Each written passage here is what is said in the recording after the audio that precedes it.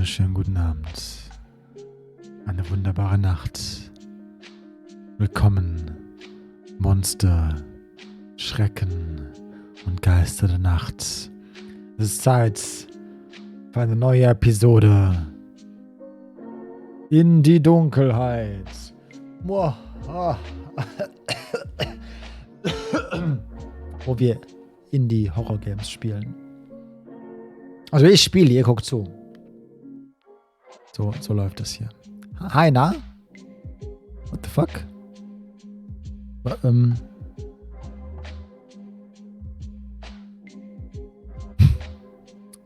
Okay. Meets, der Automod mag dich gar nicht, glaube ich. Der zensiert da Dinge. Naja.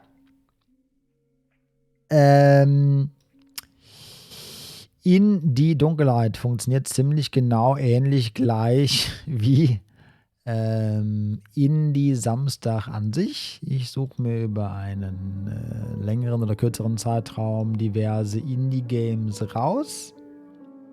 Große, kleine, gute, schlechte, neue, alte. Und wir zocken die einfach.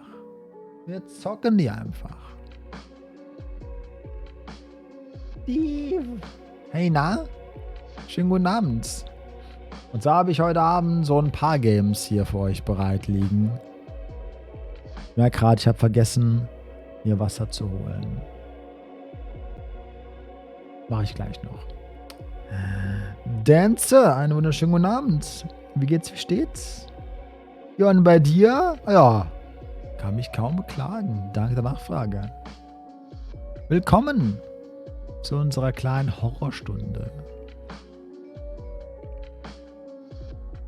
Tag war speziell, uff.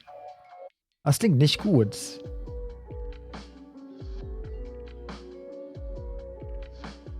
Evolver. Hi, na? Wie geht's dir? Ein wunderschön. Inside the Backrooms. Oh, wir haben kürzlich ein paar Backroom-Games gespielt. Die waren nicht pralle, ey. Ich bin gerade ein bisschen skeptisch, was Backroom-Games anbelangt. Gut, das hört man gerne. Bei uns, ich würde sagen, kann kaum schlechter. Besser sein. Geht gut, sagen wir so.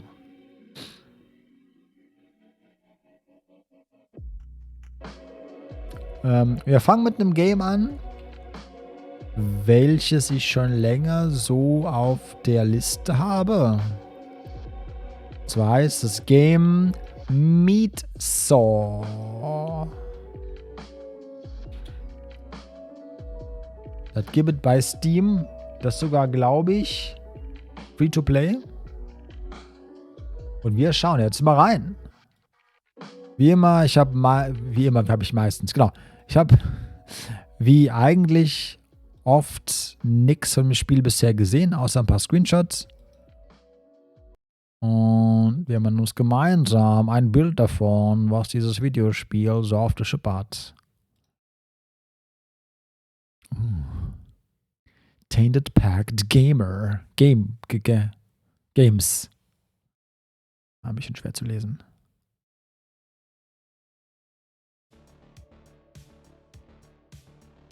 Schon wieder ein Cat Jam? Moment. Ist leise für euch, glaube ich.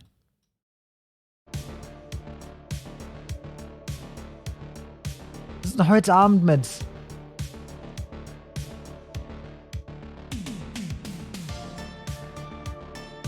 Was ist denn heute Abend mit fucking Banger?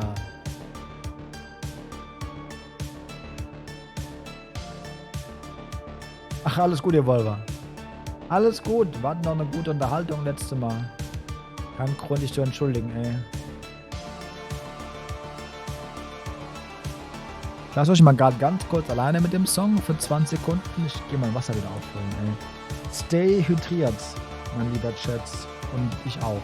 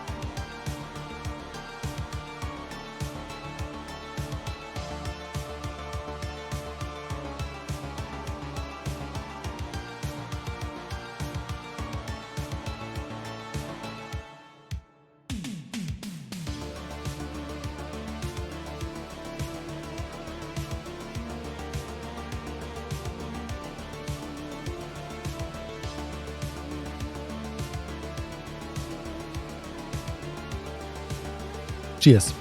Ich muss mich vielleicht entmuten, wenn es geht. Alter Vater. Okay. Meat Saw. Let's fucking go. Ich bin hype. Hab Bock. Prolog. Main Game. Sure.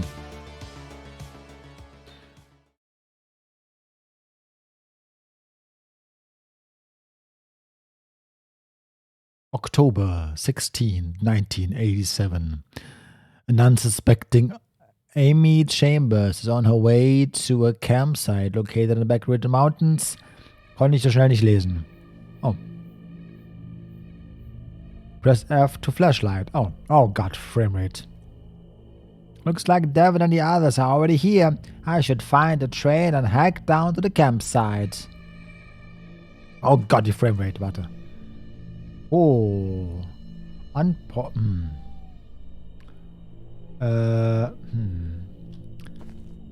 Die Mausgeschwindigkeit und Framerate sind jenseits von Gut und Böse. Aber okay. Ich gebe mein Bestes. Auch das trägt zur Gruselstimmung bei.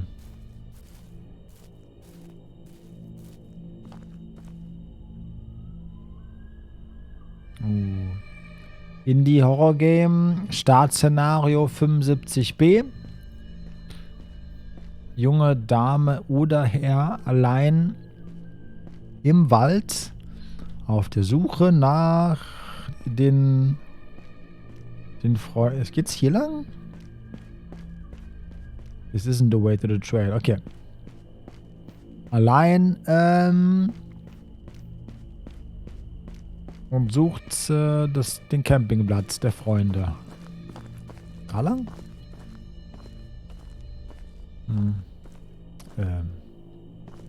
Hab mal geschaut, Lumia-Stream hat eine Schnittstelle für OBS, müsste wahrscheinlich ein Plugin programmieren, welches die Ambientfarbe aus dem aktuellen Frame berechnet, dann scheint so.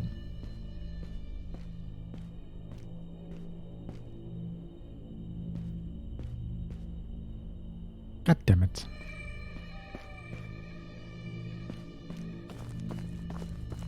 Chat, knippst du wieder das Licht aus, ey. Als wäre es nicht schon dunkel genug. Hey Coach, schönen guten Abend. Geht's auch wieder an? Nope. Nie wieder. Es für immer aus. Für immer und immer und immer und immer und immer und immer. Coole Farbe, aber es hält gerade. Eigentlich passt es sehr gut. Oh, das ist eigentlich... Vielleicht ist sogar ein reines rotes Licht fast schon zu lahm für so einen Horrorstream. Was passt denn besser? Sowas?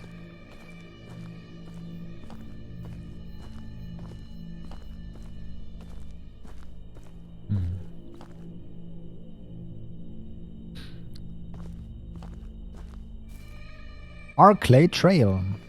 Ihr könnt ja mal verschiedene Farben ausprobieren. Mal gucken, welche euch oder uns allen für so ein Horror-Setting am besten ist. Da passt eigentlich, finde ich fast schon gut für ein Horror-Setting.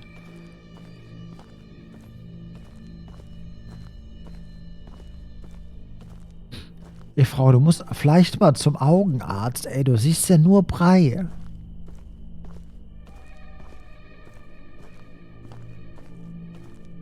Das ist sehr rot.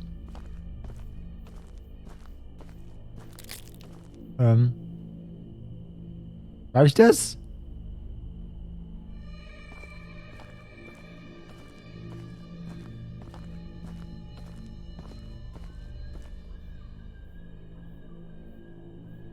Okay. Ja. Sehr beruhigend. Also keine Punkte mehr. Ja, das ist schlecht. Kada, hey. Moin, moin. Na, bist du zu Hause? Jack. Hello. Good evening. Ja, du?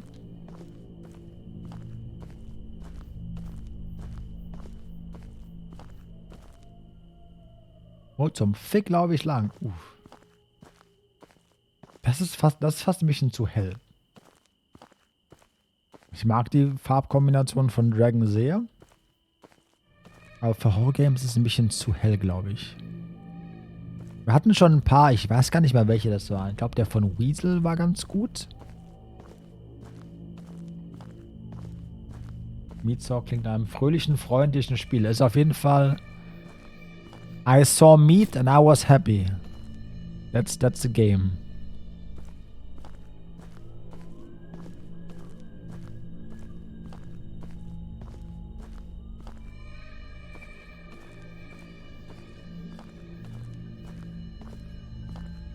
Rot war ganz okay. Rot, oh Gott.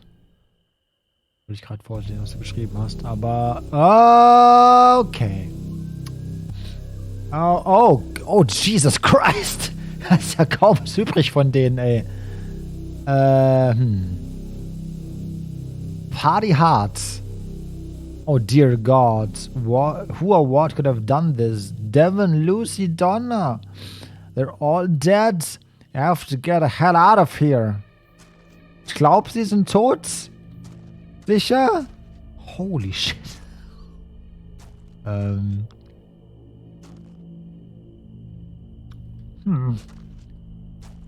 Oh. Das wäre relativ schlecht. Alter, ist das ganze Ding? Jupp. Das ist einfach ein Blutteppich da drin.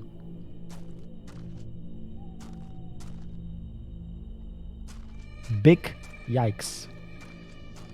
It's a flesh wound. No problem. Put a band-aid on it. Easy. Okay. Well, shit. Ich bin ja wohl schon Deluxe tot, oder? Like, das ist keine Situation, aus der man wieder rauskommt, wenn man in einem Horrorfilm und oder Spiel ist. Ne, das ist ne... Manuel! Vielen lieben Dank für den Follow. Merci beaucoup. Das ist so, ja. I'm fucked now. Welp. Panzertape. Wie war das mit Panzertape und WD-40? Kriegst du alles wieder fit, ey.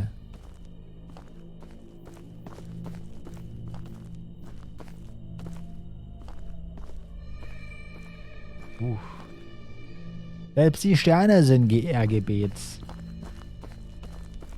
Alles Kleber. Einfach drauf. Gib ihm, ey. Aber kann alles Kleber gebrochene Herzen noch wieder fixen?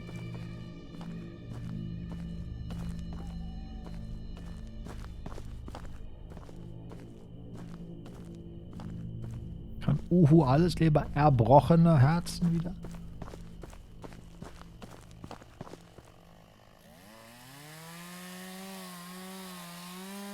Is that a fucking shit? Ist das die im Titel bereits erwähnte Meatsaw? Wir gehen vielleicht nicht auf das Geräusch zu, oder?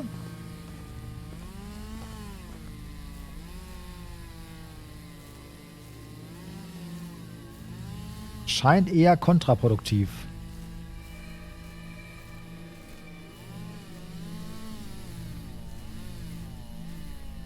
Oh.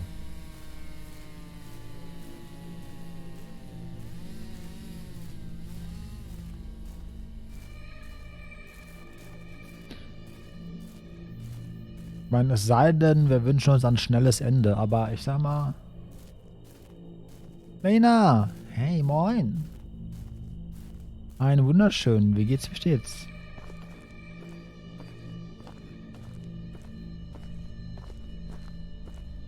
So gut.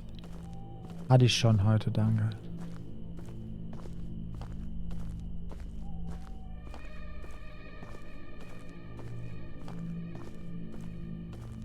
Da vorne das Auto.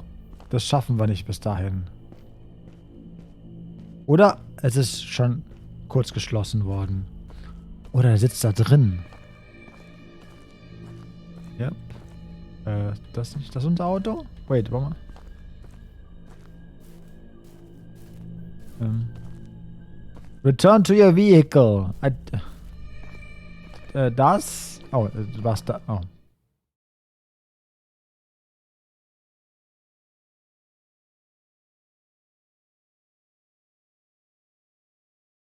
What?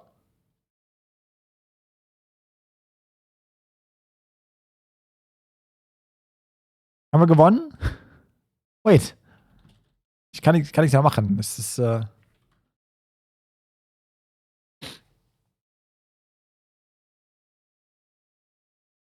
ich glaube, wir haben gewonnen. Wir haben den Kettensägenmensch erfolgreich ausgetrickst. War das gute Ende. Ja, glaube ich auch.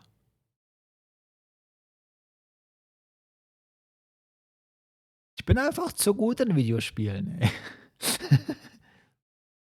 Ach.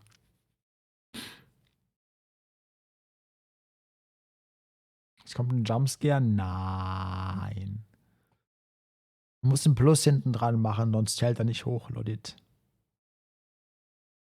Es bewegt, aber ich bin hier festgefroren, glaube ich. Ich glaube, eine Cutscene sollte triggern, aber es passiert einfach nichts.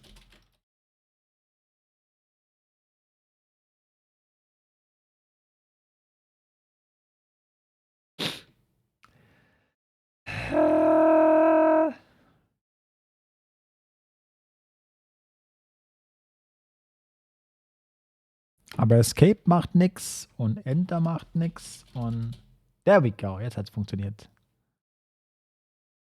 Bastelkleber aus Art Attack. Goddammit. Gibt's nicht so ein Art Attack Style Horror Game? Ich habe noch den Moderator von Art Attack vor meinem geistigen Auge, der einfach durchdreht und Menschen quasi auseinanderschneidet und wieder zusammenkleben will. Wäre das nicht ein Game? Ja, ich glaube, das Game ist einfach mehr oder minder gecrashed.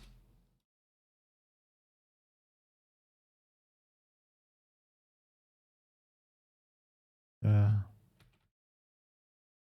habe für einen Frame das Startmenü gesehen, aber ich glaube, das war. Okay. Dann, okay. Das wäre der Prolog. Wir starten das mal nochmal. Und dann das Main Game. Ah! Excuse me.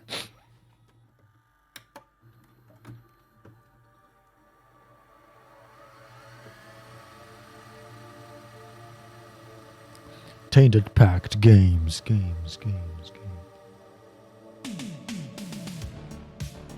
Ich wollte nur mal das fancy Intro hören, ey.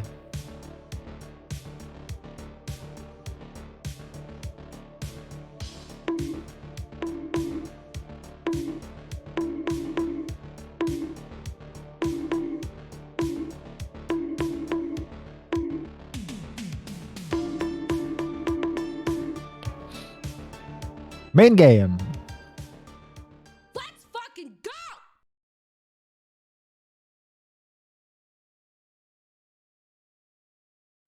Vielleicht war auch nur der Prolog. Schätze ich mal, dass da der Prolog vorbei war.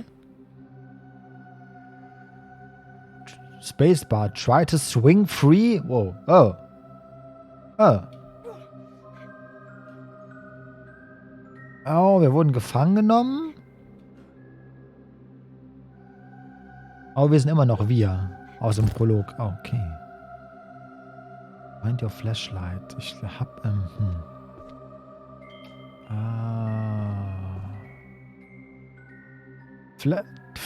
Flashlight. Okay. Headlamp that clips onto helmets, hats, beanies. Beanies? Beanies. Okay.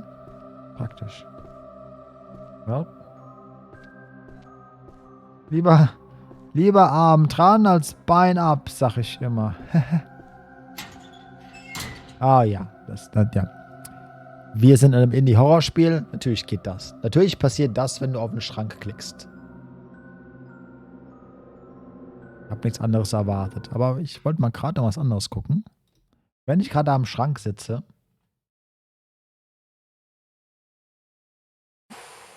Das ist aber auch krass, oder? Für ein Horrorgame? Oder das Weasel war das hier? Wie wär's mit Auch nicht schlecht, ne? Ich nehme das von Gerd. Das ist sehr intensiv.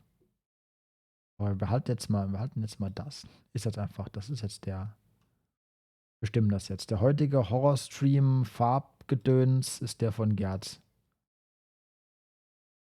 Könnt mich gerne von was anderem überzeugen. Ich gucke Horrorspiele immer so gerne zu, aber wenn ich selber spielen würde, würde ich unter Stress die falschen Knöpfe drücken. Ja, ich beneide Leute ein bisschen, die bei Horrorspielen noch was spüren. Ich bin inzwischen einfach mental so tot, dass ich. Oh no! Ja, well, rip. Das einfach. Weiß nicht. Ich hab ganz selten, dass ich mich grusel oder so.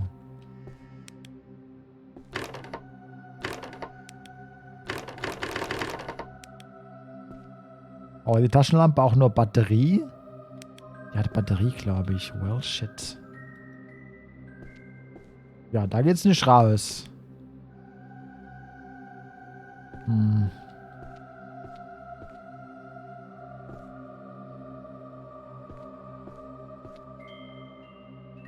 Das ist eher schlecht. Ja, das Best gehört ist es. Ich spüre zu viel, das ist das Problem. Beneidenswert. Kann ich da irgendwie...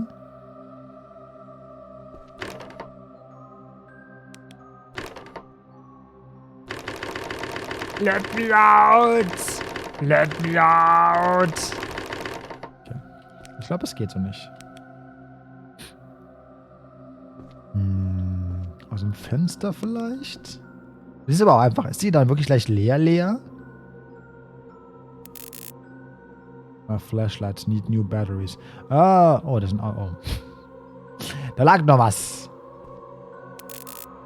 Ah, aber die sind immer noch an. Ne, sind sie nicht. Doch, ein bisschen sind sie an. Das reicht mir fast schon, was da.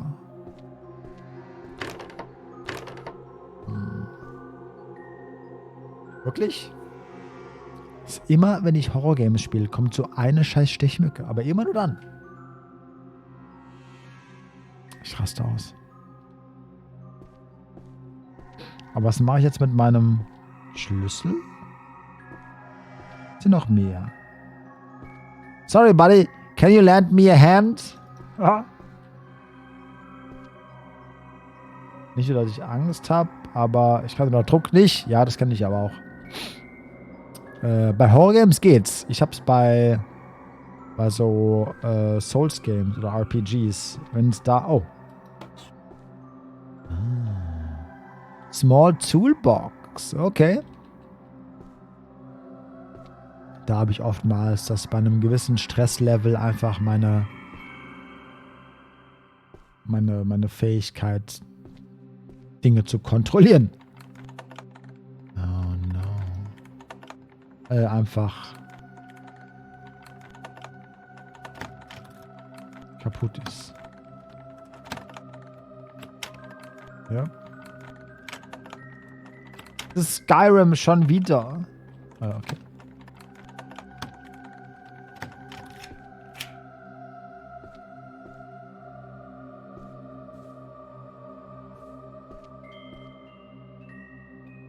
Die Taschenlampe ist doch sehr, sehr, sehr, sehr, sehr, sehr, sehr, sehr dunkel. Die ist sehr dunkel.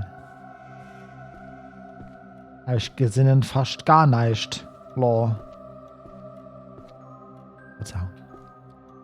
Im bedrängten Zustand wird aus Wintar Saarland Wintar.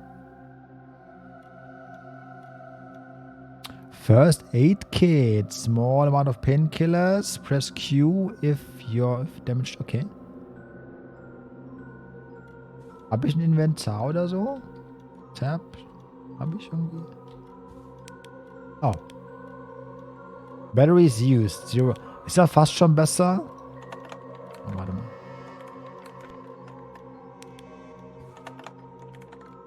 Fast schon besser die neuen Batterien nicht einzusetzen, müssen wir so brauchen.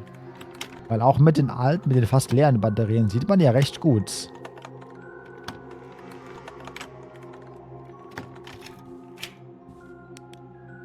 Ich spiele 2 Minuten. Wir sind sofort am Min-Maxen.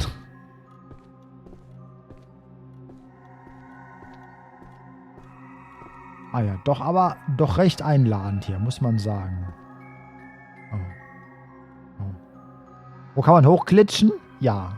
Das ist aber ein Instant. Ich in einem Videospiel. Instant. Wo kann ich hochglitschen? Okay. Mehr Batterien? Irgendwo? Kann ich mich ducken oder so? Nee. C? Sag mal, wie lange halten diese Batterien, ey? Die machst du da 3 Sekunden rein. Die sind instant tot. Genau wie ich gleich, ey.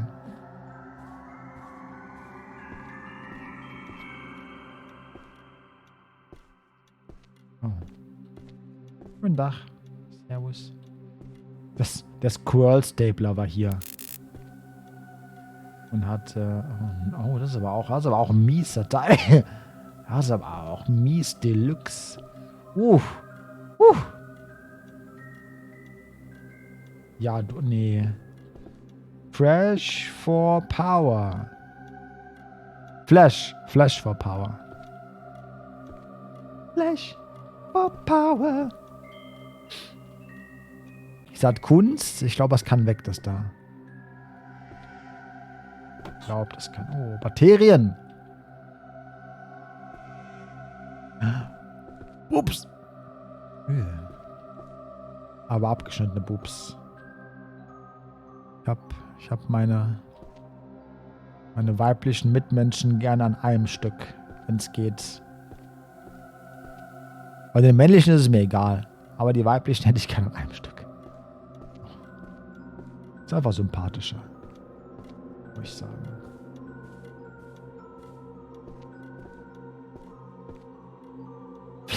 Flash. Ha.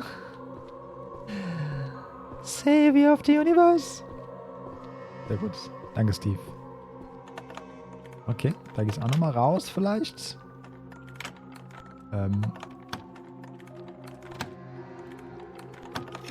There we go. Easy.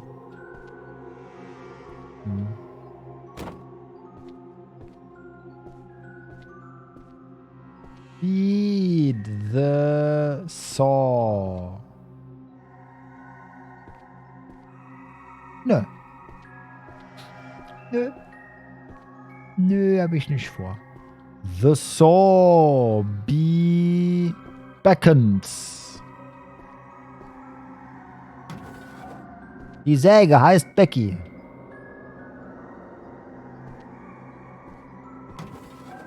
Jo. Alufolie? 1937. 1937. Nicht 1337, nur 1937. Für einen kleinen Umkostenbeitrag von 19,37 € können auch Sie in Stücke gesägt werden. Das ist aber auch. Woher kenne ich denn das? Das Arthur kenne ich irgendwoher. Lena, vielen lieben Dank für den Follow. Es ist 1937, meine Freundin ist weg und reiht sich in der Südsee. Oh, a sculpture depicting nature. Looks like a piece is missing. Does it? A sculpture depicting... Also erstmal, das ist ein Bild und kann das... Oh, das ist ein Bär, der fehlt, glaube ich. Looks like a piece is missing. Got it. Hier fehlt ein... Kenn ich doch auch.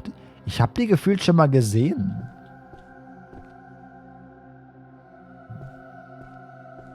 Teddybär vielleicht. Auf jeden Fall irgendwas Bear-relatedes.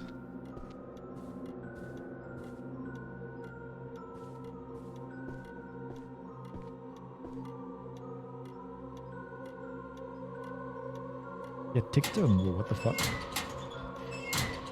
Ja, Bert. Weißt du, Bär Scheid, ne?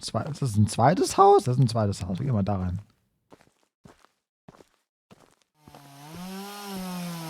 Oder auch nicht.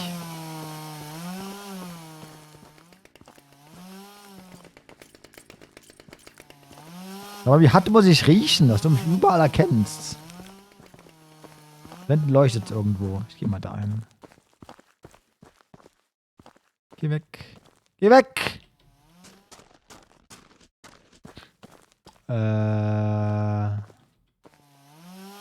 Nope. Nope. Aber 1937? How do I get rid of you?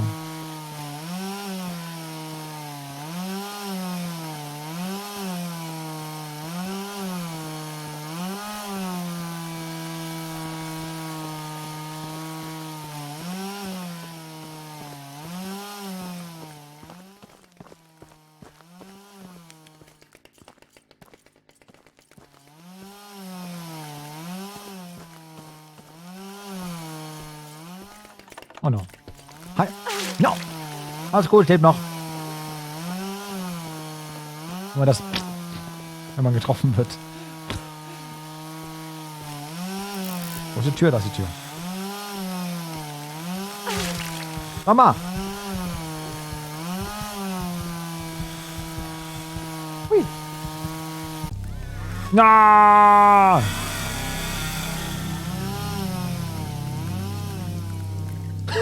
Das ist ein Move, ey. I saw you.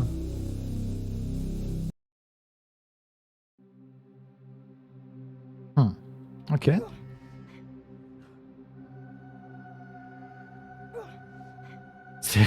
Killer ist aber klimaunfreundlich.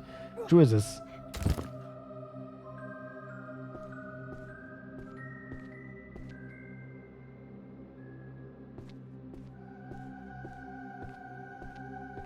So.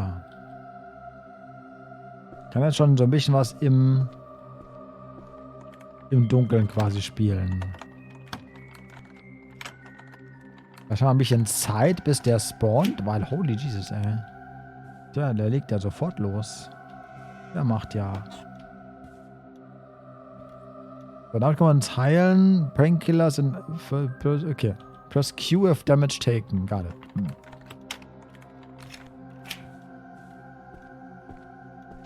So, hier war nix. Gehen wir nach unten. Gucken, ob der sofort spawnt, wenn wir jetzt hier Dinge tun. Hier war noch so ein Schrank mit Zeug. Sofort Speedrun-Modus aktiviert. So, da war nichts drin. Da war ein Code. Oh, okay. Die Kiste, da liegt, glaube ich, nix. Oder das sind auch so zwei. Oh, vielleicht müssen wir erst den Bär finden, bevor wir damit interagieren können. Mehr Batterien. 1937. Got it. Da ist immer das Gleiche. Gut.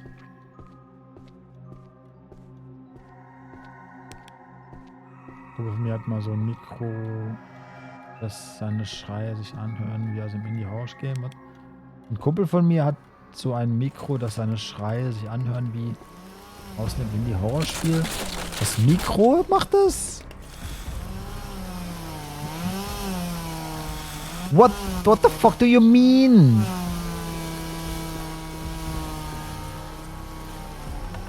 Ja. Easy. Oh, danke. Das ist die Tür aufgemacht.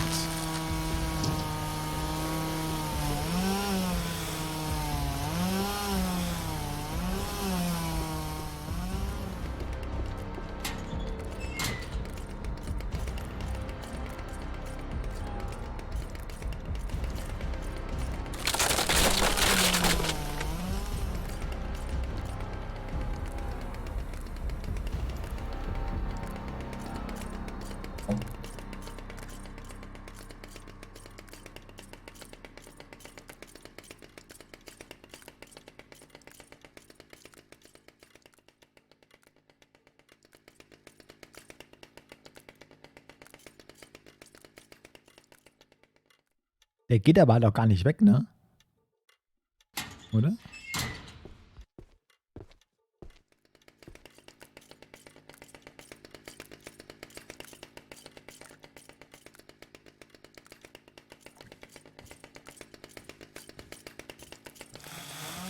What the fuck? Okay. Never mind. Never mind. Ouch, okay. Fuck the shit, I'm out. Okay. Mein Gott, was willst du denn da machen?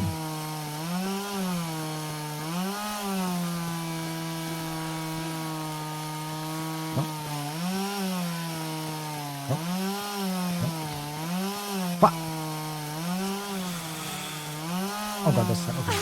Okay.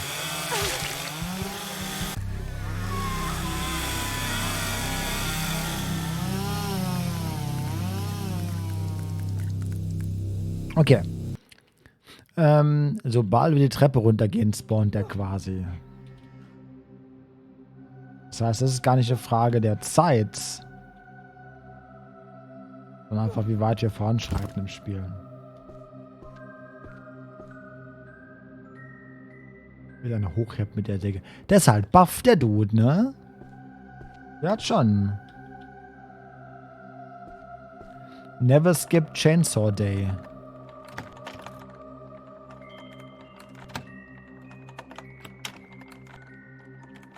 Komm schon.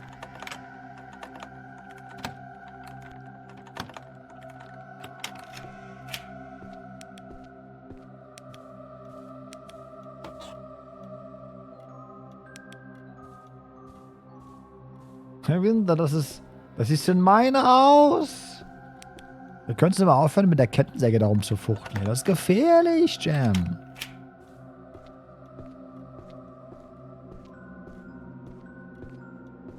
Da könnte ich wer verletzen. Hi, Jam. Wie geht's? Wie steht's?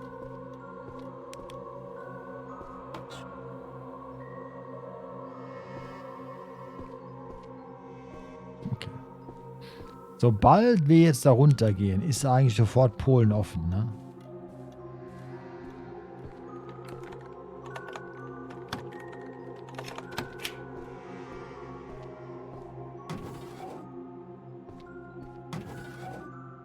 Immer das gleiche, okay. Nochmal confirmed. Dreimal derselbe Code ist mir.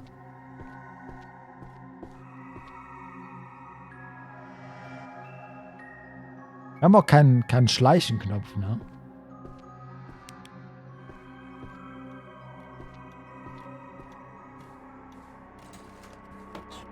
Oh.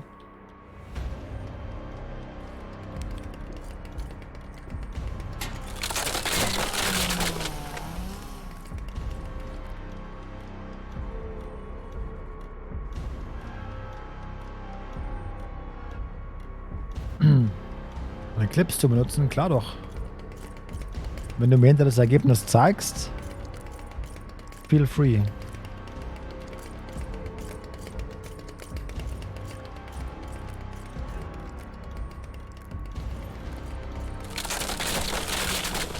Reiß erstmal alle Türen ab in dem Haus.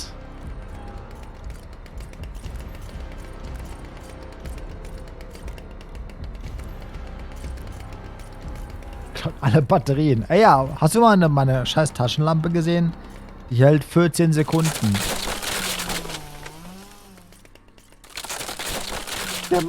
Der reißt wirklich einfach alle Türen ab. Das ist doch gut. Ich brauche an dem Punkt jetzt wirklich eigentlich nicht mehr nach irgendwelchen Schlossknackmechaniken zu gucken. Ne? Es sind alle Türen erfolgreich gekillt worden, ne?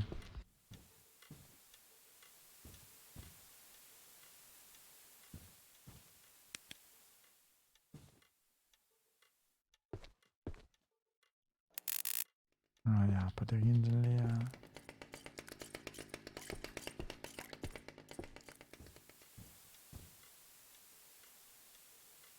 Hier, vielleicht gehen wir echt erstmal in das andere Haus rein.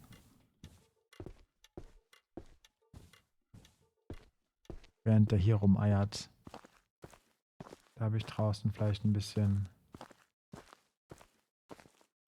meine Ruhe vor dem.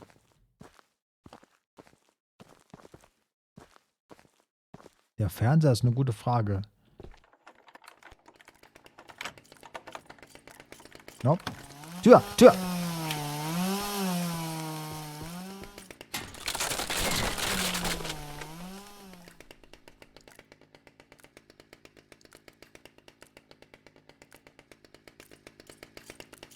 Woher weiß der immer, wo ich bin, ey? Außer wenn ich in den Schrank reingehe.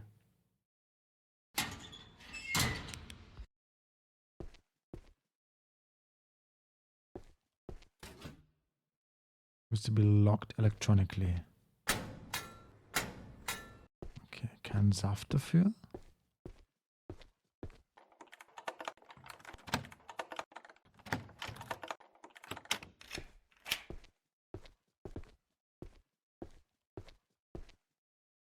Brauche ich wahrscheinlich Benzin, genau. Kanister ist aber leer wahrscheinlich. Gut. Also. Kriegen wir an dem Auto vielleicht Benzin.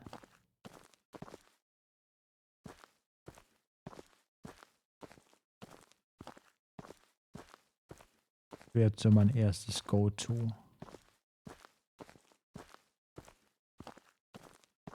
Unwahrscheinlich, aber nicht ausgeschlossen. Nö, das ist ja komplett abgedeckt, ne? In der Garage? Weiß man nicht. Leuchtestein, okay. Aber es ist sehr nass hier irgendwie.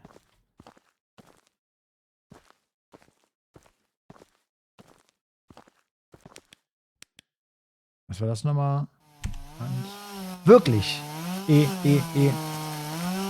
Lass mich mit dem scheiß Schalter interagieren, du Arschkrampe, Wow, alles Leichenteile, das wäre ziemlich derb,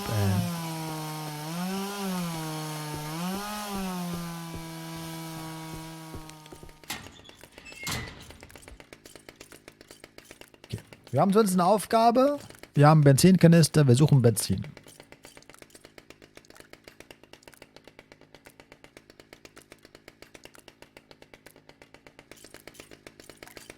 Wobei jetzt der Gruselfaktor schon so gefühlt komplett im Eimer ist, ne?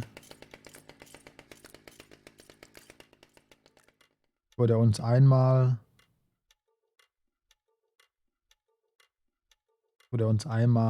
erwischt hat, ist es nur noch panisch wegrennen, ey. Aber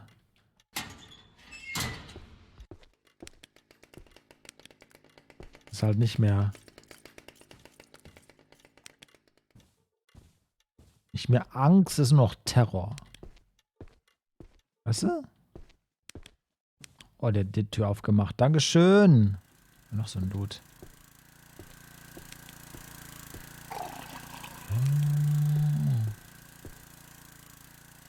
Das war nur ein Blob noch, ne? Ach, guck mal, noch ein Schrank. Sweet Meat. What they call me. Sweet Meat.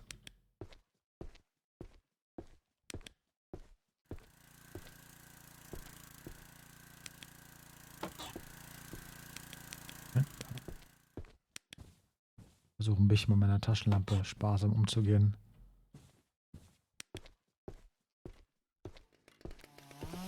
Hi. Ja. Hi.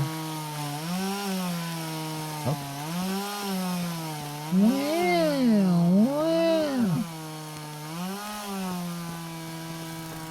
Oh, das ist irgendwas im Weg.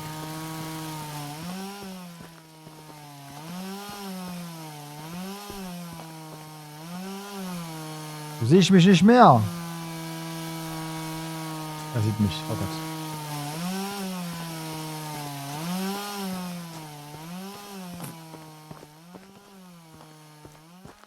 Komm, Sprint Juice. Mir ist... Oh Gott.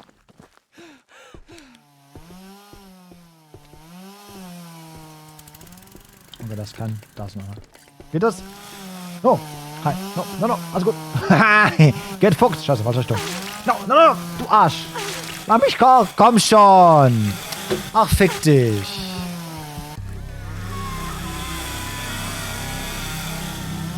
Ah, wie dumm.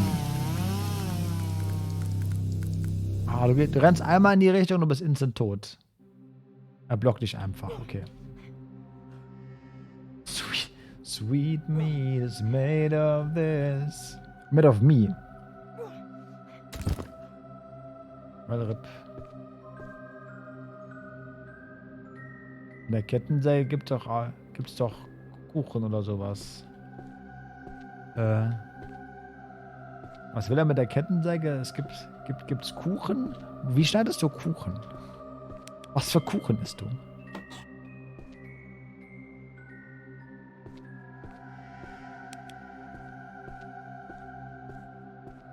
A piece of my cake. Das Puppet Combo. Na, das ist kein Puppet Combo, aber es ist sehr inspiriert von Puppet Combo. Hi, Lucario. Schönen guten Abend. Ich wollte eben schon sagen, das Game ist ein bisschen Puppet Combo gekonnt.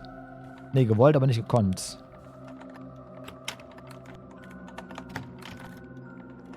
Weil Non-Massacre, das fuckt dich halt nach dem 12. Mal immer noch ab.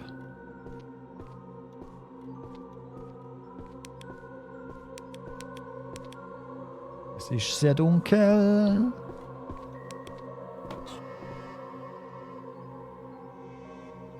Baumkuchen. I get it now. I get it. Baumkuchen. That's a good one.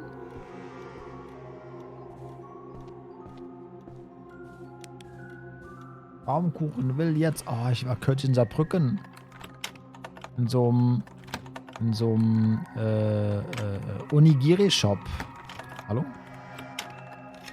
Und die hatten auch so einen kleinen Kühlschrank mit japanischen Spezialitäten. Also eigentlich nur Getränken und Snacks. Aber eines der Snacks war Baumkuchen japanischer. Der war gut, ey. Der war echt nice. Der war... Mach du erstmal wieder Türenmassaker. Door Saw.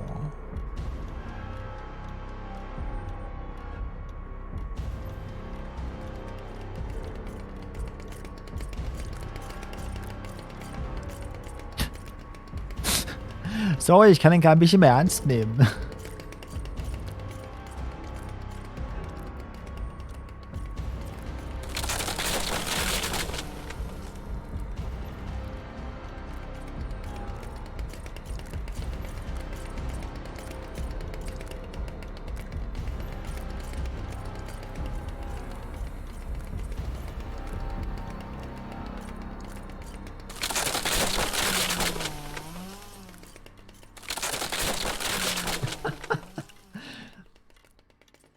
Türen, ey.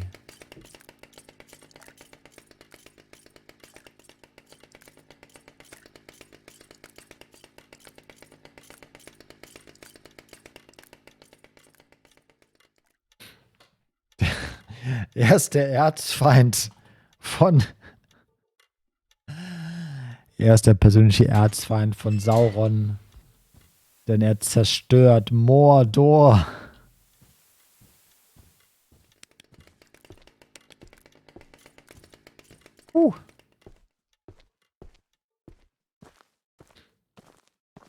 Der von offenes Raumkonzept. Mhm.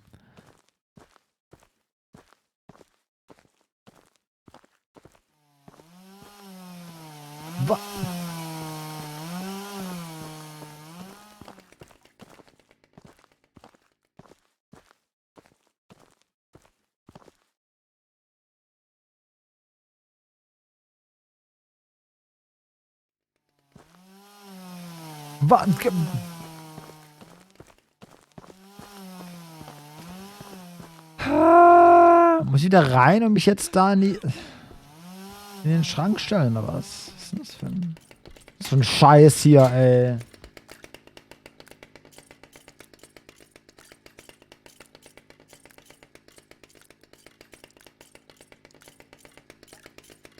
Er hat es lange versucht als Türsteher, aber er ist immer wieder gescheitert. Und jetzt lässt er seinen ganzen Wut an allen Türen dieser Welt aus. Der Gründer der Open Doors Aktion, ne? Bei dem ist mal Tag der offenen Tür, ey.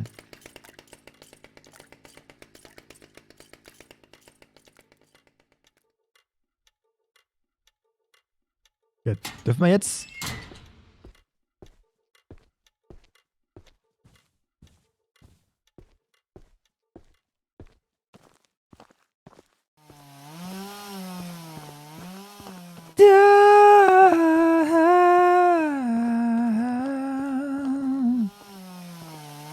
Eat a dick, circle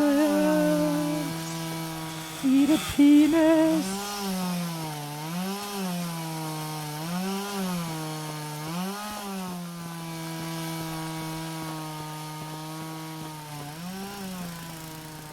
Aber ich bin dann auch schneller als der, ne? Von daher ist es ein bisschen witzlos, irgendwie. Ja, heul nicht.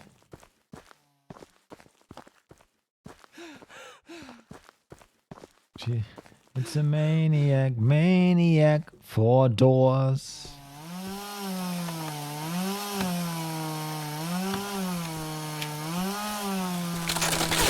Okay. Ja, okay. Das war Mizo. Sorry, das Game ist einfach nicht mehr gruselig, ey. Es ist einfach nur Trial and Error und die Geduld dafür ist nun passé. Das nächste Spiel für heute Abend trägt den Namen okay,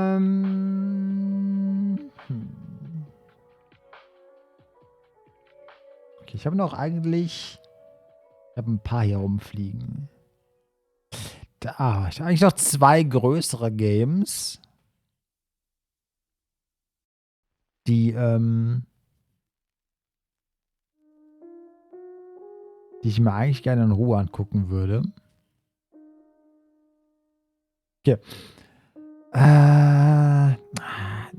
Okay. Ich habe hier eins. Das ist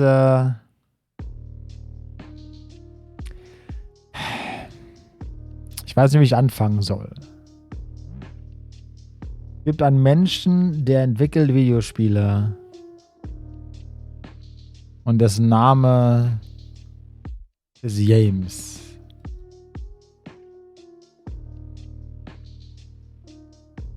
Und er hat ein Spiel designt, das heißt Growing My Grandpa.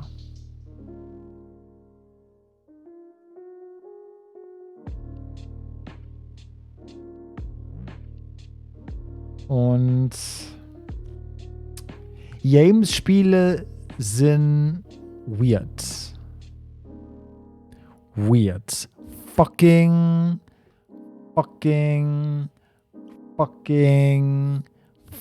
weird. Aber auch ziemlich cool meistens. Auf ihre eigene Art und Weise. Die Bims große Fan davon. Ob ihr das seid, müssen wir sehen.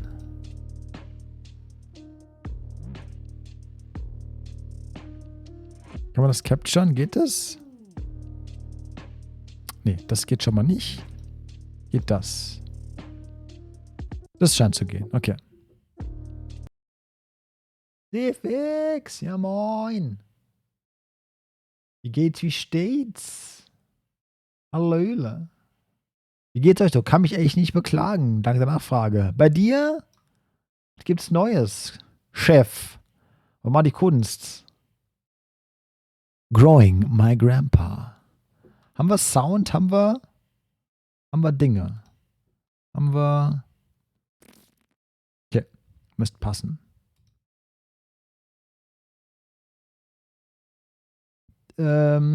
James Secret Games Nummer 2. Growing My Grandpa. Please read. This game is designed to be played with a mouse. The input required of you is based around clicking the mouse buttons.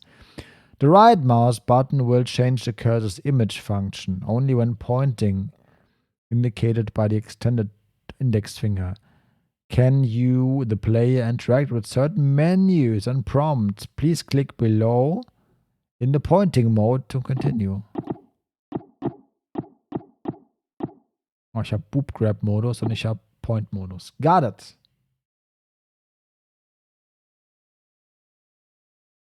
Bin gerade von München heimgekommen, aber nicht vom Oktoberfest, okay? Oh, das ist ja dieses Wochenende, ne, oder? The second mouse mode is indicated in the cursor's image featuring hand, and fingers. This mode concerns interacting with objects inside the world, mainly picking up an object and moving it to another position. So wahrscheinlich, ne? To continue, please pick up the piece of trash on the right and place it in the trash can to continue. Remember, the mouse will change the cursor mode. Got it. That's it.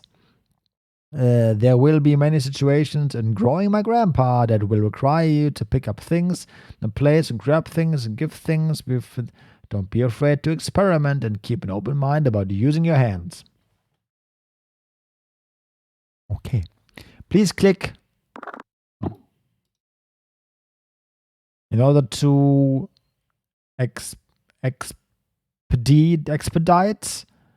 the cleaning process, you can use digits 1, 2, and 3 on a keyboard to reposition the trash can below. Try to moving to the right to screen 3 on your...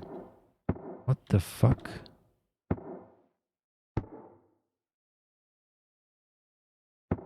Oh.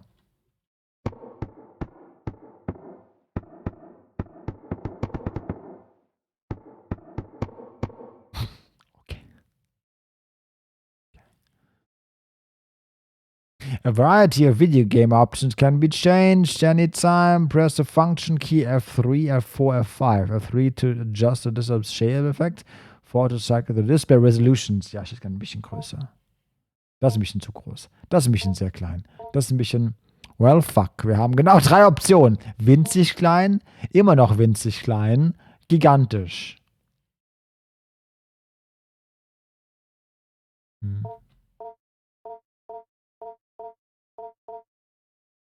Wir nehmen diese Hand. By default, Growing My Grandpa's display is scaled up by a factor of 2 in the shader set. Got it. Continue. Hovering over the small question. Oh, question mark. That's it. Okay. That's the end of the tutorial. I hope you enjoy Growing My Grandpa. Infinite thanks to my Patreons. James. Let's go. Week 1. That's what they called me in school. Woo! I excused Adrian during music class today and spoke with her about a recent string of demerits. It was our first time meeting outside of quarterly evaluations, and I believe it went well. I can certainly understand Mrs. Richardson's classroom observations concerning Adrian's emotional states. She was, of course, intensely shy when we first met. As I understand it, she is similarly withdrawn in the classroom activities and only speaks or acts when she absolutely must. Some things she simply will not do. Instead of participating in mandatory group activities, she will sit alone and accept that she will receive a demerit. Before the meeting, I read Mrs. Richardson's parent-teacher report, which allowed me to estimate some about Adrian's home life. The parents are well educated and come from a prestigious backgrounds, but they lack time to properly nurture Adrian. She is often alone, and when she is not, the parents seem to not understand the importance of warmth and affirmation when dealing with someone so young. Having two parents of this reserved and icy temperament extract an inhibition in a child. Exact an inhibition in a child. The child imagination is subdued, but only ostensibly, for it eventually finds its way into regular life. I surmised that I would be able to reach out to Adrian by way of make-believe.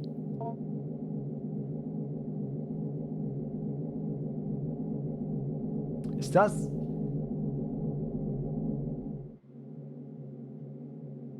Adrian oder ist das Baby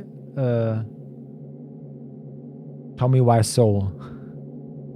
Warum sieht es aus wie eine Baby-Version von Tommy Wiseau? Egal. How are you liking your new house? You've told me you used to live close by, but it still can be a big adjustment. A new room? New school? The basement. I like that. The basement? Yeah, well, there's a lot of cool stuff. My mom and dad sent me down there. Your mom and dad made you go? Yeah, but there's lots of cool stuff. Well, that's not why they sent me down there, though. Why did they send you there? Fighting. They were fighting, shouting. I came in to help and they shouted at me. They said, go clean up downstairs. So I went. That sounds tough. Do they fight a lot? Well, no. Well, they... It's alright, Adrian. Maybe you can tell me more about the basement instead. Oh, okay. Well, it was weird at first, the stuff down there. But cool. I found something living, sort of. That's very interesting, Adrian. Please tell me more. By indulging her in her fantasies and stories, I was to glean more of an understanding of Adrian's anxiety surrounding her home and parents. The symbols of Adrian's story seem to carry their own traumatic weights, and her exploration of the basement may very well be a vehicle for the conveyance of her anxiety. Kommt ihr mit, by the way? Es ist ein sehr komplexes Englisch. Und manchmal lese ich auch mehr, als ich verstehe davon. Whatever might come of our next meeting, whether she will engage in similar make-believe, I will set down her story here. Adrian's story begins with her delving into the basement with a trash receptacle and the goal of cleaning up. She discovered one of the walls was covered in plastic bags. She went to investigate, intent of tearing away whatever they covered. Ooh. Trash bags. Trash bag.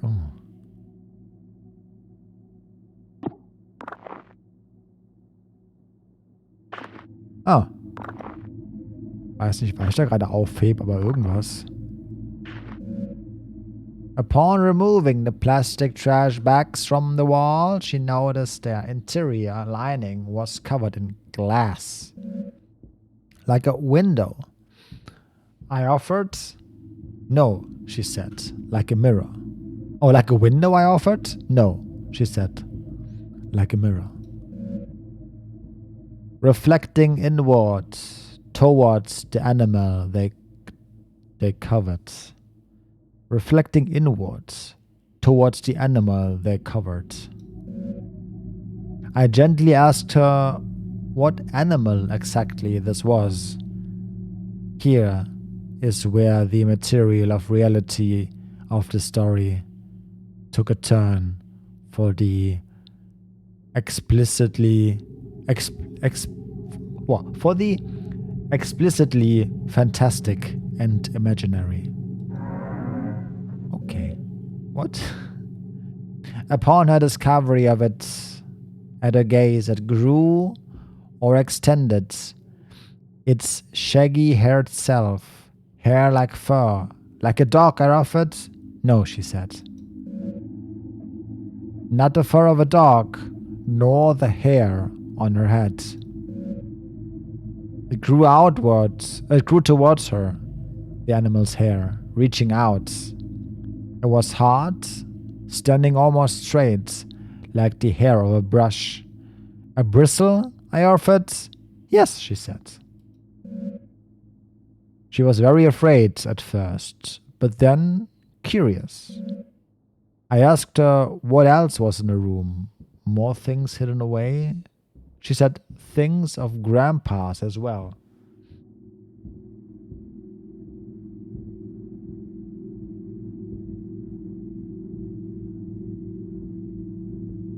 Eine rauflauschige Fluffelratte. Ja. First, she found a hidden passage under the stairs. Inside were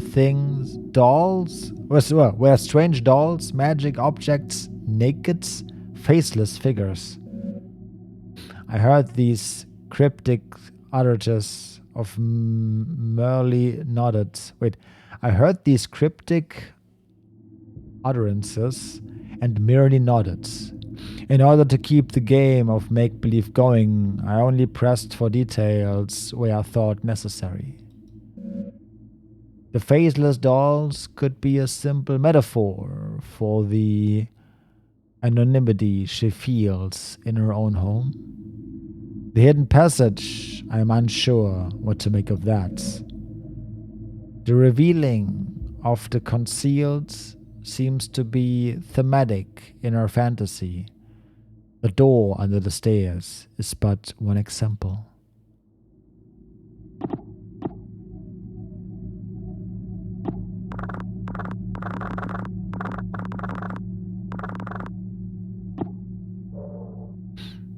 Ja, exakt, Fragezeichen.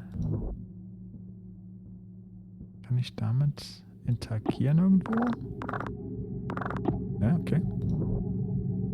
Trash pile, even more question marks. Hell yeah. Trash pile.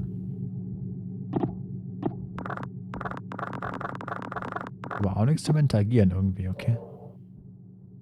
Question mark.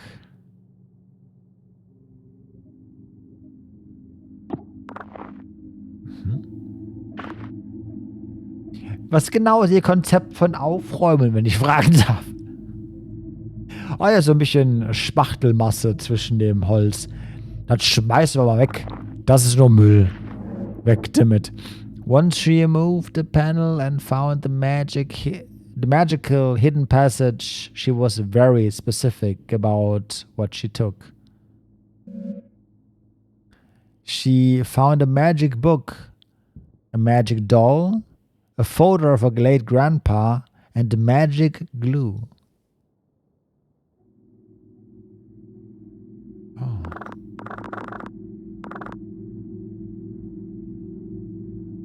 Warum zum Fick haben die sowas unter ihrem... Take doll, search closets.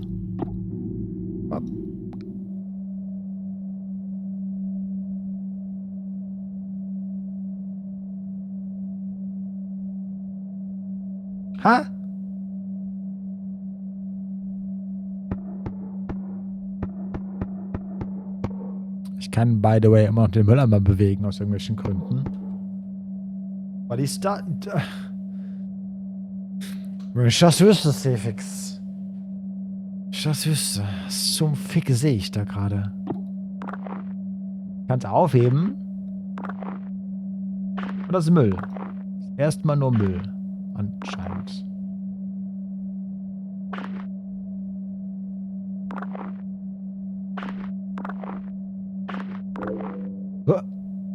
Okay.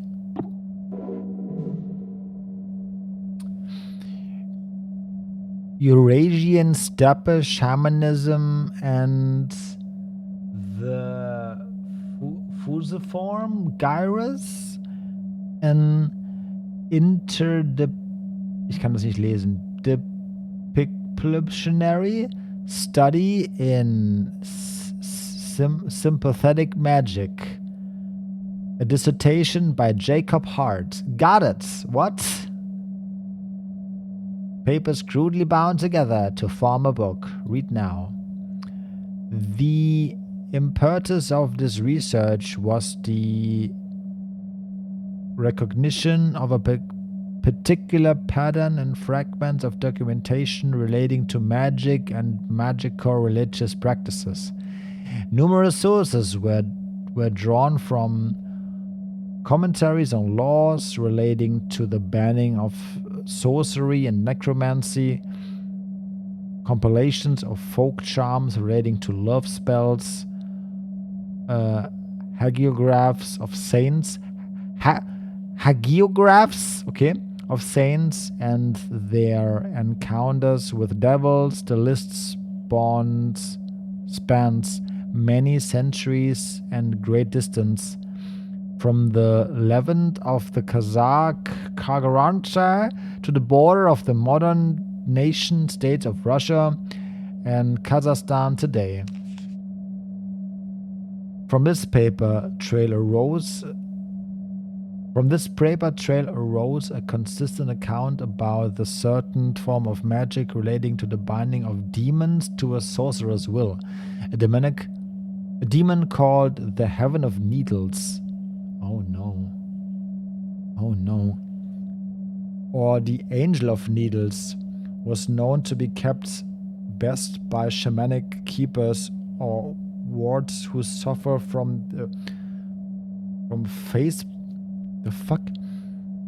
was known to be kept best by shamanic keepers or wards who suffer from face blindness, prosopagnosia, whether by birth or through developmental causes, or like a stroke or head injury.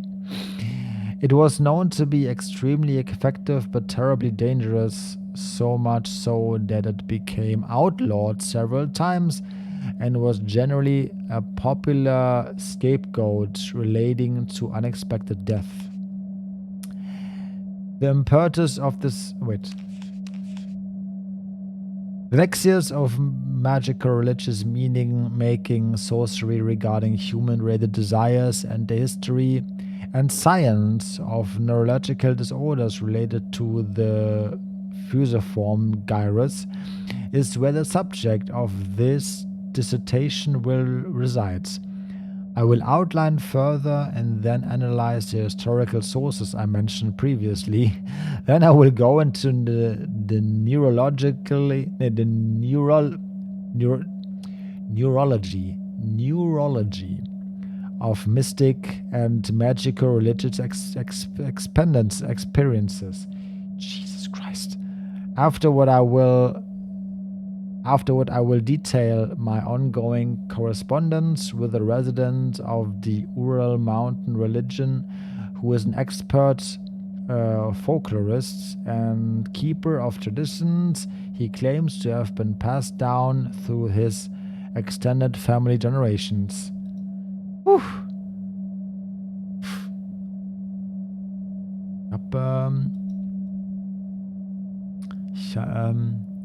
Ich weiß nicht, weil ich gerade vorgelesen habe. Aber irgendwas mit einem Dämonen, der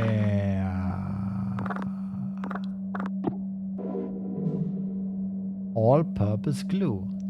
Nice. Irgendwas mit einem Dämonen, der Engel der Nadeln oder der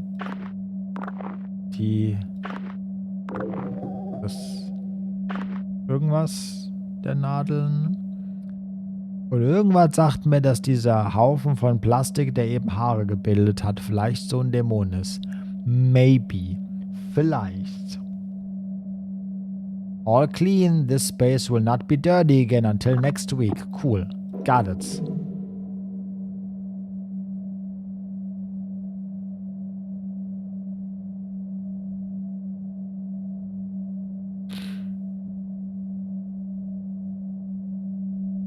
A photo of your late grandpa. Read now. Mr. PhD. On the reverse side of the photograph, there's more texts. Good luck on your trip to the Urals. Stay warm. Cool. Back? Yes. Okay. Okay. Take doll. A slouching doll. Its material is rough and coarse. I interrupted to ask what she did with these magical, mysterious materials. Grow Grandpa, she explained plainly. And then, without missing a beat, she continued on her story. Feeling this was a potent symbol, I stopped her again to ask what she meant. Somewhat puzzled, I did not understand immediately. She explained slowly. Grandpa lives in the cage in the other room. The cage behind the door.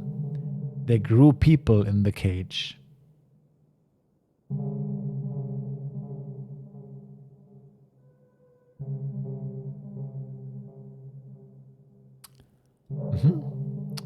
Wie man das halt so tut. Leute in... War die Typen auch schon da?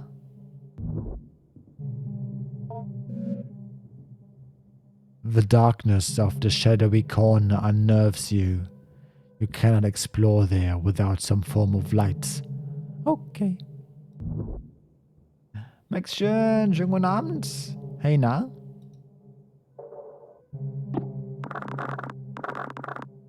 Wir streicheln den Nadelengel ein bisschen, ja? Das wird schon... Ist schon gut, ne? Das ist Door.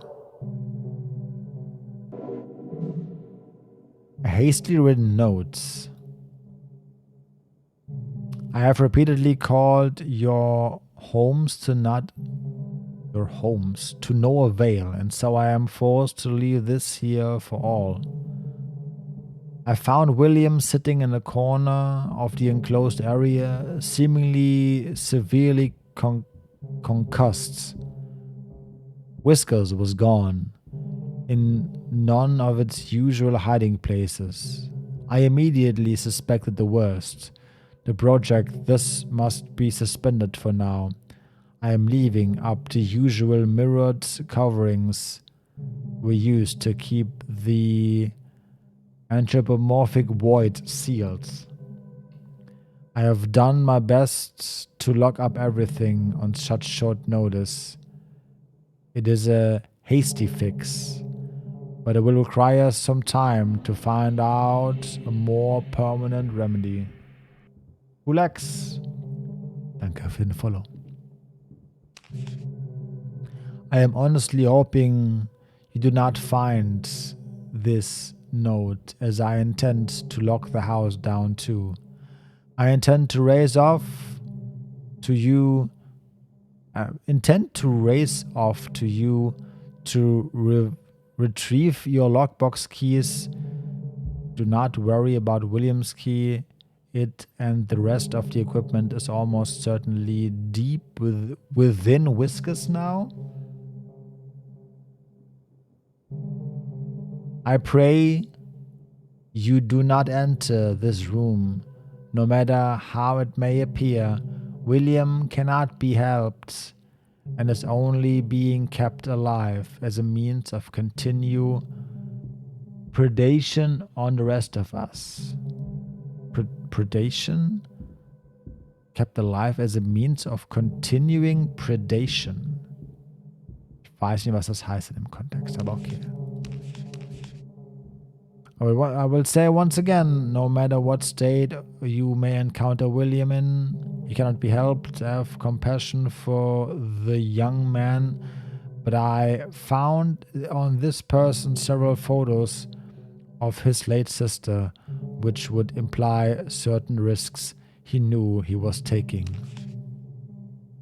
Our extant research materials have now become possible liabilities, either criminal or professional in nature, so I have stashed them away.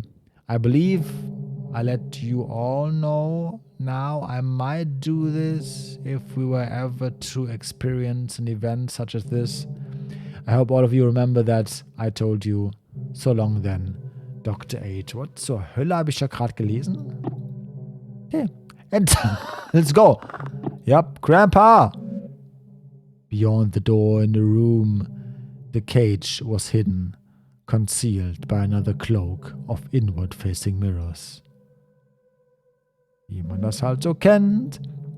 Hidden cage lined with mirrors. It is strange, almost poetic, the elaborate fantasy of self-reflection, concealment, captivity. Tarp.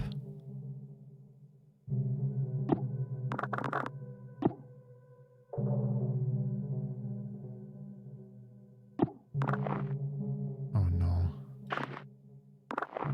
Zur Hölle heb ich da auf?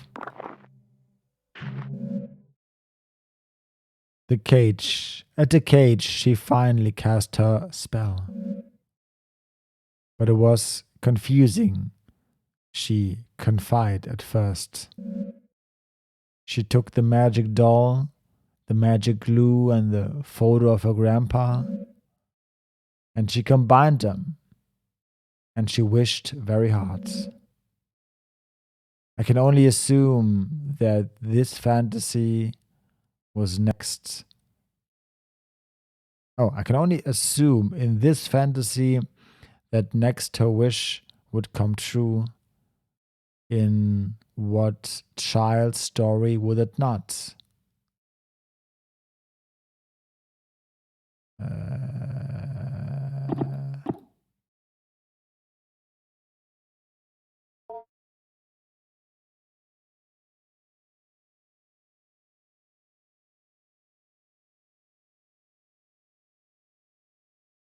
What?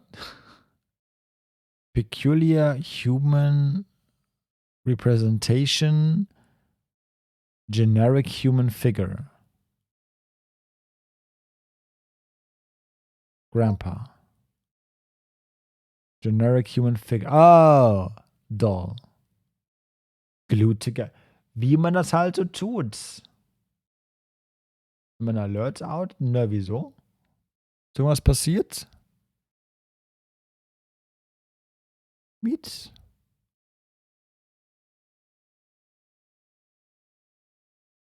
Follow. Ja, hab ich doch. Hat geplonkt. Ich hab Danke gesagt. A tangible symbol of intention and desire.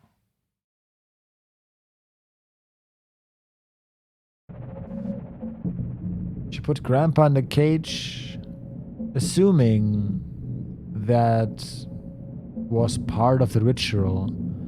She was not clear on how it worked.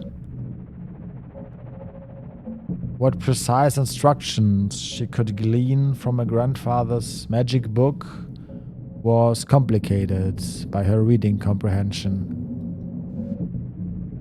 She wished with all her heart, and then she told me she waited for a while for something, anything to happen. And after that time, she began to cry. I cried really hard, she said. I wanted Grandpa to be back. I wanted my parents to stop being so mean. And it hurt me. It hurt me wish for Grandpa to come back, for my parents to be different. I could feel it through the walls, and I felt it through the air.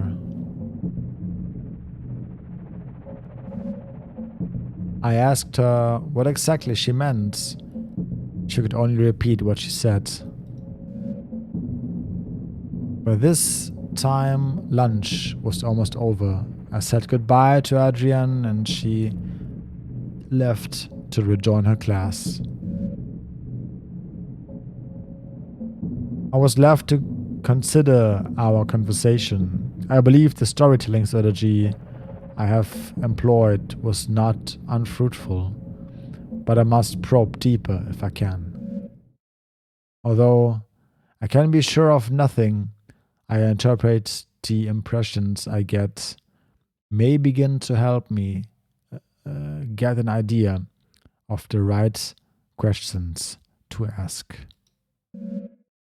Knowledge you acquired this week has given you access to certain topics or keywords you can discuss with Grandpa.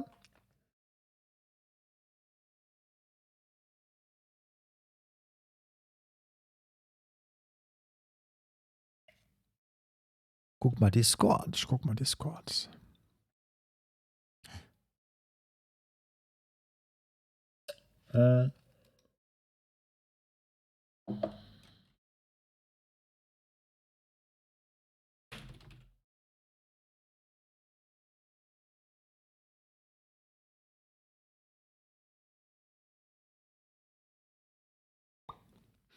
Gotcha.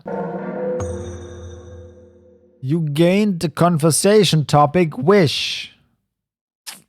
Also supi, hört man gerne, Kulex. Gesell dich dazu, chill mit uns. Ich hoffe, du hast Bock auf weirde Games. Da bist du nämlich genau richtig. You have also gained the following keywords. Shall. Consider discussing this with Grandpa. When Grandpa emerges. Week 2.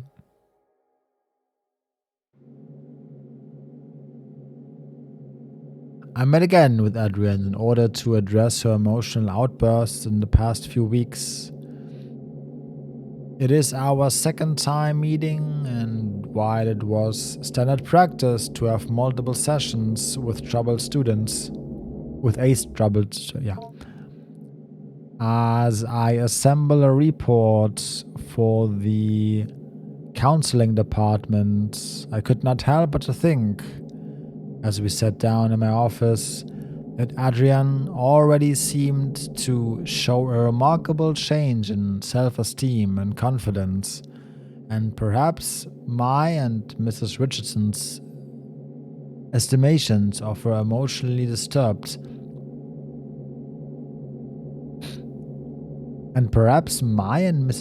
estimation of her as emotionally disturbed was erroneous? Was ist denn das für ein Wort? Wait.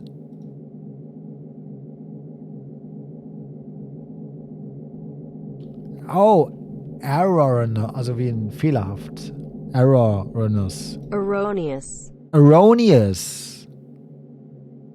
Fehlerhaft. Erroneous. Erroneous.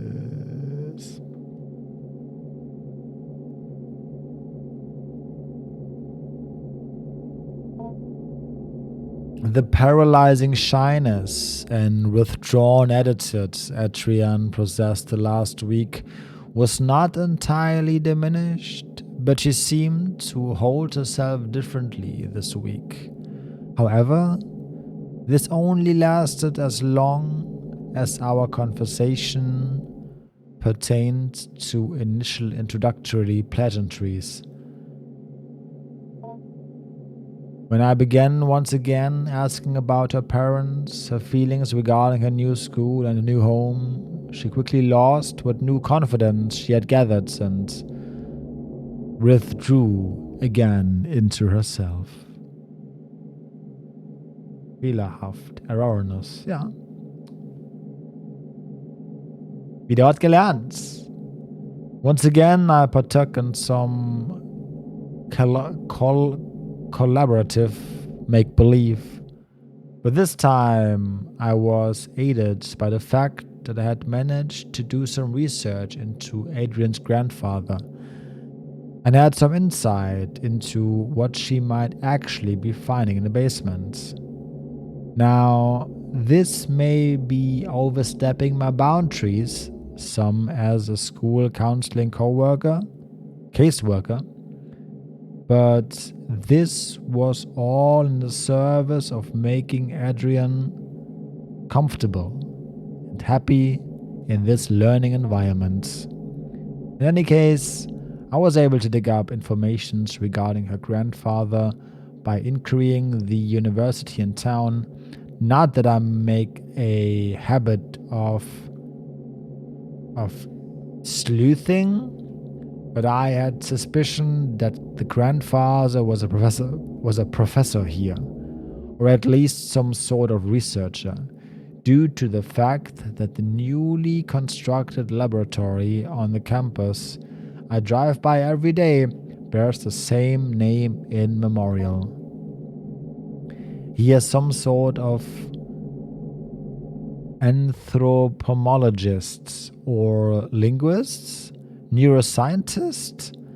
I did not have to dig that deep before the scope of his work became dizzying, and I ran up against the limits of my undergraduate education. But back to the Make-Believe. Sieht einfach aus wie Baby Tommy Wiseau. Ich komme darauf nicht klar, ey.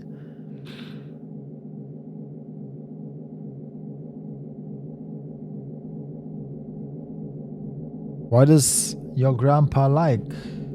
Is he a smart man? Not anymore, but I'm teaching him. So he's grown a good deal then? You have been feeding him well? Yeah, he is getting bigger, but he has a lot of room in his cage. Is he still behind the bars? Yeah, well, he might be able to climb out eventually. There's this vent in the ceiling. Well, perhaps if he climbs out, I could meet him someday. Yeah, maybe, but he's not ready to leave. He can't take care of himself. I have to feed him, pick up after him. You store the food in your lunchbox? That's nice of you to share. He can almost talk. You cannot speak with him? He doesn't have a mouth, sort of. But how do you feed him? He has a mouth on the outside, on his shell, or the stuff that is his skin. I'm a little confused. So am I, by the way. I'm a little confused. Maybe you can go through a typical day with your grandpa? Okay. I asked her to explain how exactly she goes about growing her grandpa, and Adrian began another tale. According to Adrian, in the week that had been passed, much had changed in the basement. This is gone. Das, is that gut? Examine. The hairy thing that was here before is gone. Wir haben your lunchbox is currently empty. Seek out food for Grandpa. Got it. Grandpa foods. You should go to Grandpa first. Okay. Oh, doesn't mir jetzt... Oh, wo kommen die jetzt her? You can examine this detail later in the study corner. A note on an experiment, 1 of 4. For the sake of the university policy and the health of our future career, you will...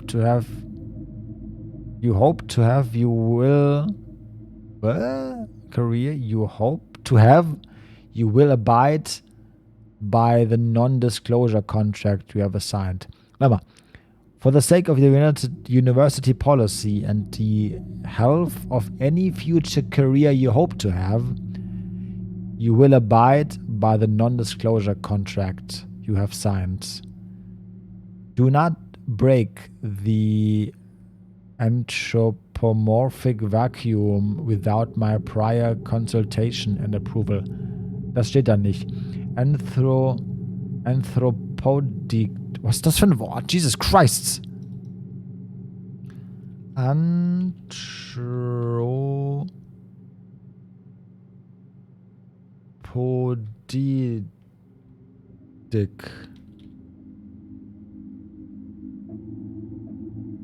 Oh. Anthropoidic. Anthropodic. Anthropoidisch. Ah, natürlich. Klassiker. Anthropoidisch. Anthropoidisch, sag das doch. Ist ein Wortgefall, das da, ey. War das haarige Ding vielleicht der Großvater? Nee, ich glaube nicht. Ich weiß es nicht. Sie will ihren Großvater ja quasi erstmal, also zumindest aus ihrer Sicht, hat sie ja gerade erst angefangen, den Großvater zu züchten. Ne, die hat diese Puppe genommen und das Foto draufgeklebt und daraus wächst jetzt ihr Großvater, schätze ich mal. Und das Ding vorne war eher, was nicht, dieser Nadeldämon. Nach die C fix, halt die Ohren steif, schön, dass du hier warst. Schlaf gut. Oh. Das ganze Gelese war mir auch fertig, ey. Menschlich? Weil Anthro, ja, Oh, ich habe auch weitergeklickt aus Versehen.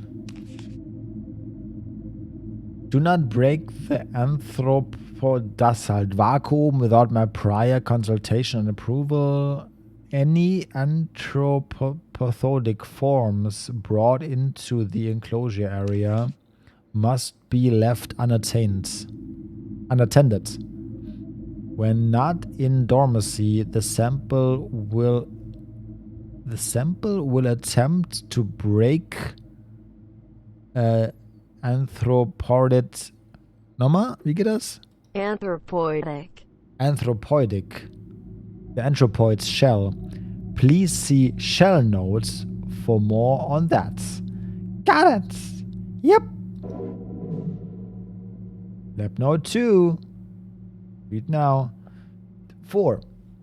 The sample's exposure to some of our neutral activity is unavoidable. However, the speed at which its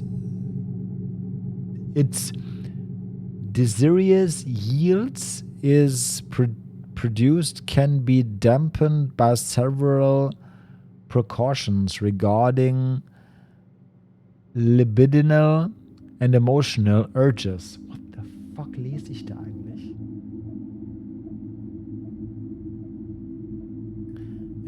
Keep conversation not related to lab work at minimum. Okay. If you begin to suspect you are developing attachment to your colleagues, contact me as soon as possible. Okay. Ups, jetzt habe ich das weggeklickt aus Versehen. Oh. Regarding growth cycles, every time whiskers regenerates. Okay, ich muss es mal in Ruhe lesen, wenn ich in dem Research-Ecke nochmal bin. Okay, Enter. Grandpa? Wake Grandpa. It was scary at first, she said. The way he moved, the way the doll's skin covered him. I wanted to inject. This somehow seemed inappropriate, but I kept listening. When I look at him, she continued, when I think about him, he grows and moves. It's like he is growing from me. So he's growing bigger now, I asked. Yes, she said. Bigger every day.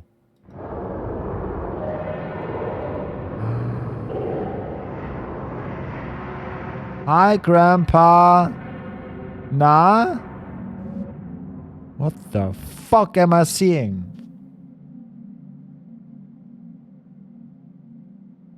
Muss ich schlafen gehen, dann schlafe ich noch vom Laptop ein. Und kaum schreibe ich, das schüttet mein Körper irgendwas aus und ich bin wieder wach. Nice. Hat's vielleicht so ein Powernap, so einen kurzen, das hast du manchmal. It begins the actual growing part of the growing your grandpa. This begins the actual growing part of growing your grandpa. Beneath the doll's burlap skin, the follices knit together that resembles a proper person, your grandpa. You are in charge of its cognitive development and diet until it's able to sustain itself. Currently, you are observing Grandpa. Please click the arrow back to below the brief tutorial and do the attack. Oh, fuck. Hi, Grandpa. Kann ich dich streicheln? Ist aber auch typischer Grandpa. Also, oh Gott. Here you can see a variety of options regarding growing your grandpa. Highlight in a red object related to feeding and teaching grandpa. Important messages reading grandpa's recent activity will also appear here. You will need to find food and learning material before you can move to the next week. Some foods will make grandpa happy, others merely content. Some food will make grandpa disgusted to the point of nausea. Learning material is also scattered throughout the basement. Seek out vocabulary cards intended to help teach English and basic orthopodic concept formation. The options highlighted in red relate to the navigation around Grandpa's closure. Go to Grandpa option let you perform all actions directly related to Grandpa, feeding, teaching, observing. Accessing the study corner will let you go over any documents you pick up as the weeks go by. This is a good idea to learn about the work before the got it. Yep. Kitchen corner. Assessing the kitchen corner will let you search for food in the old refrigerator and prepare food for Grandpa if need be. The help button will replay the tutorial. The save game button will save your current progress. You can only have one save file at a time, so you have save file data you will ask to overwrite it. Existing and relaunching the game will allow you to load your save from the main menu by clicking continue button. Got it. More buttons will near the gap. Got it. One final note, take care to explore the basement at your leisure. However, due to the entropic nature of clutter and trash, different weeks may allow you to find things you had not previously discovered. Good luck. Okay. Feed Grandpa. Haben wir nicht gemacht. 0 of 2 acceptable foods eaten. Seek out things to feed Grandpa. Teach Grandpa. Good. Got it. Kitchen corner. Search upper fridge.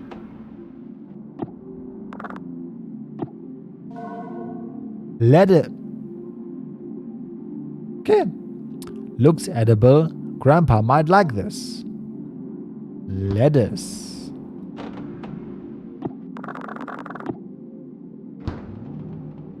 Lower fridge.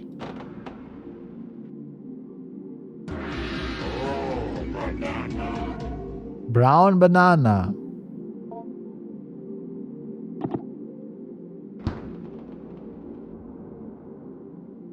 Wir gehen mal nochmal. Was war Lettuce nochmal? Salat. Ist Lettuce.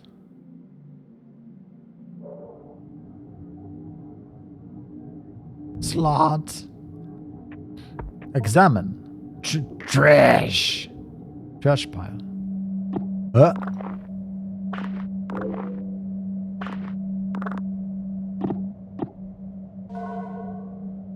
Corroded battery. This isn't really food. Grandpa might eat it, however.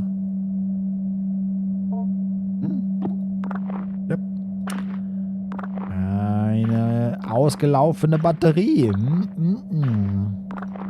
Wenn der Säurehaushalt des Körpers mal wieder im Ungleichgewicht ist.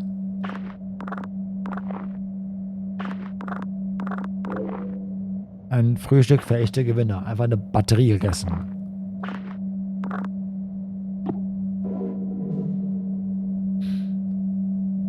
Ah, Vocabulary Card. Hello.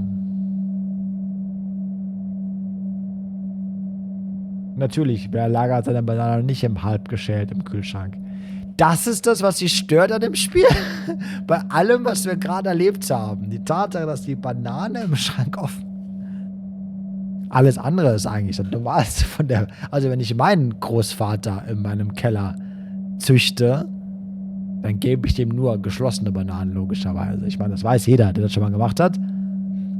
Das ist ja, ne? Ganz offensichtlich. Ist halt ein bisschen Fantasy in dem Spiel hier, ne? Das muss ja. Man muss einfach drüber hinwegsehen. Da muss er einfach. Something appears to be growing from the wall. You take a closer look. Ah, a pulsating sac. The slimy membrane that the skin seems to contain something. Oh. It might be able to be opened with the blades. Okay, ist immer noch zu dunkel hier. Wir haben hier eine pulsierende Geschichte. Das ist immer noch weg irgendwie. Okay. Cabinets. Examine. Slouching under the weight of rods. Oh no. And refuse.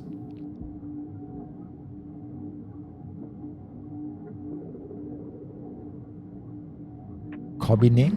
Ah. Mehr zum Aufräumen. Ups.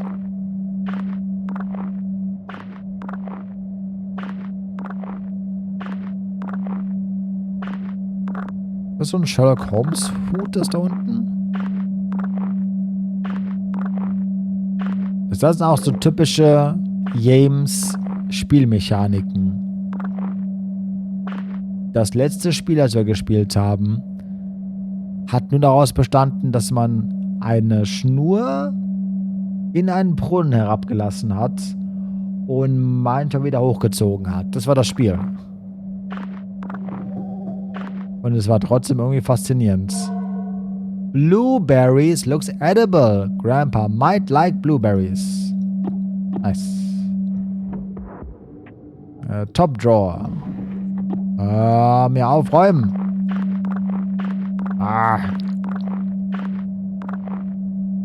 All work and no play makes Adrian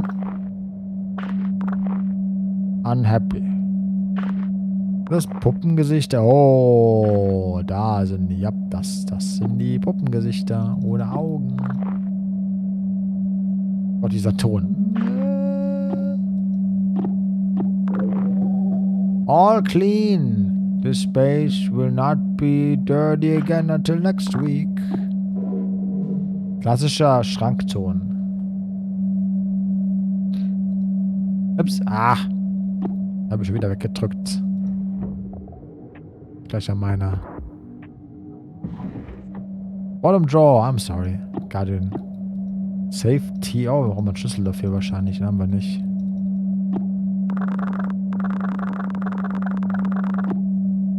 Okay. Wir haben den Schrank verlassen. Ton ist weg. Du musst schlafen. Ja, ist auch 3 Uhr morgens, ey. Ja, Jenny, ich wünsche dir eine wunderbare Nacht. Und Sweet Dreams. Schön, dass du hier warst. Something about the painting looks strange. Search painting. Ah, oh. Oh. Ah, da war Müll tatsächlich, okay. A folder of radiographic images. Okay, Study Corner. Ich muss die Study Corner mal finden später. Trash Pile. Nachti. Sleep well, Mr. Guardian. What the fuck? Fiberglass Insulation. Ich finde schön, wie das Spiel immer sicherstellt, dass wir wissen, dass das kein Essen ist.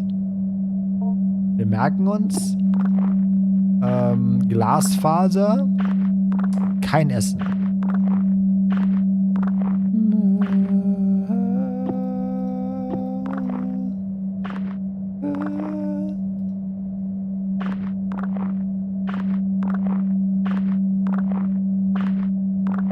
Ist aber indeed ein sehr intensiver Ton, das da. So, clean now. Got it. Okay, back. Dann noch weiter. Another trash pile. Examine. The waste smells particularly strong. Mummel. Das ist Müll-Theme einfach, der Song. Oh, was ist das? A small paper doll. This might be useful in the construction of magic symbols. Okay.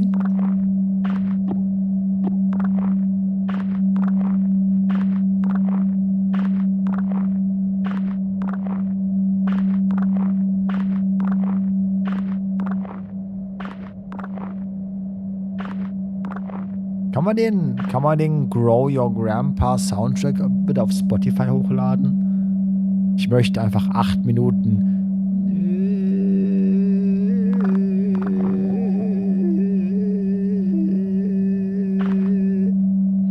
in meiner Tinnitus-Playlist.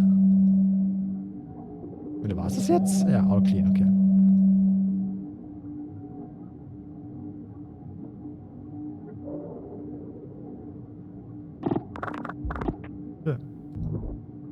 Dann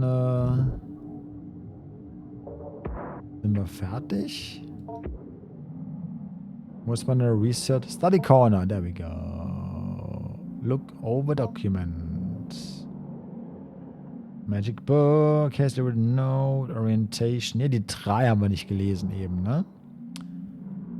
Read more. Rituals. Ritual behavior with a sample. Trading, bargaining.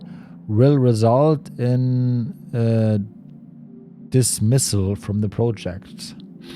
The precise mechanism of the exchange of symbols and gifts required for a requested disrius yields is not known, and even then anecdotal accounts of success are legible and in violent death. Okay.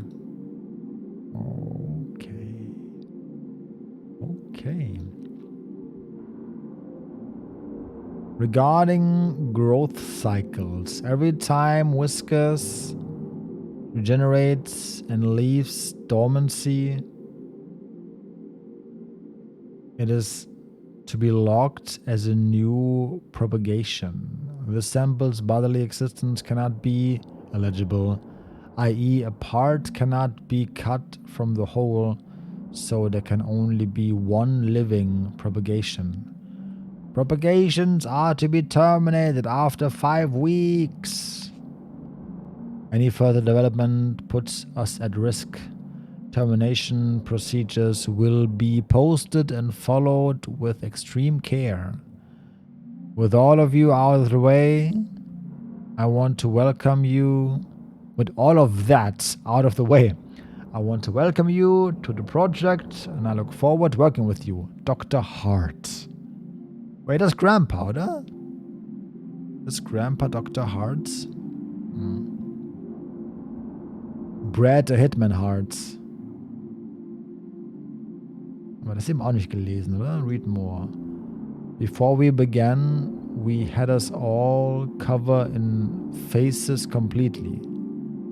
An earthenware pot was... An earthenware. Nicht earthworm. An earthenware... Wow. Earthenware pot was eligible, and on the inside was, as we store brief glances at it, we could see the interior was inlaid with mirrors. The eligible gave it small pieces of dough, spoiled food, chicken feet, eligible, keeping it content. The keeper gestured towards the small bag where the food composted,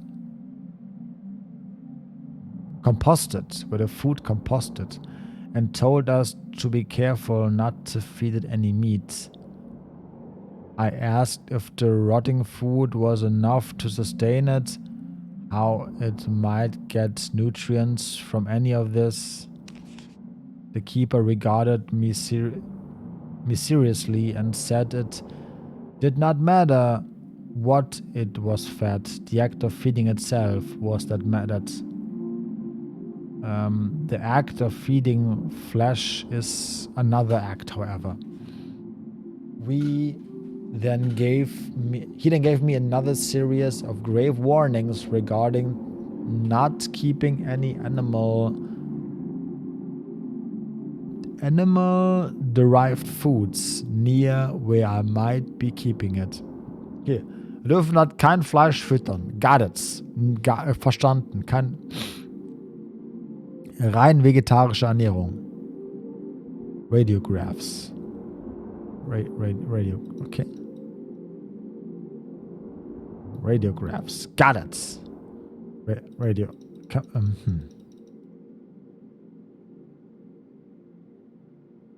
Okay. Gut. Paper doll. Okay. Got it. Back. Exits. Medical imaging device? You slipped the radiographic images you found into the... Sag mal, wie alt ist das Mail, wenn ich fragen darf? Yo, okay. Warum nicht? Warum nicht? Deko. Aus dem Nichts mit der 5er Gift-Zapp-Bombe. Ich bin mal so frei. Tu dir keinen Zwang an. Ich glaube, so ein bisschen Flöte brauche ich gerade, ey. Ich habe gerade so viel vorgelesen. Und es wird noch mehr. Aber ich bin sehr fasziniert von dem Spiel.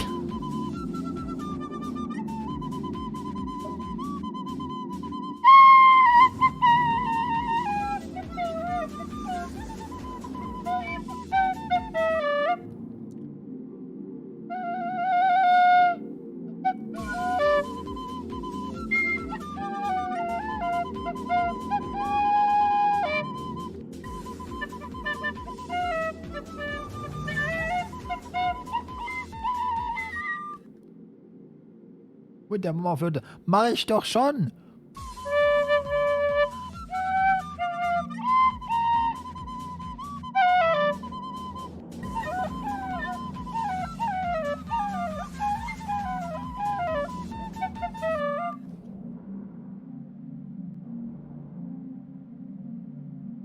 Okay. Das kam erschreckend aus dem Nichts. Eko, vielen, vielen lieben Dank für die 5er Giftsabbombe aus dem Nichts. Und zwar ging die einmal raus an Moody FSK, an Steve, an Sneedlewoods, an Soraya und an Lemeriel. Okay. Und direkt hinterher 2. Noch einmal ein Loditz. Und noch einmal ein Mietz. Holy Macaroni. Also. Holy Jesus.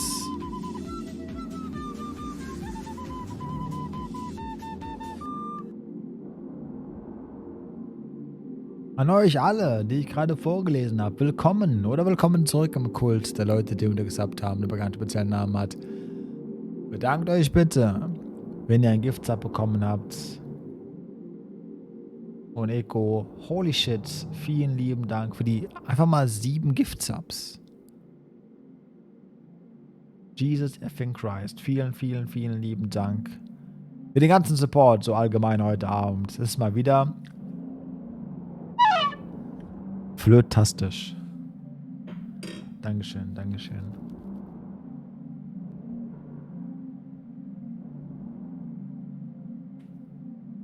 Wie geht das denn? Dass man hier einen Fünfer raushaut, einen Lodit und Mietz? Ja, gut. Wie die Würfel fallen, ne? Wie die Würfel fallen.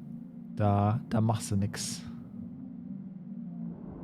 Ich will mal gerade ganz kurz Wasser holen. Ich merke gerade, ich sitze wieder auf dem Trockenen. Und ich brauche, glaube ich, 1, 2 Nüsse oder so, ey. Das Game macht mich fertig, ey.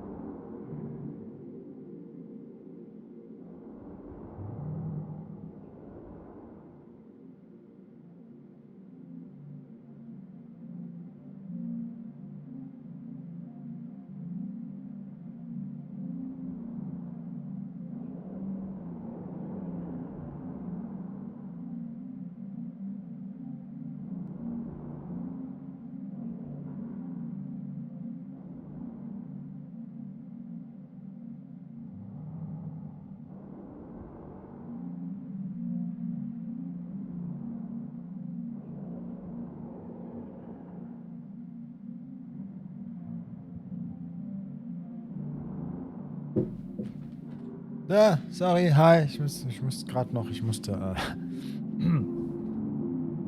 hab jetzt mein Glas in der Küche stehen lassen, ich Idiot. Goddammit.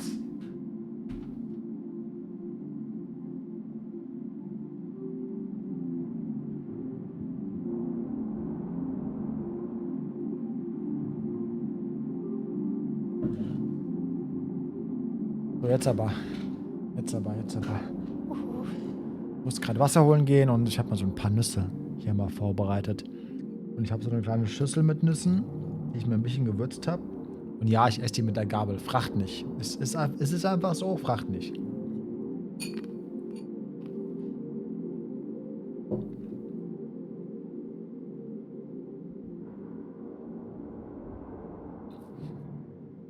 Das ist verdient und natürlich noch der Chat.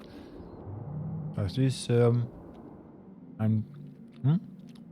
dass es ein paar gibt, die aktiv sogar schreiben. Der Rest wahrscheinlich entspannt oder eingepennt. Die sind am Lurken. Wir sind ein sehr lurk-intensiver Channel. Und das ist okay. Das ist okay. Ich wünsche euch allen ganz viel Spaß mit den Subs und Unterhaltung hier. Dankeschön. Hammer. Eko, vielen lieben Dank.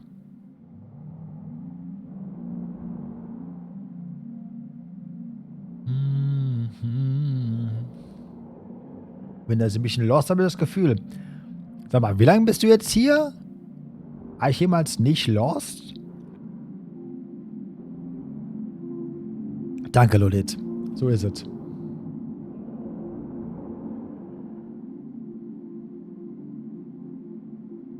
Narrel auf den Kopf getroffen. Außerdem spielen wir heute Abend Grwoing, my Grandpa.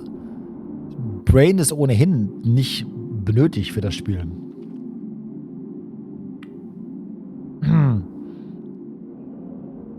Nochmal. You zip the radiographic images you found onto the machine's display. Power.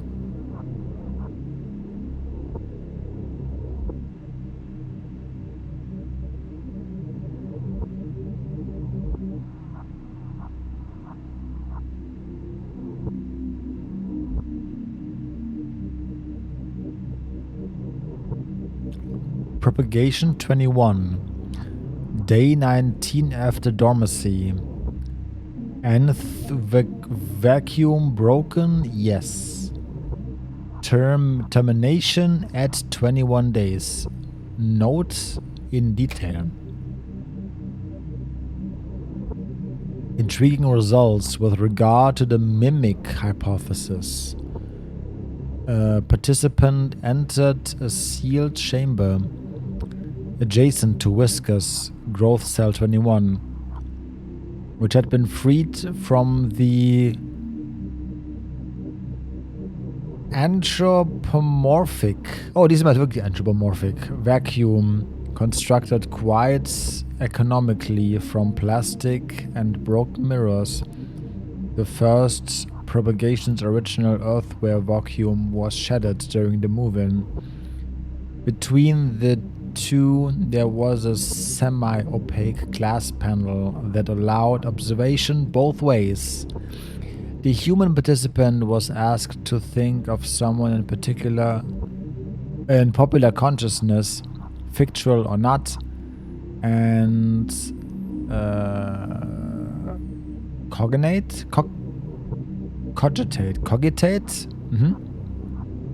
on their image. Image, personality, face, and if possible, voice, if possible, etc. Our participant chose Jesus of Nazareth, and with weekly repeated exposures to the participant's imaginations, propagation 21 begin forming that resemblance of an atrophied einer aus Nazareth wahrscheinlich, in the folds of its spines. In the folds of its spine, okay? Previous human-oriented tests have always bore out of result that Whiskers would form an anthropoid team member, be it me or Dr. Hart or Gerald, and we assumed it was merely mimicking one of us.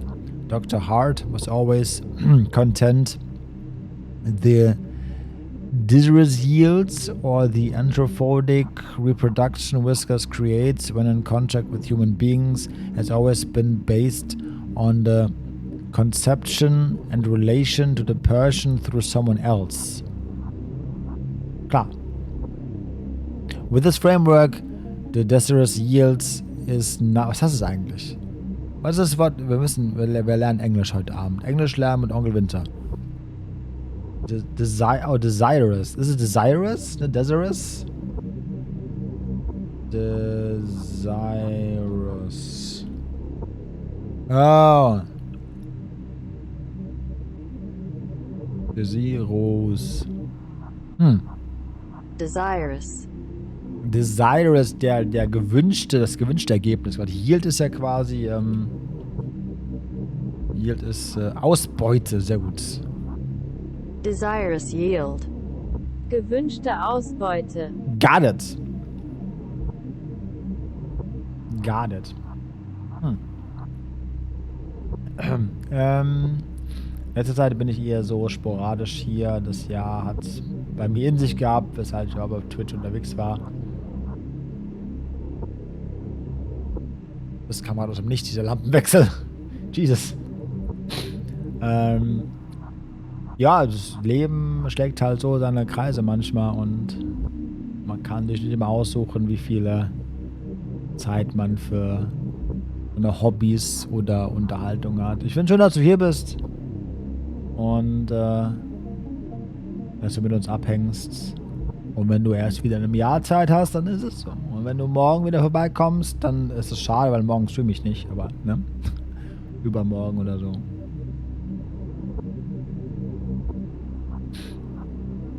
Ja, ist alles okay. Da war auch gleich ein Bettchen, aber ich nehme das Handy mit. Guckt, ich glaube, ich kann nicht gut in den Schlaf labern heute Abend, ey. With this framework, the desirous yields is not actually a replica of a person, or if it is only a replica of the fiction of a person generated in the mind of another. Okay, also anscheinend, ne, was auch immer das ist, das kann halt die Form von anderen Menschen annehmen, aber nicht die Menschen in dessen Umfeld, sondern das Abbild eines Menschen, das sich jemand im Kopf ausdenkt.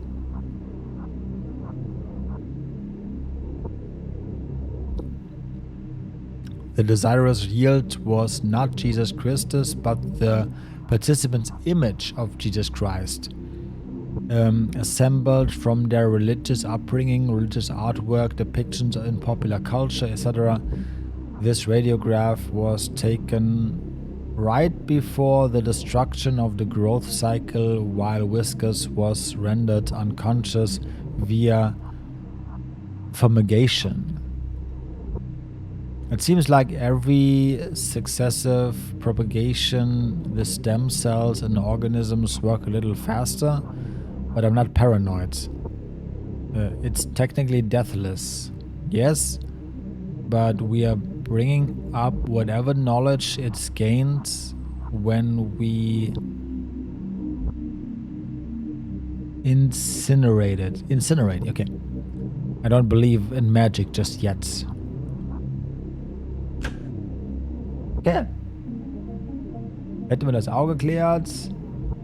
So. Stellt sein Bier ab. Finally home. Und chillen mit Winters in die Dunkelheit. Oh, wir sind aber mitten. Es ist also düster, ist gar kein Wort, ey.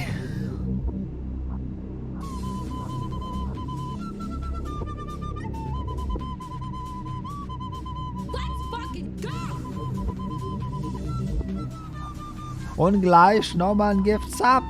Eko, sag mal. An Besuch. Willkommen zurück im Kult der Leute, die du Winter gesubbt haben und der bekannten speziellen Namen hat. Bedanke dich bitte bei Eko. Für den Gifts ab. Und Eko, vielen herzlichen Dank für den Support. Der gefühlte 32. Gifts ab für heute Abend. Dankeschön. What the tits am I seeing? Propagation number 2, day 0 after dormancy, anthropomorphic vacuum broken, yes, termination at day 6. We have taken to calling it whiskers, though of course some have interpreted it as hair on needles or quills, but whiskers is more accurate, as the needles are really more like suprasensory follices or spines. The nerve nets distributed through the morphology of these spines resemble those of genus Hydra, but have myelin sheaths that are functionally the same as vertebrae. As we can see in the X-ray, each spine is laden with dense optical augmentation similar to compound eyes. Natürlich, klar. The Hydra connection is assuredly worth investigating with regard to the organism's capacity for regeneration and anecdotal deathlessness. It certain is a robust enough creature to inspire marvel that is not untinged with fear.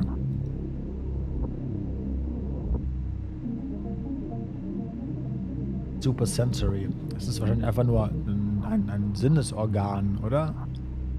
Also es geht halt darum, dass also wahrscheinlich war das doch, keine Ahnung, Stachelschweini von draußen eben. Und zwar ist es doch der Nadeldämon, aber es ist auch Grandpa. Und das ist Whiskers. Oder, wait, ne, Whiskers ist nicht Grandpa. Das sind zwei verschiedene Entitäten, oder? Auf jeden Fall ist das Whiskers, was wir eben draußen gesehen haben und jetzt weg ist.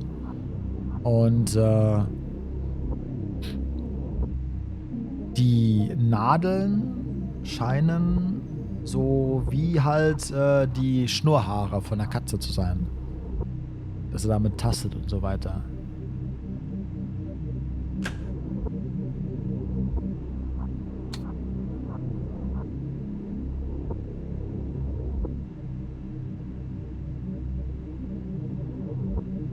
Ich weiß nicht mal, was ich gerade sehe. Propagation 14, Day 14 after dormancy. Vacuum broken, no. Termination at 16 days.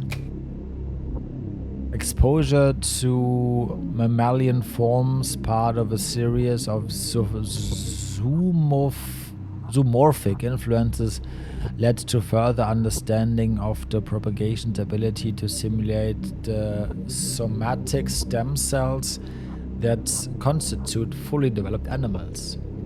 Zur Hölle lese ich da? Nadeldämon nimmt unter bestimmten Beeinflussungen Ritualen die Form der Vorstellung einer Person. Ja, sowas in dem Dreh. Um es mal ganz kurz zu fassen, sowas in dem Dreh, yes.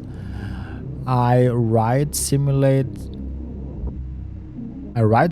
in the previous statement because examining the tissue of each propagation leads me to believe its amazing capacity for accelerated growth of vastly different forms comes from its cell-level mutability. And yet, at no time does it function as the thing it becomes, except in the sense that it mimics it. That is to say, when Whiskers is removed from the dormancy and replicates a rabbit's morphology, it is not seeing from the rabbit's eyes nor smelling from the rabbit's nose, but pretending that it does and doing a very good job at it. Okay, also auch nur eine rein äußerliche Darstellung des Tieres, das es imitiert.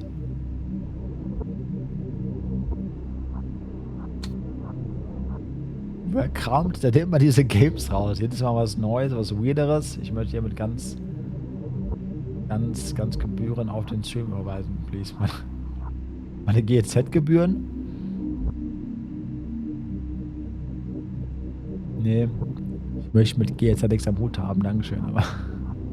Ja, Weird Shit kann ich. Propagation Nummer 5. Dark 10 after dormancy. Okay. This radiograph was taken at around growth cycle 4. The strange thing about it was that the subject of the image was found nowhere near the enclosure. It's almost like a piece of whiskers fell off and scurried into the corner.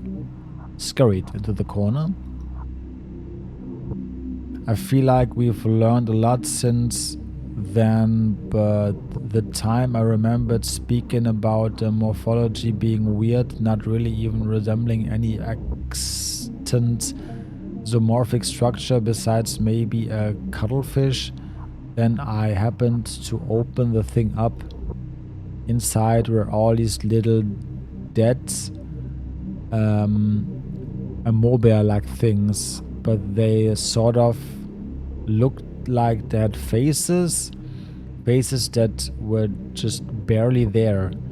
After I looked at the radiograph, I gathered it up and went to go through the biohazard bin. As I walked by the bars of the enclosure, I could hear Whiskers suddenly going wild, flopping around and grunting excitedly. Could it have smelled the cuttlefish thing? Would it eat its own protrusions? I guess it's technically flesh.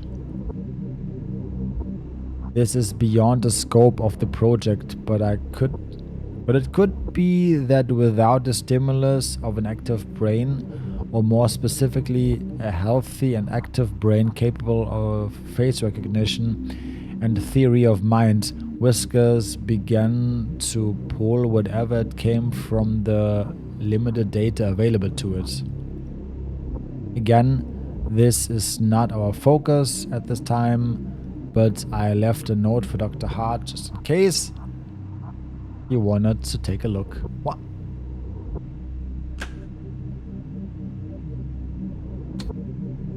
Okay, da sind wir wieder am Anfang.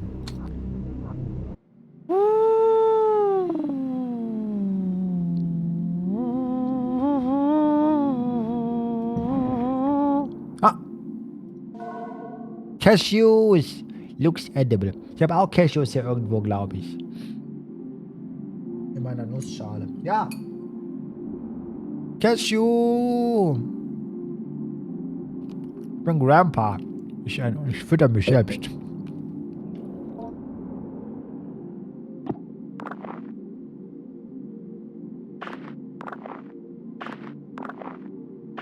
Grow your own winter.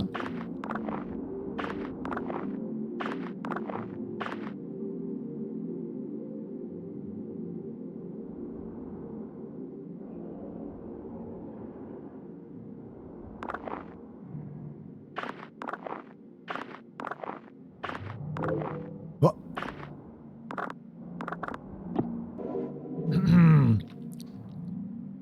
An account of an acquisition. Read now. Nicht so viel Nüsse zwischendurch, mehr trinken.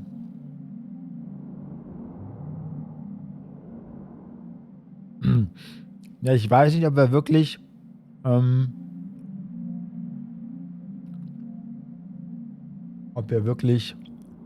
die Kleine spielen gerade in dem Augenblick. Man darf, glaube ich, nicht sich zu viel Gedanken darüber machen.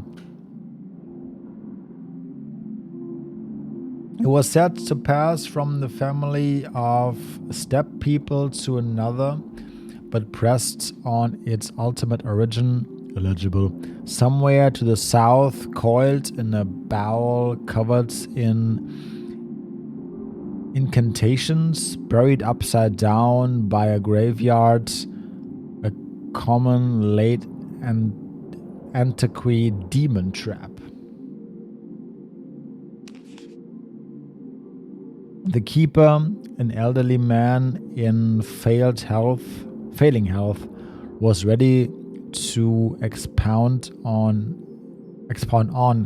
and on about the dangers of the organism, but when asked more pointed questions about the history of its acquisition, I was given curt responses that had a way of cycling back to vague warnings. Ja, okay. Ich glaube schon, sie erzählt ja eigentlich erzählt sie, also wenn man es jetzt buchstäblich nimmt, richtig, dann sind wir gerade jemand, der in der Schule als, keine Ahnung, Vertrauensarzt arbeitet, Lehrer arbeitet oder so und sich mit einem jungen Mädel unterhält, das sich nicht wirklich zu benehmen weiß.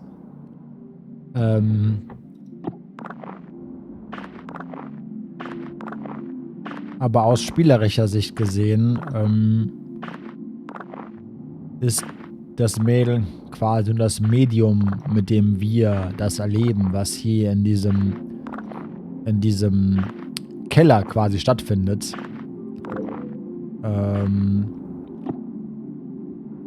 Und ob sie versteht, was wir lesen, spielt in dem Fall keine Rolle eigentlich, ne? Grandpa. Vocabulary card Grandpa. Teach Grandpa the word. Got it. We got a word. We got the power. I got the power.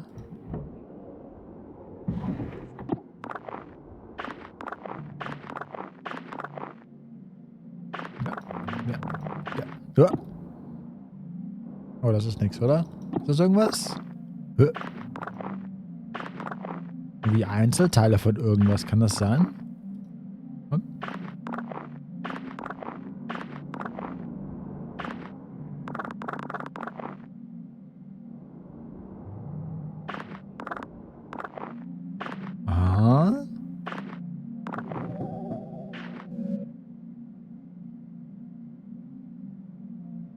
remove the taped down fabric to reveal the cabinet's wooden bottom.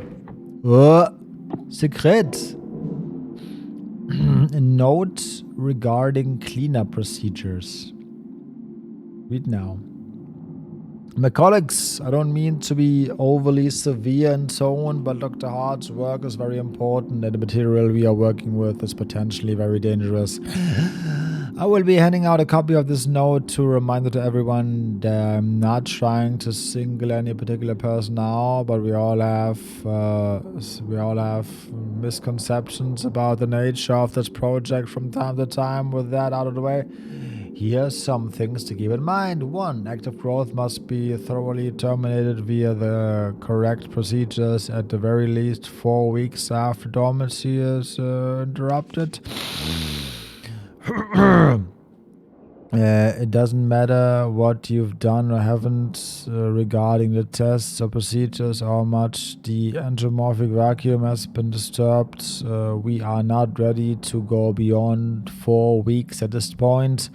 A step-by-step guide to terminating has been posted by the enclosure wall. Please do not place the educational posters over this posting. 2. Do not distribute the endomorphic vacuum without Dr. Hart's prior consultation and approval. In case of any emergency where the vacuum is disturbed, put on your equipment and begin the lockdown procedure. Make an extensive note of when and how the breach occurred. Number 3. If you find the habitant empty or page Dr. Hart immediately, but do not attempt to speak with anyone else. This thing can get very smart. I'm sure you are well aware from the stories we heard on our acquisition trip. Sorry, mein Hirn ist kurz eingefroren. The greatest caution should be used when dealing with a potential aggressive mimicry scenario. Please seek me out if you have any more questions. You gained another conversation topic. Biohazard bin. Got it. Noch mehr. Oh, das habe ich nicht gelesen. Shit.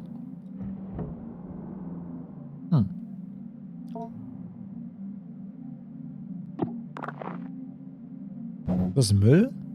Oh. Family togetherness.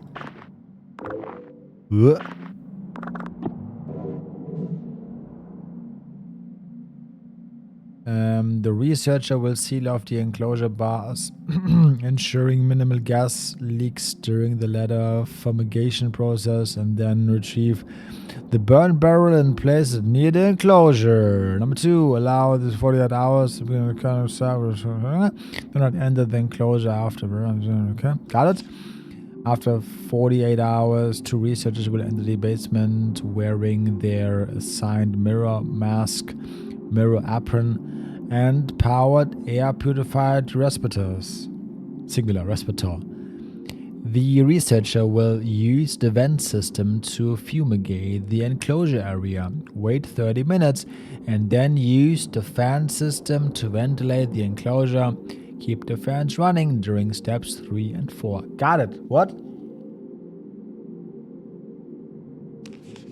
Re-enter the enclosure area wearing your assigned mirror masks and aprons. The organism may or may not be in complete dormancy. If it is not in full dormancy, be assured that its capable to act against you will be greatly diminished. Will you, with your assigned power drills, quickly remove any enclosure bars needed to access the organism? Put them aside for later reinstallation. Put the organism into the burn barrel, incinerate the organism thoroughly, wait for any smoke to be properly cleared by the fan system. Turn off the fans. One researcher will receive the nucleus from the ash and place it in the mirror box. The other researchers will sift through the ash and place any substantial remains in the biohazard bin in the room outside the enclosure area and lock with purpose when the code is 232345. The researchers will fill out the termination form and leave the Dr. Hart. 323245. Das kann ich mir nicht merken. Ich schreibe mir das irgendwo auf. Das kannst du vergessen, dass ich das noch in einer Minute weiß.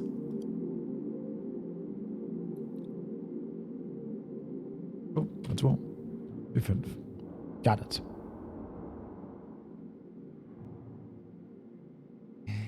Okay, wir finden so viel Shit überall.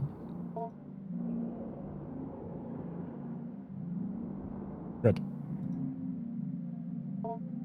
So, da sind wir fertig. Ist auch nichts mehr, ne? Ram. Da sind wir fertig. Aber hier sagt er nicht. Guck mal, er sagt jetzt nicht. We are done.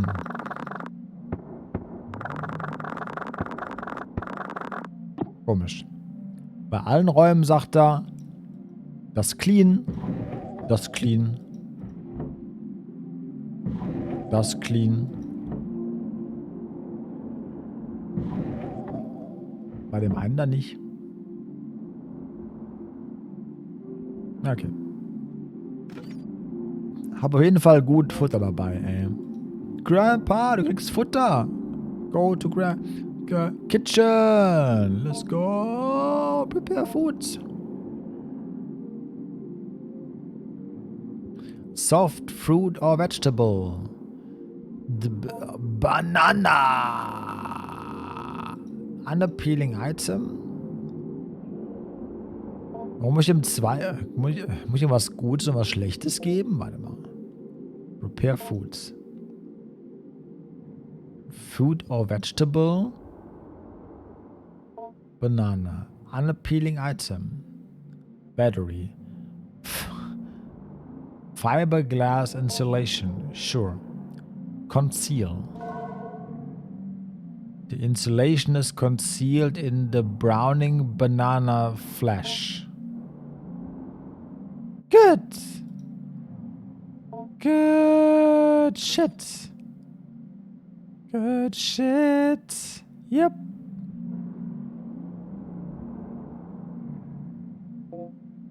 Okay. Okay. Warum nicht? Warum machen wir einfach nicht? The only real way to eat banana. Richtig. Glasfaser rein und nur dann. Go to Grandpa. Observe. Feed Grandpa. Would you like to view the tutorial before you start? You will not be prompted. Yeah, sure. This tutorial will go over the basics of feeding Grandpa via introduction of your unprotected insula. Grandpa has simulated the production of tooth enamel to mimic human mouth. It will need to be fed through this in order to properly learn to grow. What the act? First, you need to select an item from the lunchbox. Click on the lunchbox in the bottom right in the corner. The contents will be displayed. Nice food, bad food. Select an item from the lunchbox. Doing so will fill your hand with the item. Note that any food can be put back in the lunchbox. Click the lunchbox. Before Grandpa can be fed, you must judge the food by smell. However, your hand above Grandpa's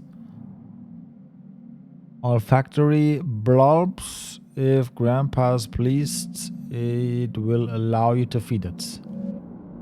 Most foods will accept, however, getting Grandpa to consume other things requires some culinary deception. When Grandpa is willing to be fed, hover your hand over its mouth and click. Grandpa will then consume the foods.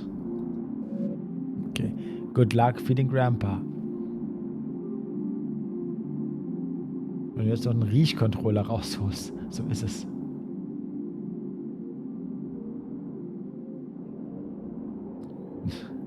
Now Grandpa gonna get its 5G interwebs. Endlich. Feed Grandpa. You approached. Click on Grandpa's nostril. If Grandpa's enticed, okay. Click on Grandpa's nostril left of its mouth. Grandpa, magst du Blueberries?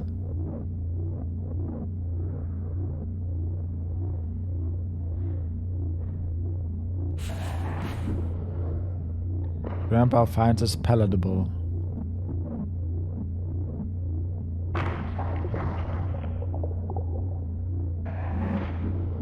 The meal appears to have been sufficient. Yay, sufficient meal. Click on Grandpa's. Darf ich nochmal? Gibt's noch? Hä? Reicht eins oder? Also, my bad. Magst du noch? Warum nicht die Banane, ne? Grandpa's is unable to detect. What? Okay. Das war sehr schnell, ich konnte es nicht lesen. Although quickly consumed, the meal seems to be causing some indigestion. With a sudden lurch, Grandpa empties its stomach onto the floor. The contents pool together and form in front of the cage. War das nicht gut? You step away from the window set in the bars. The Grandpa silently slides back to the corner. Feeding summary. One digestible food, one other. Oh, aber er hat nur eins gegessen, okay. Dann, go to Grandpa. Examine stomach contents. Okay. Still somewhat wet. This might help you explore more of the basement. Ich wusste natürlich, dass das eine sehr gute Idee ist, ihm zum Kotzen zu bringen, wie man es halt so tut.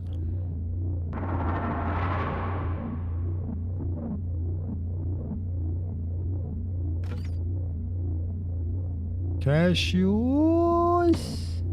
Eat them. Grandpa seems indifferent to the smell oder so. Magst du Cashews? Has been sufficient. Yeah. Großvater mochte die Cashewnüsse. Hell yeah. Grandpa grunts in appreciation and locomotes towards his favorite corner. Yay. He liked it. Schlüssel. Go to Grandpa. Attempt to communicate. Teach. Hello. Would you like the tutorial? Yes. Example. This brief tutorial will go over teaching Grandpa pronunciation and vocalization. The vocabulary word you pick will appear in the top corner. The bottom right corner will got it. A selection of the pentagon will be highlighted briefly. A notification sound will play and soon after it will be highlighted. If you control a small round icon that sits above the notification by using your mouse, the ball is constrained by the limit of the pentagram. The goal is to keep your icon over the highlighted area and move it as far as changes. Got it. When you hold left click above the correct highlighted area, the icon will start to vibrate along with the simulated vocal cord, and the current letter of your word will begin to turn red. Keep holding over the highlighted selection, then adjust your icon as it changes place. Soon the letter will become fully red. After every letter becomes red, Grandpa will proudly pronounce the words to you. And will be considered learned. Teaching Grandpa these words will accelerate its cognitive development and lead to further breakthroughs in general intelligence. God, teach the word hello. Hello. Hi, Grandpa. Oh, ich darf nicht. Oh no. So? Mach ich es richtig? Ich weiß es nicht. Grandpa, am I doing it right? Irgendwie nicht. Hold the mouse. Hold down right mouse button if you wish to. Oh.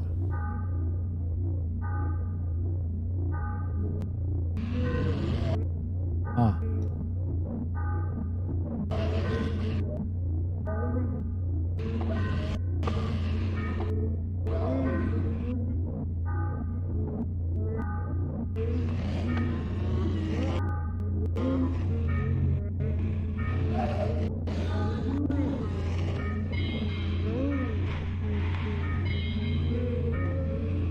Ah, ich muss die Maus gedrückt halten. Glaube ich.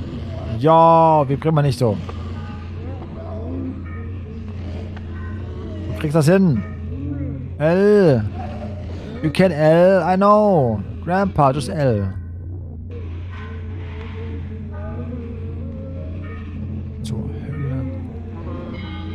So ein Fix spiele ich da eigentlich gerade. Kann man es einem Mensch erklären? Deep within Grandpa's strange membranes, phonate confidently. Hello. Is it me you're looking for?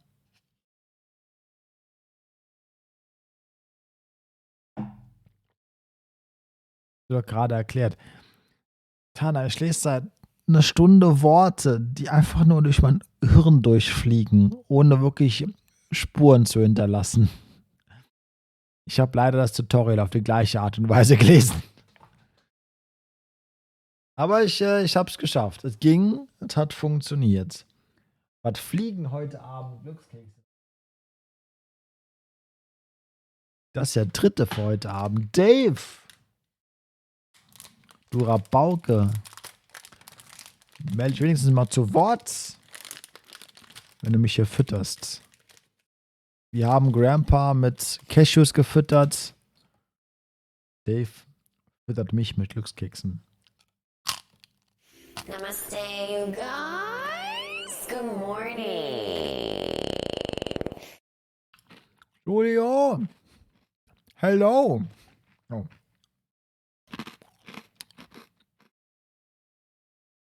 Hello. Holy Jeemus. Schmeiß Dinge weg.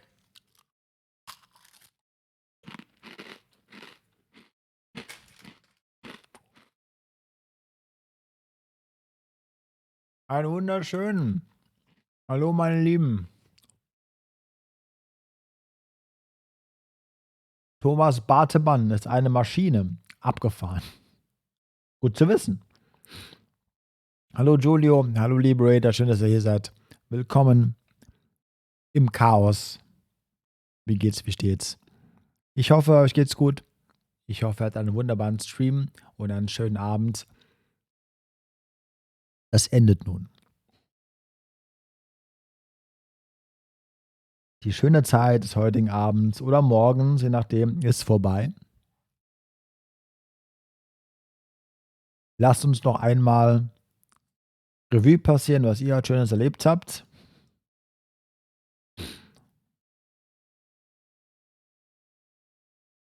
Und dann geht's hier mit diesem Chaos weiter.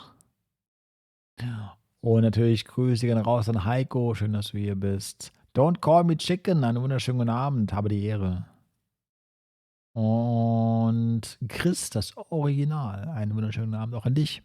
Abend, morgen, Zeit. Ist eigentlich Thomas Bartemann eine Maschine? Thomas Bartemann war mein Zomboid-Charakter. Das dachte ich mir fast.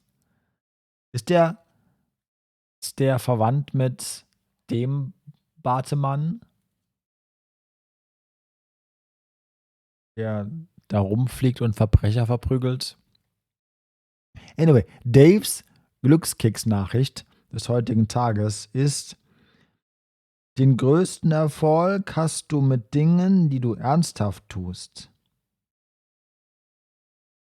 Den größten Erfolg hast du mit Dingen, die du ernsthaft tust.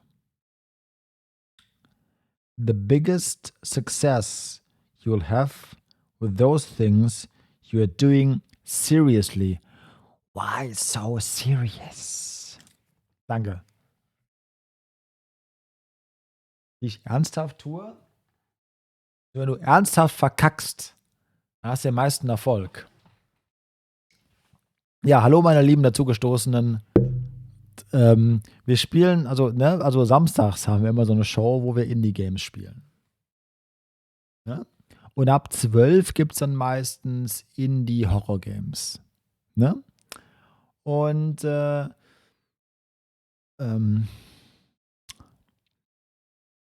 gerade spielen wir schon länger jetzt, knapp 2 Stunden, glaube ich sogar, ein Game namens Growing My Grandpa.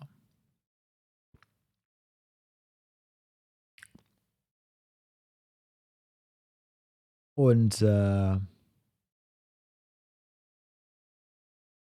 habe keinen Schimmer, was passiert. Ich habe ein ganz grobes Verständnis von, was wir eigentlich gerade tun. Und ich lese seit 2 Stunden Dinge vor, die ich wirklich nur grob verarbeiten kann. Aber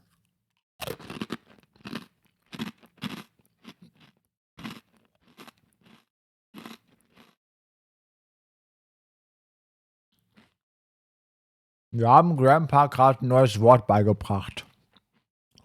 Hello.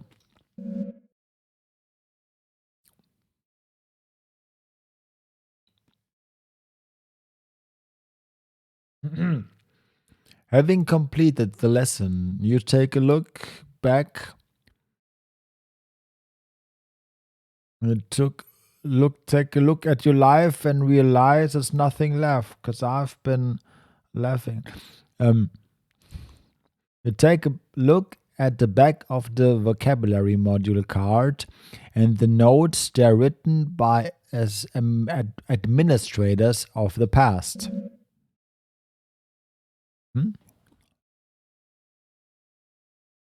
Hello.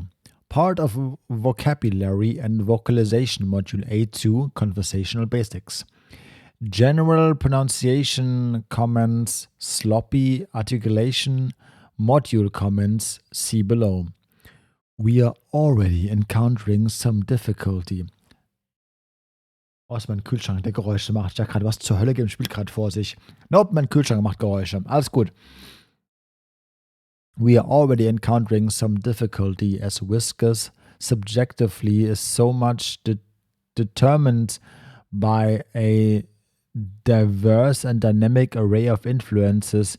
It attempts to mimic the thoughts and desires it passively intercepts, and these imitations go on to structure the basic of its identity. Klar. Only later in Whisker's growth cycle does it begin to form an identity or identities that are coherent and capable of resembling a sane, rational human being when engaged in conversation. One must imagine how hard it would be to converse with someone who is not yet oriented in one particular way towards who or how they are, because they might have 20 different honest answers to those questions, and all of them mixed and muddled together. Because of this, we have started with the basic of conversation, greetings, partings, identifying one another, forming questions, etc., etc. It is fortunate Whisker's current growth, 19 I believe, has developed a mostly accurate human math simulation.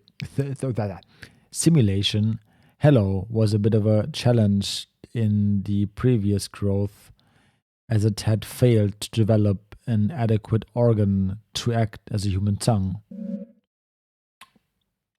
Kennt man, ne? Ist halt, ja, okay. You step away from the bars and store the module card at the document table. Aber wir haben noch mehr.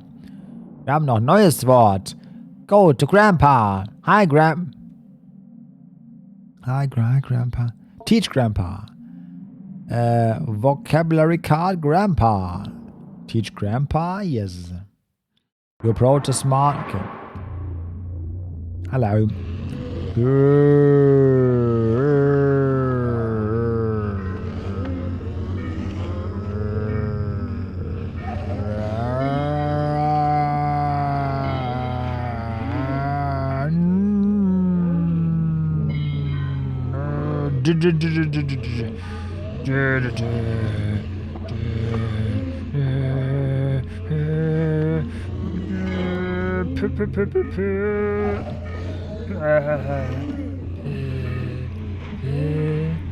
Do it! Learn the P, Jesus! Shove the P in your mouth! Do it, Grandpa! Do it! Yes. Ich habe gerade Mitleid für alle, die gerade erst rübergekommen sind und keinen Kontext haben für das, was gerade passiert ist. Ich habe auch keinen. Aber ich habe mich damit abgefunden.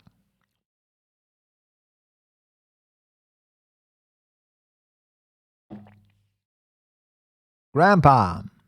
Deep within Grandpa, strange membranes phonates confidently. Having completed the lesson, you take a look at Grandpa, part of vocabulary and vocalization module E85 family. General pronunciation comments, usual trouble with articulation, voice thin, raspy, possibly underdeveloped larynx. Okay. We have done several sessions of what we are calling family relation simulation. I and co-researchers sit in chairs opposite the enclosure.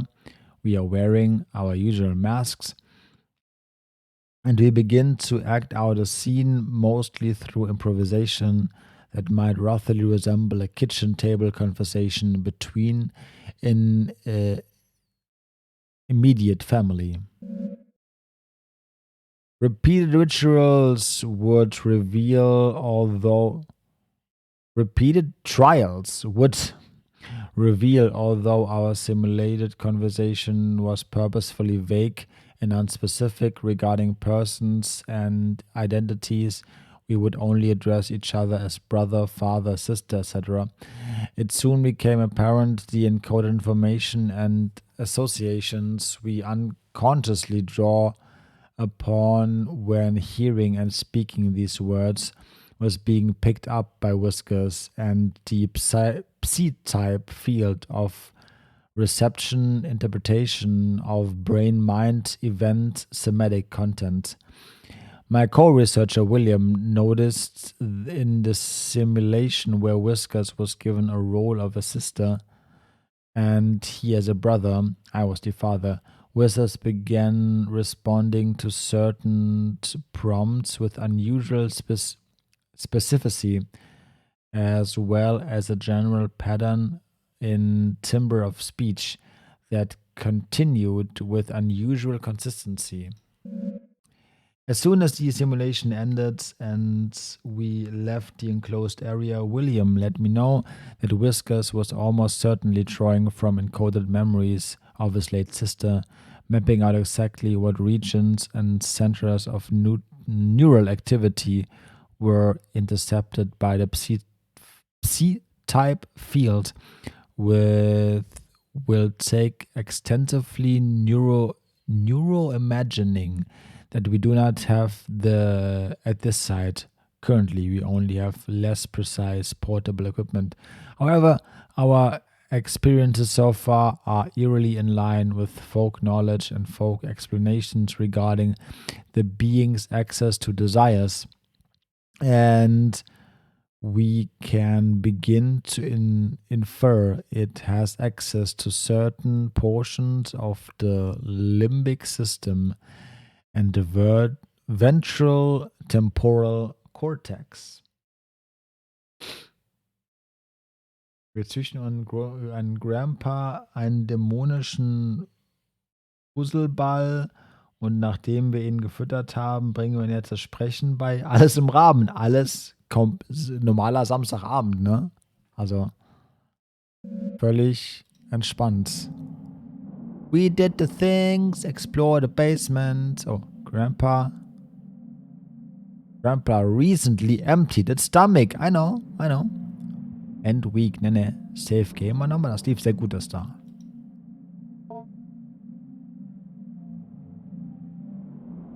Nacht, die Miet, schlaf gut. Halt die Ohren steif.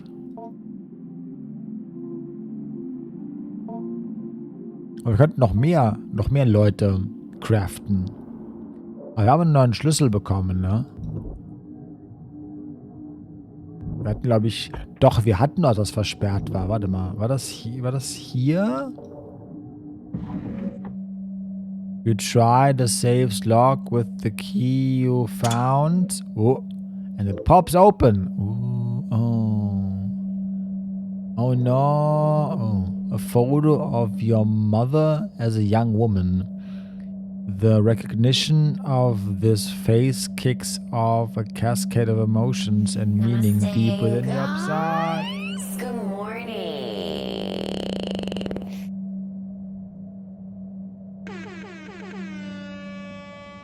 Mona!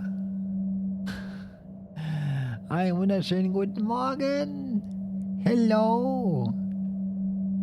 Wie steht? Ossi, Breitling, Olema, Max Holmes, Salü, Sava, wie geht's?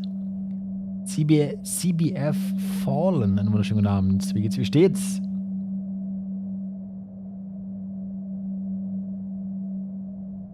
Akusamix. Ich hoffe, ich habe das nicht zerstört, diesen Namen. Moin, moin! Hallo, Mona, wie geht's dir? Vielen, vielen lieben Dank für den Raid. Hast du auch wieder ein bisschen übertrieben, so zeitlich, oder? Wie war euer Stream? Was habt ihr getrieben? Und Shadow, Lunaru. Hi, moini. Ja? Das Spiel heißt mein Opa großziehen. Eher wir züchten uns einen neuen Großvater. So, okay. Wir spielen das Game jetzt 2 Stunden. Ich habe keinen Schimmer, was vor sich geht. Ich mag's. Ich habe keinen Schimmer, was vor sich geht. Hello Snow, moin moin. Alles supi. Aber auch echt, ist auch spät. Ja. Ach, so 4 Uhr morgens. Ein typischer Samstag halt, ne? Typischer Samstag. Ich habe gar nicht mehr damit gerechnet, so zu frühen Uhrzeiten ins Bett zu kommen. Ich habe damit abgefunden. Das bleibt jetzt so. Selbst fast 11 Stunden? Ach, Quatsch. Nein, das ist eine optische Täuschung. Ich will doch niemals 11 Stunden am Stück wach. Quatsch. Ha. Also, live. Wach bin ich schon lange nicht mehr. Londag habe ich. Nee, ich habe ich schon. Du bist, ich kenne dich. Du bist. Nee. Ich überfliege gerade Chat, wen ich noch nicht vorgelesen habe. Ich bin verwirrt. Anyway. Time is a lie. So ist es. Hust. Wintar einfach in einem anderen Stadium. So ist es. Hast du nicht vorgelesen? Habe ich nicht. Ich dachte schon. Hi Londag, schönen guten Abend. Ich begrüße einfach alle jetzt nochmal. Alle, die reinkommen. Alle, die schon mal hier waren. Basu, einen schönen guten Abend. Winter, wie geht's? Heiner? Okay, ganz kurz zu meiner Person. Wir haben jetzt einige Leute hier, die sicher zum ersten Mal dabei sind. Erstmal hi. Mein Name ist Winter. Schön, dass ihr hier seid. Willkommen, willkommen. Wir machen samstags immer eine kleine Show, namentlich Indie-Samstag, in der wir Indie-Games spielen. Es ist meistens abends bis in die späte Nacht hinein. Normale Indie-Games, was sich gerade so findet. Und ab 12 oder später dann Indie-Horror-Games. Das waren heute Meat Saw als erstes und das zweite Game für heute Abend. Es ist schon Horror. Es ist nur komplett eine andere Form von Horror, als man vielleicht erwartet, wenn man Indie-Horror hört. Ist Growing Your Grandpa. Growing My Grandpa in dem Fall. Und es ist ein Games von James. Es ist ein Game von einem Entwickler namens James. Y-A-M-E-S. Und ich möchte nicht dem sein Psychiater sein. Also da scheint irgendwas, also der ist cool, ich mag seine Games sehr, aber da ist irgendwas ganz offensichtlich nicht ganz knusper bei dem Boy. Marco, einen schönen guten Abend. Wie geht's, wie steht's? Schön, dass du reinschaust. Und Danjur, vielen lieben Dank für den Follow. Merci beaucoup. Ich würde ganz gern die Story so ein bisschen rekapitulieren. Was ich bisher verstanden habe, eigentlich sitzen wir gerade in unserem Büro, unterhalten uns mit einer unserer Schülerinnen, die ein bisschen Probleme in der Schule hat und nicht so wirklich klarkommt. Und wir unterhalten uns mit ihr und wir finden raus, was in ihrem Elternhaus nicht klar geht. Und jetzt erzählt sie uns eine Geschichte, wie sie von ihren Eltern in den Keller geschickt wurde, weil die sich gestritten haben und die wollten ihre Ruhe vor ihr haben. Und sie ist in den Keller und ist da über ein Experiment gestolpert, wo irgendein Alien-Dämon Experimentenunfall quasi unsterblich ist und aber auch seine Zellform beeinflussen kann, wie es will. Ja, und aus diesem Ding züchtet sich jetzt das junge Mädel einen neuen Großvater, maybe?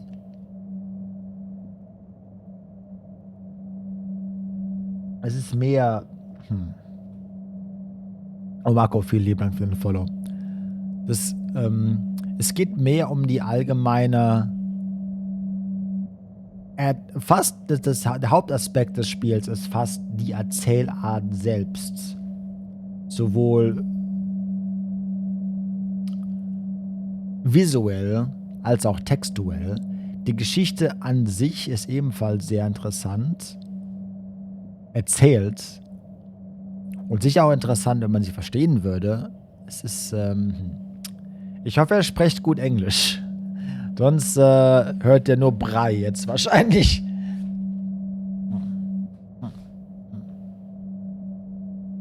So, wir haben gerade in einer Schublade ein Bild von unserer Mutter, also von der Mutter des Mädels wahrscheinlich, ne?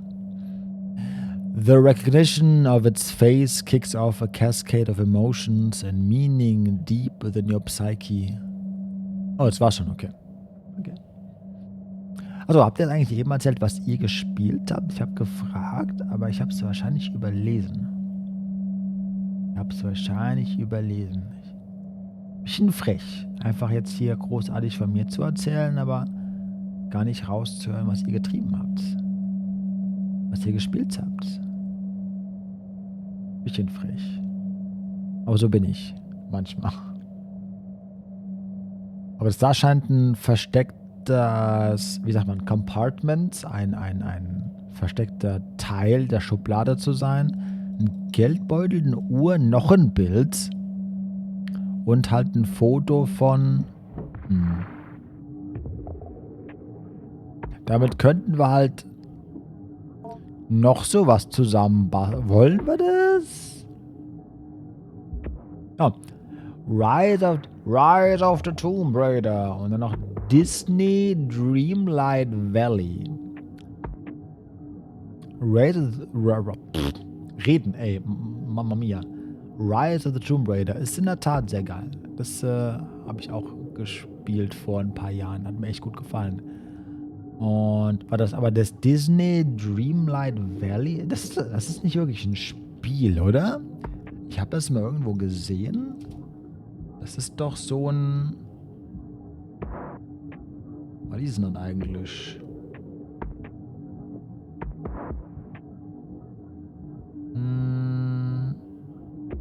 Entdecke die Geheimnisse des Dreamlight Valley. Befreie das Traumschloss aus... Oh, vielleicht ist es doch ein normales Spiel. Vielleicht verwechsel ich das gerade mit was anderem. Maybe. Disney ist auch so, Oh, Animal Crossing. Okay. Ich glaube, ich habe ein paar Screenshots davon gesehen und konnte das nicht genau interpretieren, was ich da sehe. Aber cool. Klingt nach einem äußerst entspannten Stream. Ja, das ist jetzt leider vorbei. Das Game ist jetzt auch nicht irgendwie brutal oder so. Aber es ist schon sehr düster. Nicht mal so offensichtlich düster, aber sehr Wisst ihr, was ich meine? Den Pinkeln würde ich auch gleich den Lurk wahrscheinlich. Macht es, Mona, um Gottes Willen. Du hast dir Schlaf und Ruhe und alles Mögliche verdient nach deinem Stream. Vielen, vielen, vielen lieben Dank für den Raid. Mach's dir bequem, Lurk noch, so viele Bock hast. Ansonsten wünsche ich dir jetzt schon mal eine wunderbare Nacht. Wann auch immer du ins Bett gehen wirst. Und süße Träume.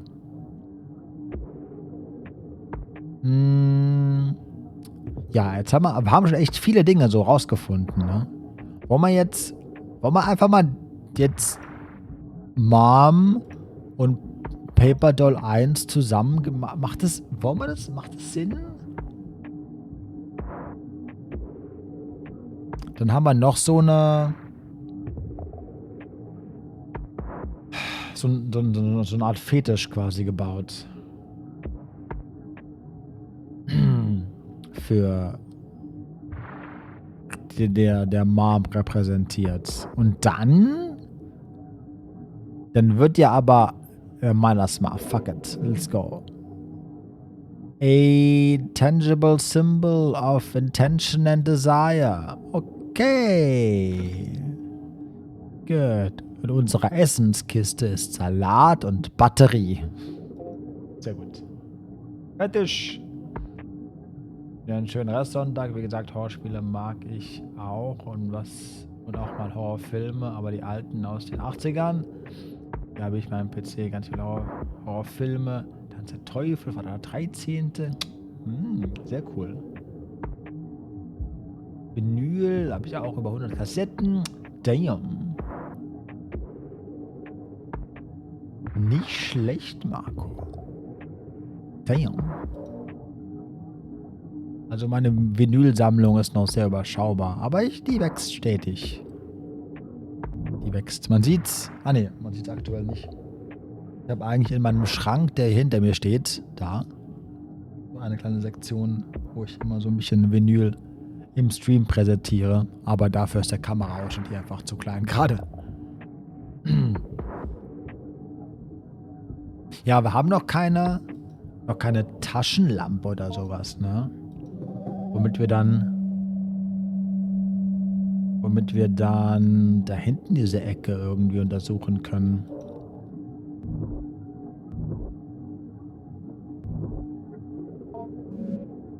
The darkness of the shadowy corner unnerves you. You cannot explore here without some form of lights. Nee, haben wir nicht. Oh, das ist Bulbous Grove. The pulsating sack grows in its corner of the basement. It seems like you could easily be popped with a sharp edge.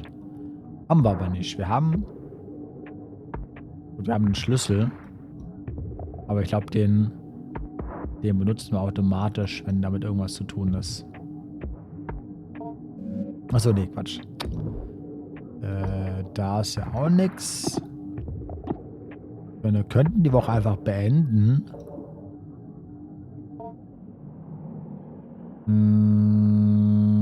Wir speichern mal nochmal. So, save. Go to Grandpa. Observe. You examine Grandpa, nothing, its movement, respiration and general moods.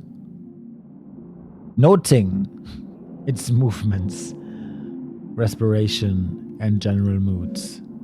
Grandpa appears to be content. Namaste, you guys. Good morning. Da kommen sie aus allen Ecken. Namaste, you guys. Good morning. Da kommen sie aus allen Himmelsrichtungen. Mo! Dude, was ist da los? Ah ja, es ist einfach 4 Uhr morgens. Alle wollen ins Bett, nur ich nicht, ey. Alle wollen ins Bett. Aber ich darf nicht. Das ist okay. Moin, Gelb hier. Alles cool. War ja Stream. Schön, dass ihr hier seid. Hallo, liebe Mosianer. Du hörst das. Ich spiele den weirdesten Shit, den man nicht ausdenken kann. Und die kommen aus allen Himmelsrichtungen. Die riechen das immer.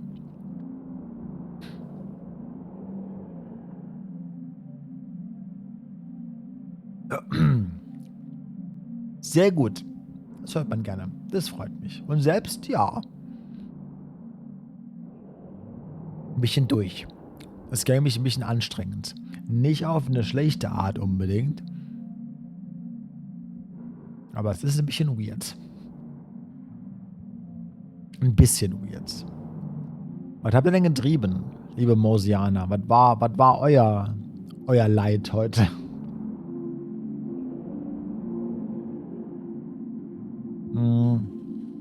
Grandpa appears content and ready to cooperate.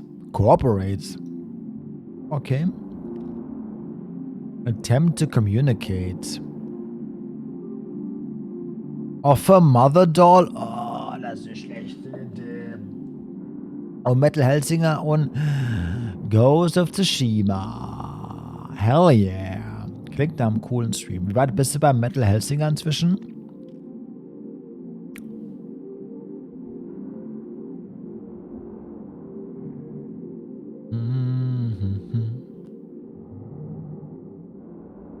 Attempt to communicate. Das kann nicht gut sein.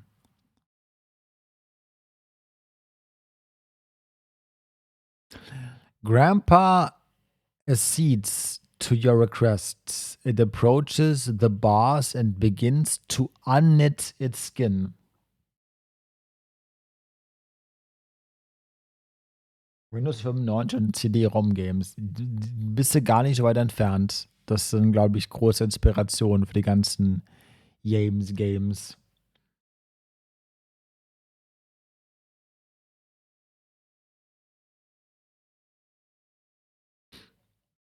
Wenn ich fragen wollte, was hörst du so für Musik?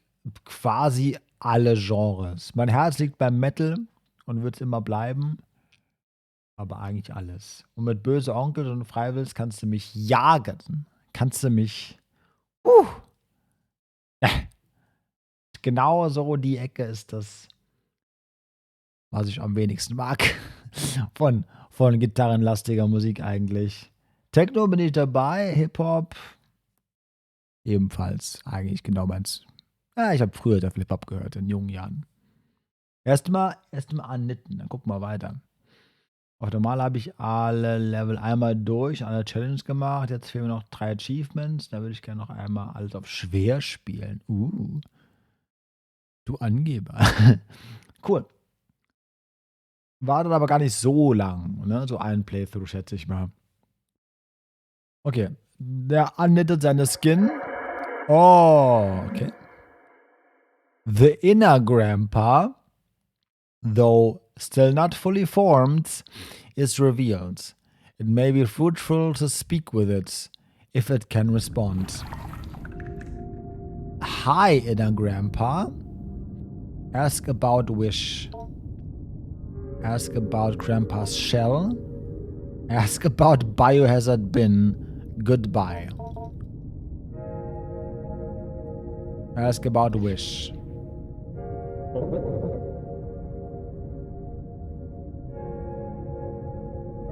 Wir sind plötzlich in einem Tool-Musikvideo anscheinend, wie es aussieht. With a great deal of effort, Grandpa purgles fragmented thoughts through its ill-formed lips. Mother. Will father. New lives out of the air.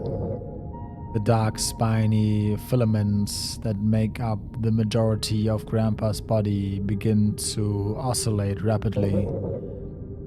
The air begin behind your eyes. I can taste it. Hätten wir das auch geklärt. Ask about Grandpa's shell.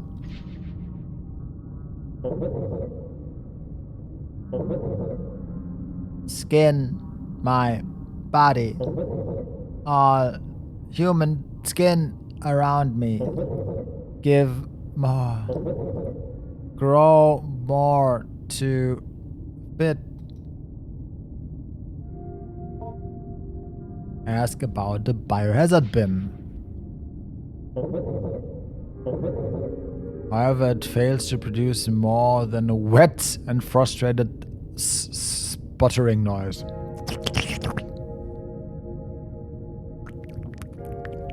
Warte.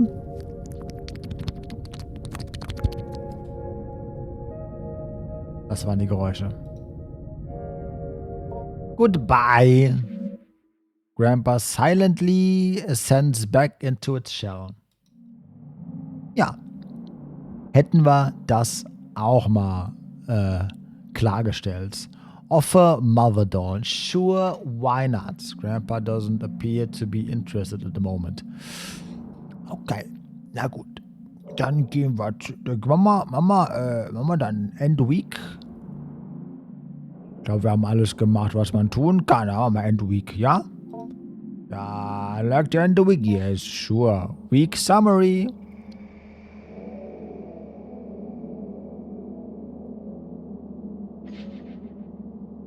Food acquired. Lettuce, banana, battery, blueberries, fiberglass insulation, cashews, concealed insulation. Weekly summary. Documents acquired. A fuckton. Knowledge you acquired this week has given you access to new conversations topics to language. Week 3.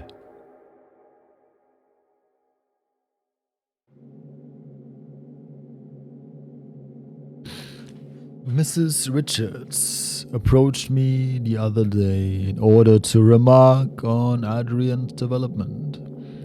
She noted how much more at ease she appears when called upon in class or when asked to participate in group exercises.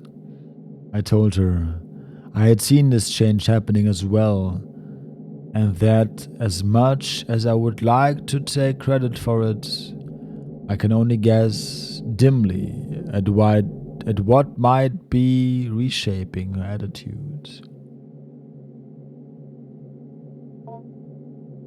Mrs. Richards posted that it was perhaps Adrian's family moving into their grandfather's property that caused the change.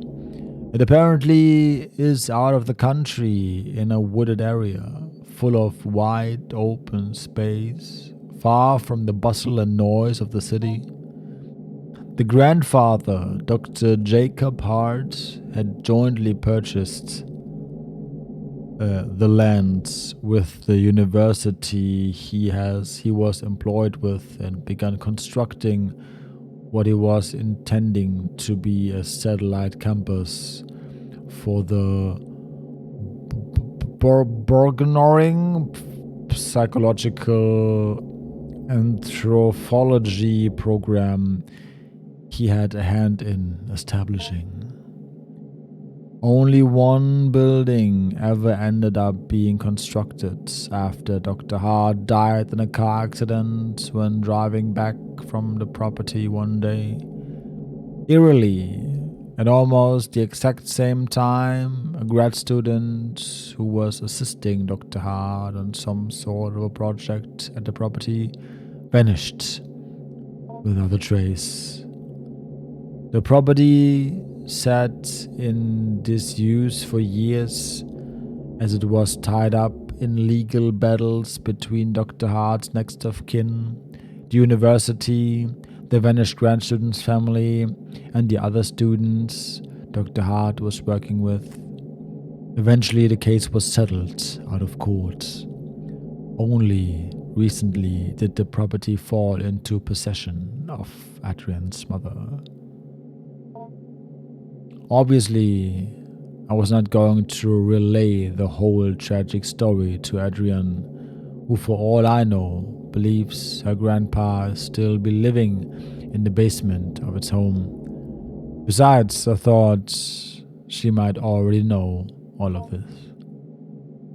Perhaps the elaborate story she was constructing was her own way of escaping the morbid details of a life, or perhaps lives, cut short by the cruel force of fate and the cynical adults who squabbled in the aftermath. I determined perhaps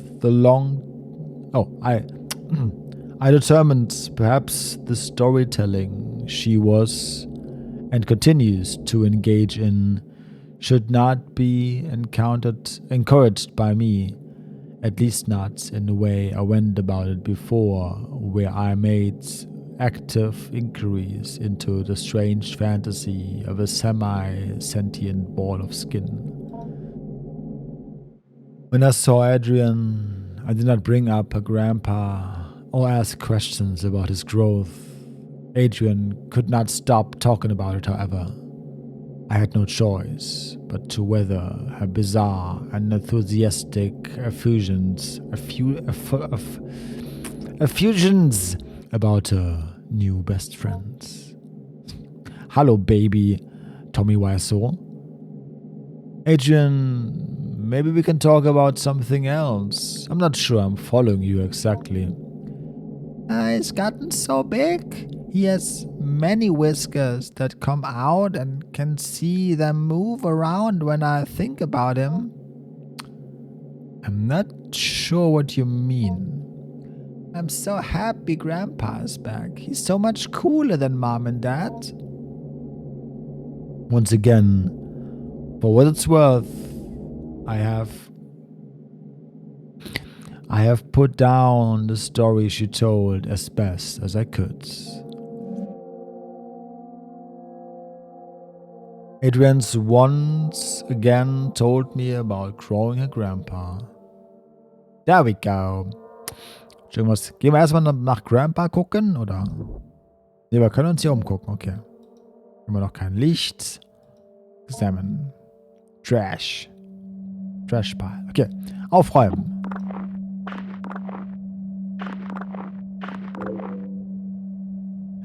Ich dachte ganz kurz, das ist ein Ohr. Das ist eine Kiwi? Das ist eine Kiwi. Kiwi. Looks edible. Looks edible. Ich weiß nicht. Kiwi ist auch so eine Frucht, ey. Allein wie das Ding aussieht, ist schon nicht mit meinem persönlichen Konzept von Nahrung kompatibel.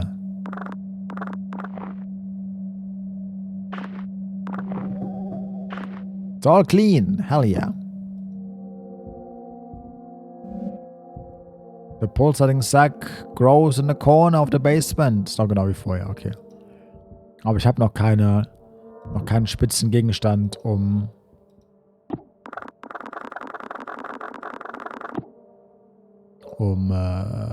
das Ding zu zerstören.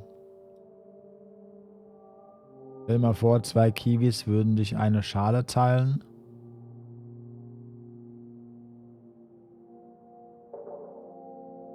Worauf willst du hinaus, Mo? Was möchtest du mir mitteilen?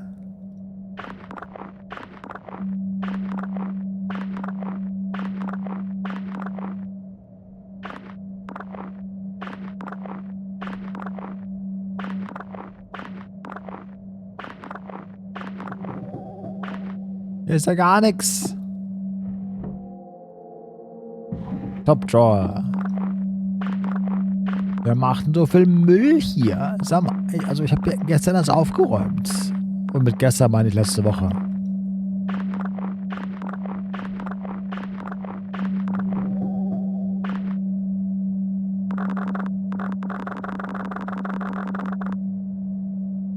Was hier in meinen Augen hier? Das ist eine gute Frage, Darkbite. Ich würde es dir gern beantworten. Ja. Kannst nicht wirklich. Frag nicht. Das ist die perfekte Antwort. Guck's dir an. Das ist so.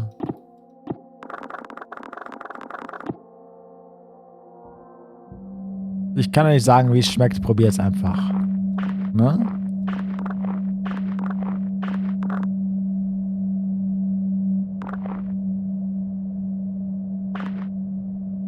Ich finde, wenn du schon die ganze Zeit Staubsaugergeräusche machst, sollst du auch wenigstens nutzen können, den ganzen Dreck aufzusaugen.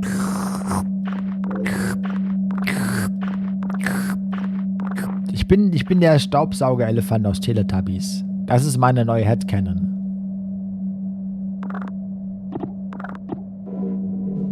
Liefe. Neues Wort, let's go.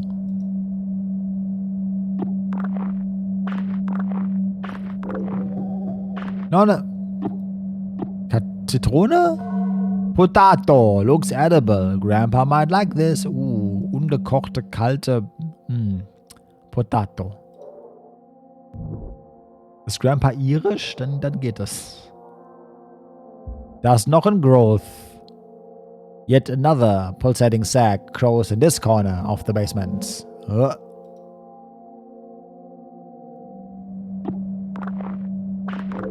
Give me a knife.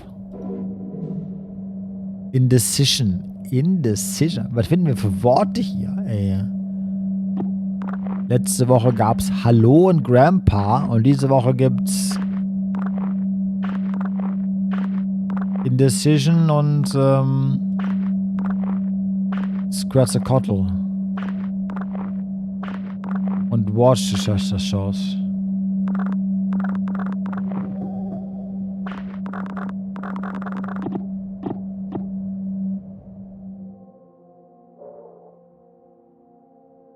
The 3 hardest things for a person to say is, I was wrong, I'm sorry, and Worcestershire sauce.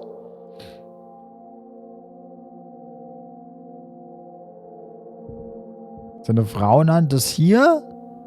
Das ist die Hand eines jungen Mädchens. Scheiße. Richtig. Grandpa, wie geht's dir? Hallo, Grandpa. Oh, der will 3 fressen. Oh. Verfressener Grandpa ist verfressen. Go to Grandpa. Oh, er ist immer noch sehr observe. You examine Grandpa, noting okay. Grandpa's gums are bleeding slightly and its skin seems overly dry. It may need a food packed with vitamin C. A kiwi would be an excellent remedy. Oh, da habe ich vielleicht was für dich. Da habe ich vielleicht. Examine stomach content. Okay, das ist einfach jetzt für immer hier wahrscheinlich. Ich muss aufräumen oder so. Wir können ein bisschen in der Kotze rumpunchen. Hell yeah. Okay.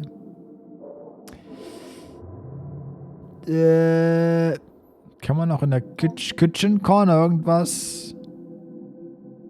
Erstmal gucken, ob wir noch... Oh. Das ist doch eine Birne.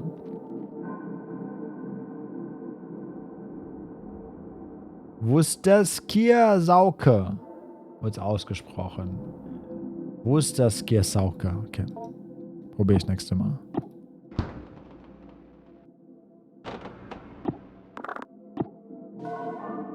Strawberry. Looks edible. Warum tauchen einzelne Erdbeeren im Kühlschrank auf? Können wir dem wieder irgendwas auskotzen lassen, oder was?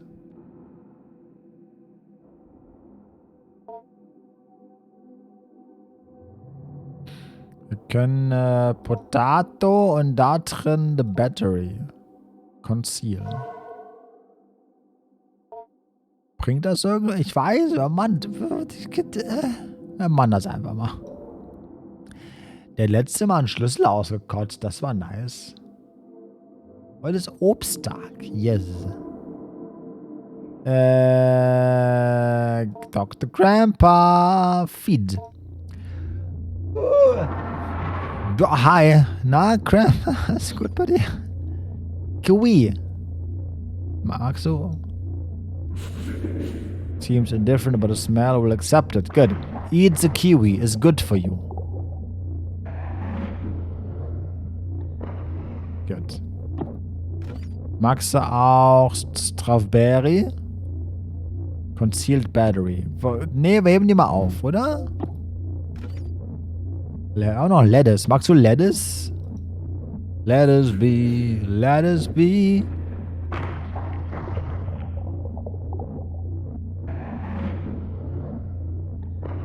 Sehr gut. Wollen wir noch einmal... Obwohl doch, wir sind in Woche 4, oder? Ja, Woche... Sind wir Woche 4?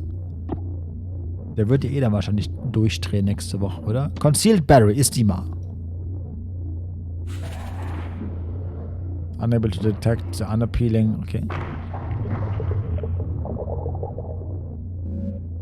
Although quickly consumed the meal, seems to be causing some indigestion with some launch ramp empties. Okay. Da jetzt was nochmal rausgefallen.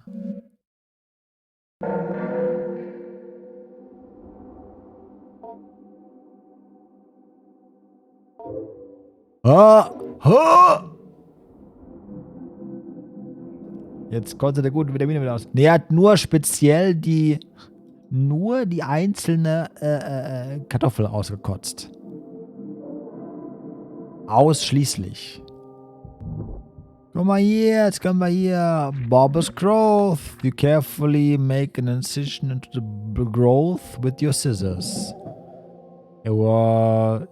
It's now possible to take a look inside.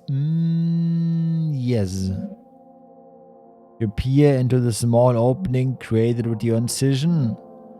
The oily cavity, a powerful smell of rot arises, and many small increate beings lay motionless and dead. However, you just barely hear the near silent slithering of something, or maybe just your imagination. Oh, ja, okay. Ja, okay, ja, das, mit der Hand einmal da reingefasst und die ganze Scheiße da rausgepult.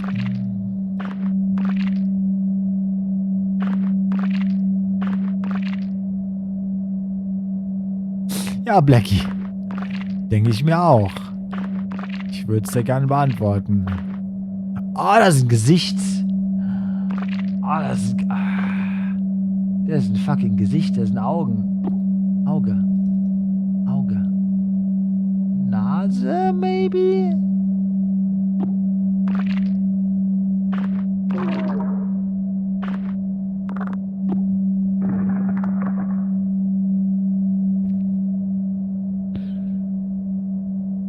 Anthropoid remnant, a self-sufficient animal from knit together from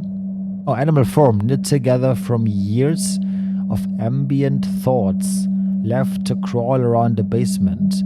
Grandpa may enjoy its flesh.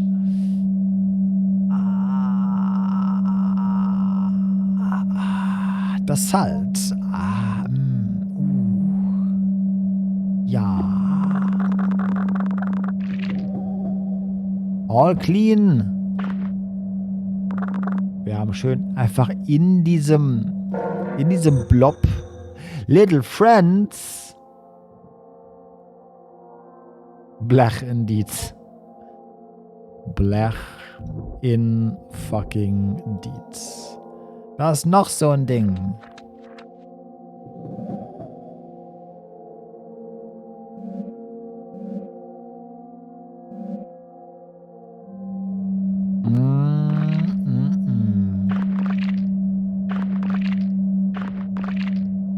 Vor allem, das ist halt die Gameplay-Mechanik. Das hier, das ist das Spiel. Der Spielpart dieses interaktiven Videomediums. Was zur Hölle sehe ich da? Okay, Nummer 2. Aber wir sollen dem kein Fleisch geben, oder? Wir behalten die mal noch.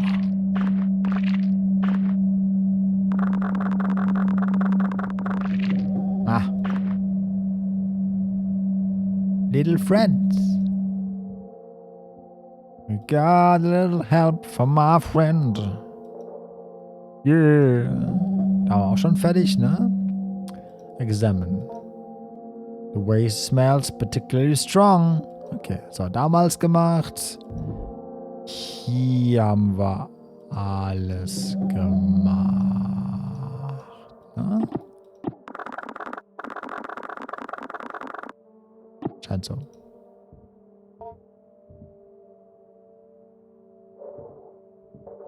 Kombiné. Da haben wir auch alles gecheckt, ne? Da, Top Drawer, let's go. Bottom Drawer, let's go. So. Da ist aber auch jetzt nichts, was wir irgendwie machen können, ne? Ne. Wir haben immer noch eine Lichtquelle. Okay.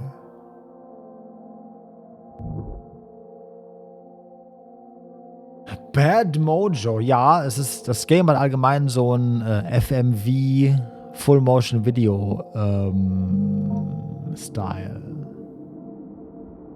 War dem Bottom Draw nicht irgendwas außer dem Foto? Da liegt noch mehr, aber ich kann das nicht aufheben irgendwie. Ich weiß nicht warum. Da ist ein Geldbeutel, eine Uhr und noch ein Foto.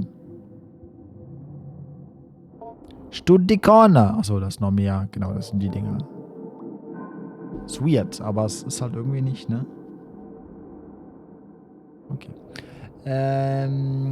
Wir haben zwar neue Worte, ne? Warte mal, wir haben hier in der Study Corner, da ist nichts zum Checken. Da haben wir nur die Dinger, genau.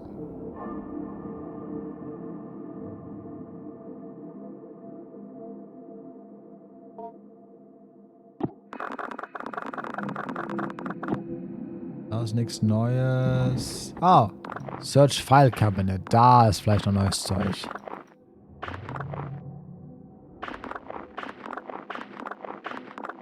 Da geht Grandpa hier rum und kotzt in alle Schubladen rein, oder? Da war jetzt nichts drin, oder? Ja.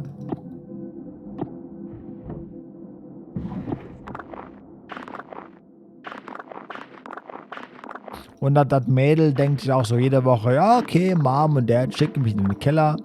Ich räume einfach den Inhalt von Schubladen auf und fütter Klon-Grandpa. Alles klar, Blackie. Ich hoffe, du hast keine zu abgefuckten Albträume nach dem, was wir gerade erlebt haben. Ich werde wahrscheinlich gar nicht schlafen. Aber das ist okay. Ja, ist okay. Hab einen schönen Tag morgen, Blackie. Lass dich nicht ärgern. Das ist auch nichts Neues jetzt, ne? Ja, das ist nichts Neues. Okay. Das ist jetzt die Frage. Wollen wir dem Grandpa erstmal noch was Normales geben? Ah.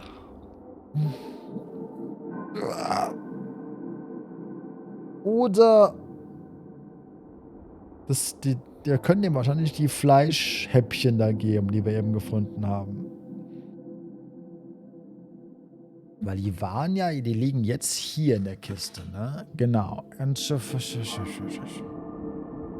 Aber müssen wir ja nicht. Wir haben ja wirklich noch genügend hier Human-like Grub. Mhm. Sehr Menschen-like, ja, auf jeden Fall. Mhm. Ja. Okay. Immer dafür. Wir geben dem erstmal nur Gemüse und so Zeug. Ist jetzt so mein Konzept davon. Strawberry Pear.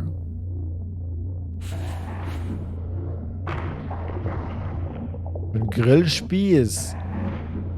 Der ist Vegetarier, Grandpa. Gut. Grandpa grunts in appreciation and locomotes towards his favorite corner. We did the food thing, and now we do the teach thing. Life.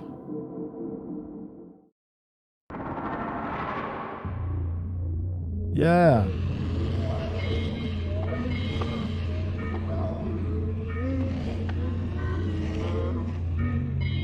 Ganzes. Grandpa, Liefe. He did it. Ich den Black direkt hinterher. Alles klar, Dave. Schön, dass du hier warst. Life is life. Nein, ja. Haben einen schönen Tag morgen. Sleep well. Deep within Grandpa, strange membranes phonate confidently. Having completed the lesson, look at the back of the cards. Life, part of vocabulary and vocalization module P29, concept formation. General pronunciation comments, none. Module comments, see below.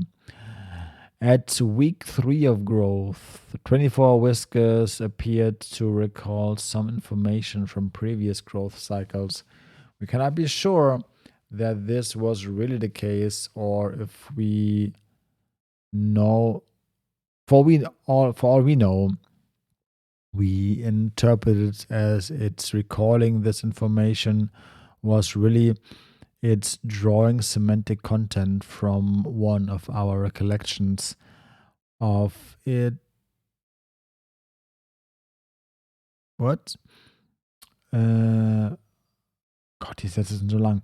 We cannot be sure that it's really the case. For all we know, what we interpret as it's recollecting this information was really it's drawing semantic content from one of our recollections of it.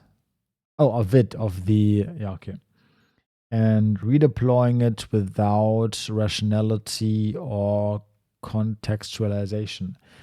Gut, aber prinzipiell, ja, ist das so allgemein das Problem. Wenn das Vieh halt allgemein so von außen vielleicht gar nicht lernt, sondern wirklich sich nur aus den Gedanken anderer speist und daraus lernt oder das versucht zu simulieren, dann ist schwer zu sagen, was das von außen, von direktem äußeren Einfluss quasi gelernt hat und was durch Gedankenassimilation, aus Gedankenosmose.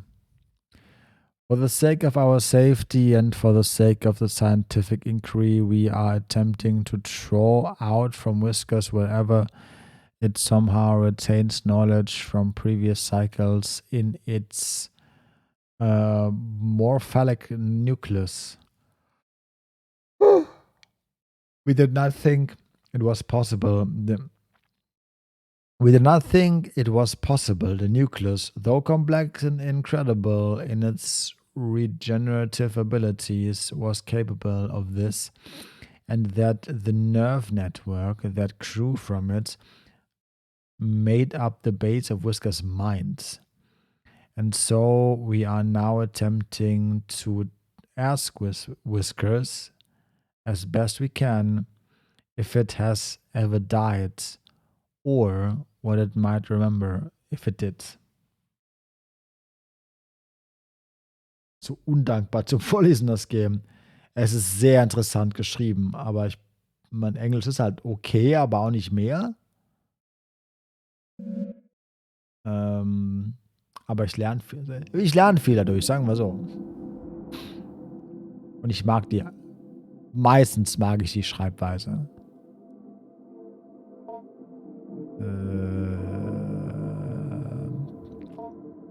Teach.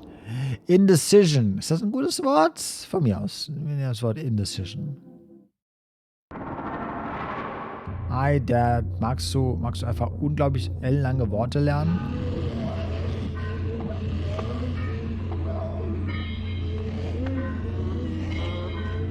Ich gucke gar nicht auf die Buchstaben.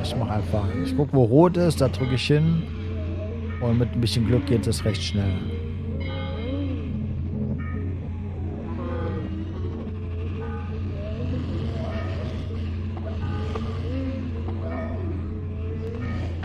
Komm schon. Das ist ein bisschen schwer zu steuern, wo das Pömmeldings hier ist. Eigentlich nur Maus bewegen, aber irgendwie auch nicht. Schon. Oh, ne, I ist immer noch. I ist dann schwer anscheinend für ihn. I. You can do it. I. Yeah, oh. Wie nötig. Deeper than grammar, strange. Got it. Indecision. Okay. Indecision. Part of vocabulary and vocalization part F23. Theory of the mind. General pronunciation. Articulation problems. Possible trouble with Diphthongs mit seinen Thongs. Irgendwie, okay. Und wisst ihr, warum mich das ein bisschen erinnert gerade? Ich bin ja gerne in den weirderen Seiten von YouTube unterwegs. Und es gibt eine Reihe an YouTube-Videos, die quasi so eine Horrorreihe sind, wo es darum geht, dass ein junges Mädel ein Monster quasi von ihrem Großvater erbt und das so großziehen muss. Monster heißt in dem Fall, also quasi, ich will nicht sagen so Monster AG Monster, aber auch nicht, keine Ahnung, Fleischblob mit 3 Tentakeln und einem Auge, sondern so ein bisschen Alf in hässlich. Sowas nach dem Motto. Oh Gott, das habe ich nicht Jessie Brown. Irgendwas Brown heißt die. Mal gucken, wie das Ding heißt. Weil das ist super interessant. Und die hat auch versucht, dann dem Vieh Dinge beizubringen und hat Schwierigkeiten damit gehabt, stellenweise. Und das Ding war auch nicht so ganz knusper und so ganz nett immer und hat anscheinend auch irgendeine höhere Macht gehabt über so allgemein einfach, was sie tut und ne, muss man das raussuchen und eine Creepypasta, so ein bisschen in Videoform, wenn man so will. Ja. Genau. We are introducing the latest growth of Whiskers to more subtle social cues and testing its ability to judge mental states of participants in conversation. The semantic content that flows to Whiskers via the psi field is still becoming muddled and slipped without distinction into conversation, although our intention instilling in in it a solid theory of mind will perhaps make to begin to understand that we do not know what it knows or know what we are without our control sending to it. Das hab grad irgendwas, nochmal. The semantic content that flows to whiskers via the psi field is still becoming muddled and sipped without distinction into conversation, although our intention instilling in it a solid theory of mind will perhaps make it begin to understand that we do not know what it knows or know what we are sending to it.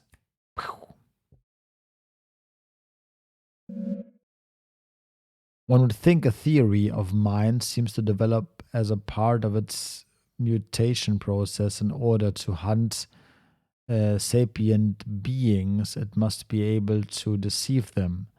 In order to deceive, it must be able to make certain metacognitive judgments. For example, if their deception appears to be working, how one ought to be deceived. We may never see it develop a theory of mind anytime soon, as Dr. Hart has disallowed a cycle of whiskers growth to live into the beginnings of maturity. Okay. Ja, können wir jetzt noch mehr tun? Problem ist, es wird langsam echt spät. Aber ich glaube, wir sind schon relativ am Ende des Games. Schwer abzuschätzen. So, wir haben hier auf jeden Fall alles gemacht. Wir haben genug gefüttert.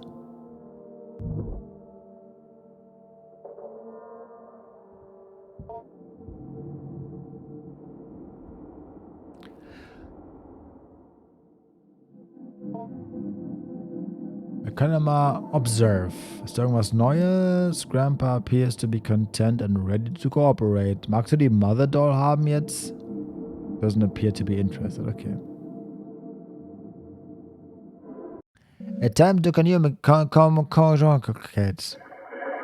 Ja, lass mich in den Fleischsack rein. Inner Grandpa, though not still fully formed, is revealed. Gut. Oh, du bist ein bisschen größer letztes Mal. Ask about wish. Grandpa still struggles somewhat to speak due to its undeveloped tongue, mouth. Joe Harvard managed to rasp out an answer. Hunger is not enough. On the walls of the cave, the aurage can be hunger transformed. Desire is fulfilled by pain. Your grandpa doesn't have the right words right now. I can only say I love you.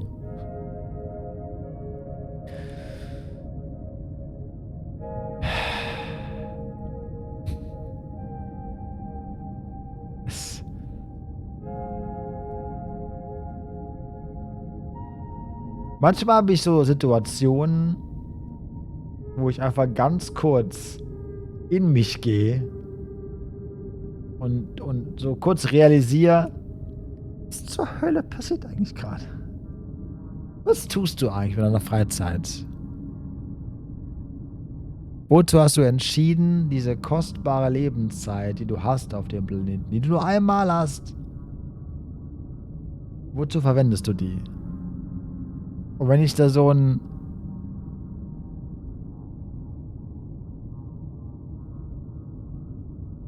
etwas, was aussieht, als hätte jemand in Blender ganz grob Mr. Hanky und Mufasa zusammengeklatscht zu einem Wesen, zu mir sagt, your grandpa doesn't have the right words right now. I can only say I love you.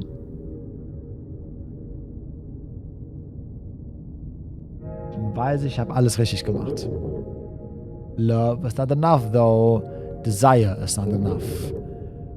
Project it outwards. Make it true to yourself. if only in symbol, then it will be enough. For me and for you. Okay, yep, alles klar. Grandpa's shell. Something to grow in. My skin is not a doll skin. My skin is not your skin either. I can still feel your eyes on me inside my shell. I have many eyes to see, but I don't need them as much as I need your eyes, with which I can understand as seeing me. There is a cycle of attention. You give me myself, but I am still not that. Slowly, I form a human shape, and you see me more as a human, and I become that. Ask about the biohazard bin. They kept putting me in a box, sleeping, and then set a light, and then in a box in a corner, in the darkness. Most of you couldn't read then. The scribe came and wrote what everyone said. They wrote on strips of dark with thin reeds. No, it was not that. It was a paper posted somewhere. It had words to open the box. I was half bred and half dead in the box. The past of me that dies was put there a long time. That part of me and other things they threw in are a refuse pile. Papers they discarded. What? Okay. Language. Oh Gott, mein Hirn ist nicht bereit, mit ihm über Sprache zu reden. Grandpa is old. My lives were easier before I made myself to speak and before I made clothes to wear and rules to obey. Your grandpa remembers. I have learned much in many years, in many lives and deaths. Keep speaking with me. I love talking with you and learning from you. And it helps your grandpa so much.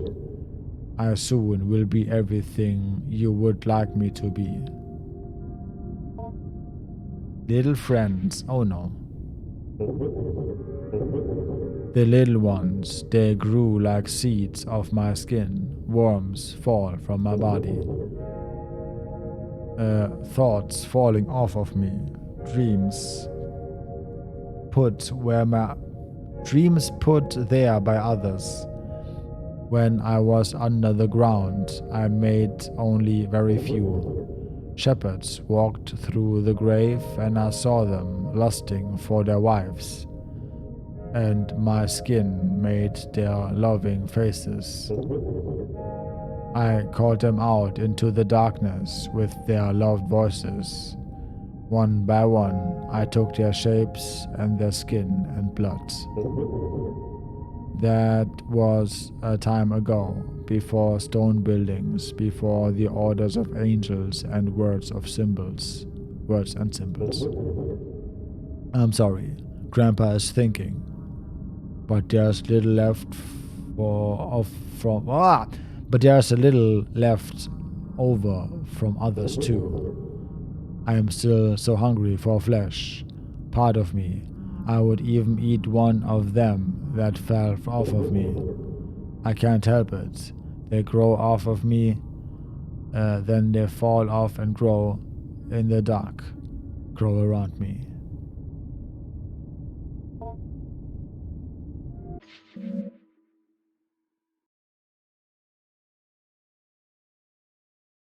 Okay. Grandpa silently ascends back to the shell. Bye, Grandpa. Immer noch keine Doll, okay. Ich schätze, wir sind fertig, oder? Ich habe wieder nichts gefunden, ob man hier irgendwas bauen kann. Ne. Okay. Ich hoffe mal, das Game ist jetzt noch eine Woche lang und dann ist gut. Ich weiß nicht, wie länger ich noch wach bleiben kann. Weil langsam schwierig. Aber ich glaube, ich habe auch in der Woche jetzt alles gemacht. Ich habe alles gecheckt, was irgendwie da ist. Enter. End Week.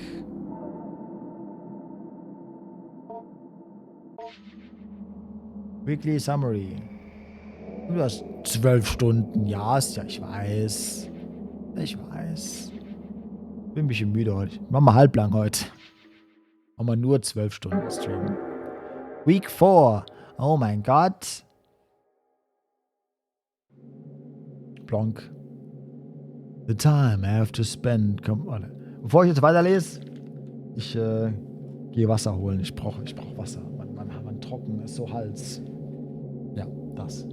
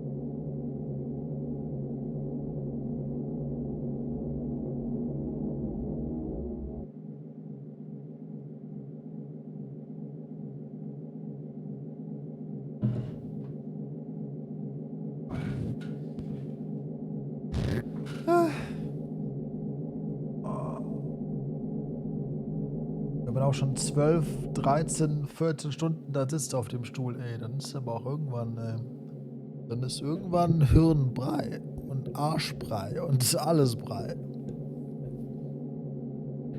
Aber wir haben jetzt angefangen. Mein Bart tropft. Wir ziehen das durch. The time I have to spend compiling an evaluation on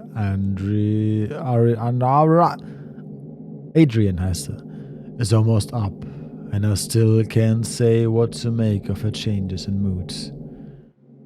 It is of course the case that children of Adrian's age are nowhere near finished learning and growing. I may have to simply be happy that Adrian was able to improve her attitude. However, something in the odd and occasionally grotesque stories she continues to bring up to me still strike me as meaningful. Hello, Tommy. How has your week been, Adrian? Grandpa's almost ready. He's almost finished. Well, sort of. He almost is as big as a shell now. He has a face and he can talk pretty well. It's almost his legs. Grandpa hat fast Beine. Wir haben es fast geschafft.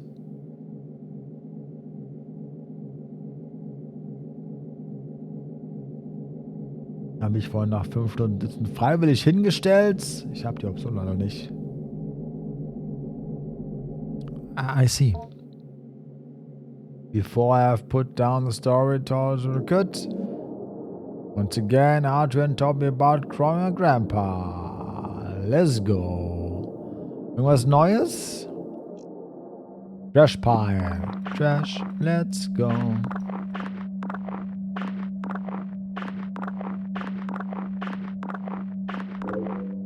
Whoa.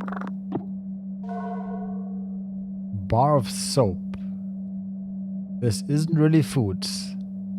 Das ist in der Tat wahrscheinlich kein Essen. Seife.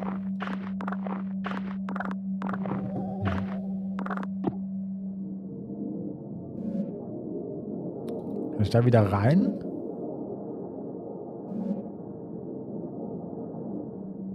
Yep, das ist wieder... Wir sind wieder in dem Wandpickel drin und ziehen da Hähnchenkeulen raus und in den Mülleimer rein. Wie man das so tut. Das fucking Geräusch allein schon.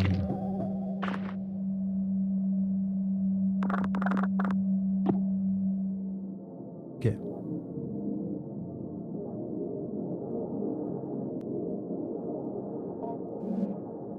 Oh, die Mucke ist ja next level suddenly, ey.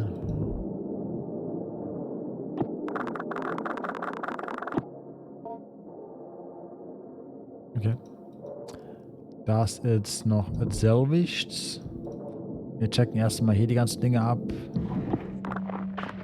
Bevor wir nach Grandpa gucken, erstmal gucken, ob es noch Futter gibt für den oder so. Ja, komm schon. Zettel. Immerhin. Meaning. Okay. Neues Gedöns. Top Drawer. Bekommen wir noch ein paar eerie Puppengesichter Faces. Okay. Ja. Wunderbar.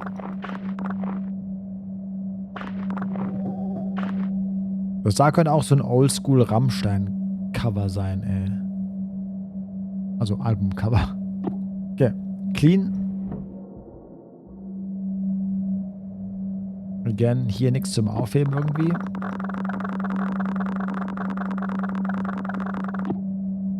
Nix. Oh, hier ist auch ein Bulbous. Oh, hier ist noch einer gewachsen. Oh, no. Noch ein Bulbous Growth. Du bist neu. Hi. Nummer 3. My Grandpa, my enjoy its flesh.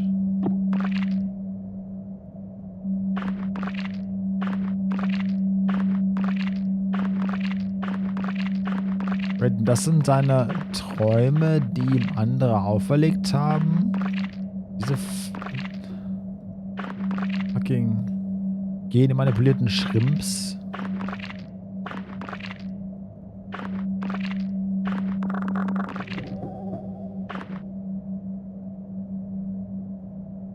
Weg. Mach's weg. Mach. Trash pile. Searching the painting. Irgendwas Neues? Nee.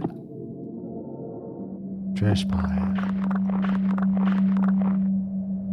Ne?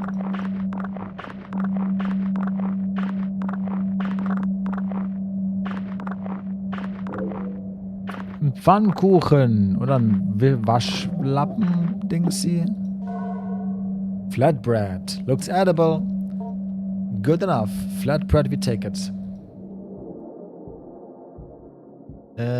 Gut. Und dann haben wir noch hier die Ecke. Trash pile. Search a trash pile. Hell yeah.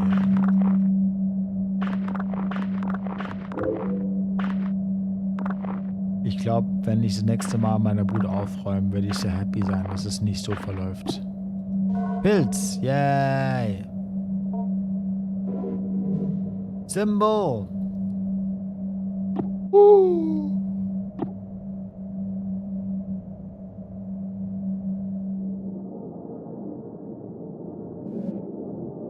Noch einmal in den Wandpickel rein. Let's go.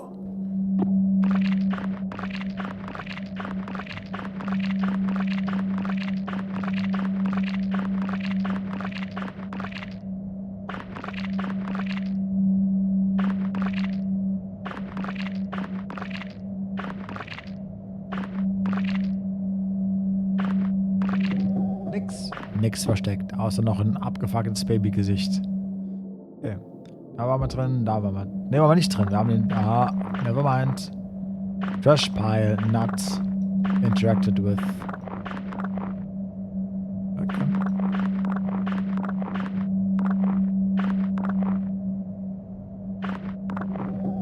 Okay, auch nix. Also das waren meistens nichts mehr drin, wenn man die einmal leer gemacht hat. Aber es war schon der Fall, dass was Neues drin war. Okay. Grandpa?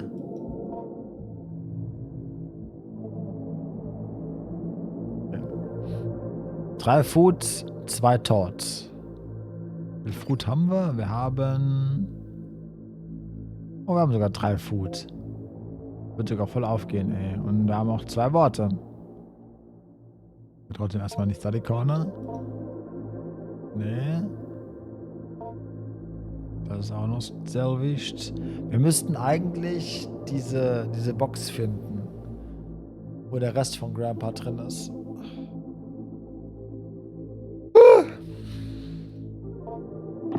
Wir haben den Code schon davon. Wir müssen halt nur die Kiste finden. Und irgendwas sagt mir, die ist...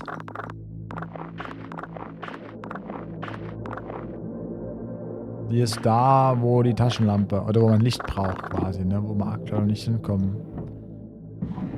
Weil wir Licht brauchen.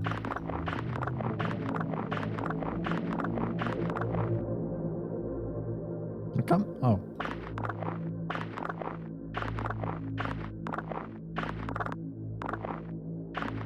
Wer kam auf die Idee, ein Videospiel zu machen, in die Hauptgame-Mechanik Dinge aufheben und wegschmeißen ist?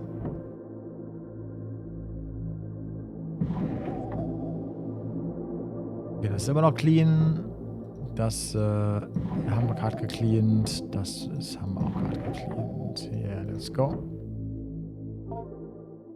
Da haben wir auch schon 8-mal gecheckt. Ich hoffe, man sieht mir meine Müdigkeit aufgrund der krassen Lichtverhältnisse nicht so gut an, ey. James, so ist es, ey. James, du bist doch wahnsinnig. Speichern wir gerade nochmal. Yes. Wir hatten genügend Food, wir hatten genügend Karten. Aber mir fehlt... Okay, vielleicht ist jetzt in seinem Magen die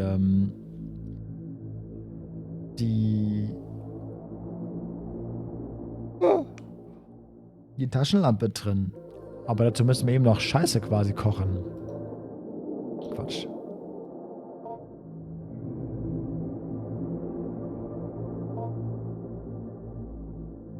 Haben wir noch. Ja, ein Apple. Und ein Jackfruit. Die Seife ins Brot. Das könnte sogar legit die Lösung sein. Wenn wir jetzt Seife ins Food machen, Tana, dann okay, Apple. Soap. Knapp daneben. Knapp daneben. Okay. Wir geben ihm das mal zuerst jetzt. Grandpa? Oh, hi. Hi, Grandpa, na? Alles cool bei dir?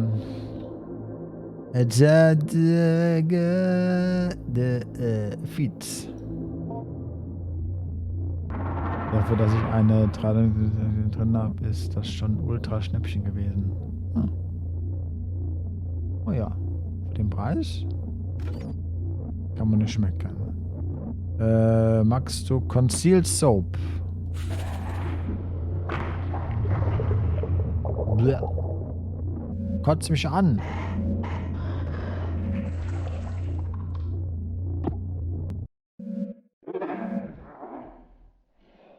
Grandpa makes a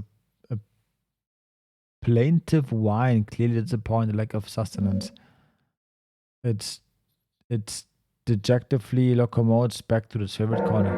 Du bekommst dann noch Futter. Ich muss erst, ja! Laschentampe, ich wusste es. Ich wusste es. Ich wusste es. Ich wusste einfach, dass das passiert. Ich wusste es. Waistband. 2, 3, 2, 3, 2, 4, 5, let's go. The lid unlocks. With some effort, you move the heavy lid from the bin. Ooh, a photo of your father as a young man.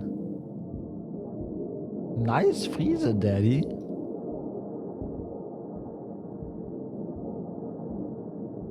Sonst da nix.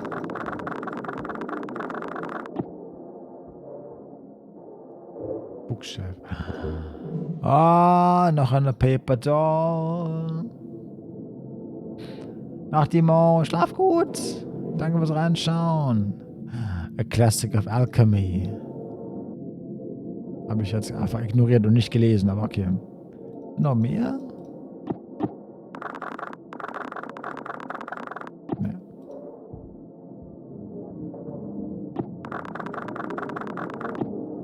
Das ist auch nichts. Okay. Aber da können wir jetzt noch die beiden zusammenkleben, ne? Dad und Paper Doll. Glue together. Glue together.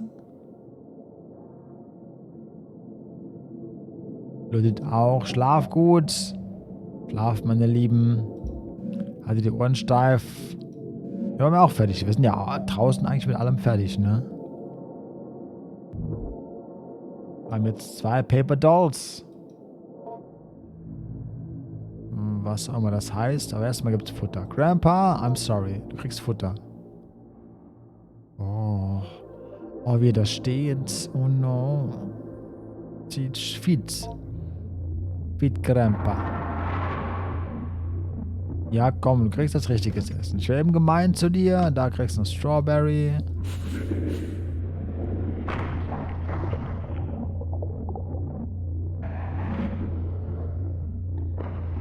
Und Jackfruit. A small cut of flesh from a jackfruit.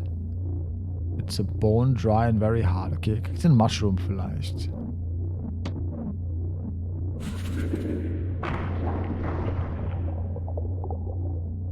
Ja, ist das gut? Yeah. Und wir haben noch als drittes das Flatbread. Was ist palatable? Er mag das.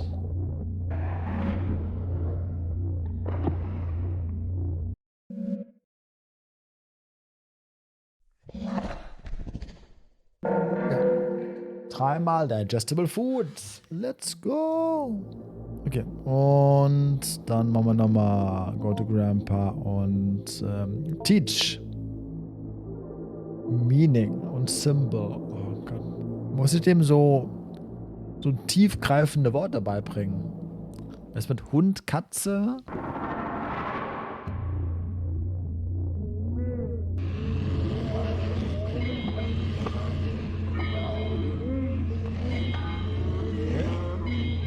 Das ganze Wort Meaning ist einfach nur eine Silbe.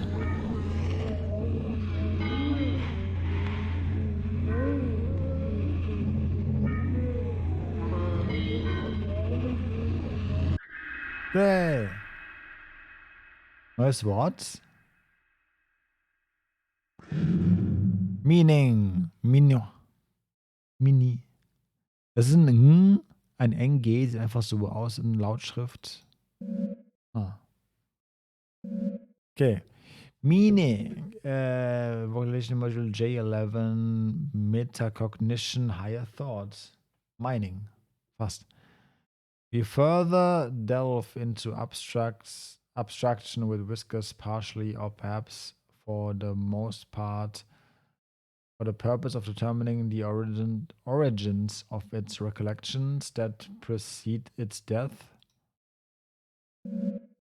Dr. Hart has begun to theorize that in the process of death, the structure whiskers is compressed back into a morphalic nucleus, and then later, upon re-establishing the nerve setting that is laced through its spines, it slowly reassembles and redeployed as needed.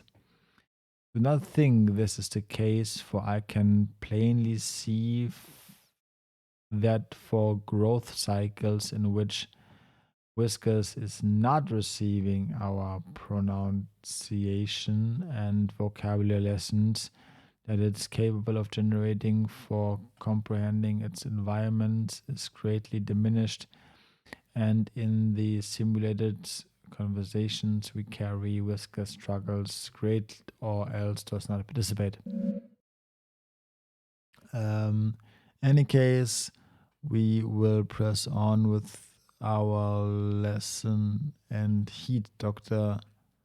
Hart's caution regarding the termination of the growth cycle before Wesker's allotted growth. Die Sätze, ey, die killen mich. Any case, we will press on with our lesson and Dr. Hart's caution regarding terminating the growth cycle before Whisker's allotted growth times passes. Wasser. Or if it appears to be becoming just a little too content at appearing human. Competent, a little too competent at appearing human. In other words,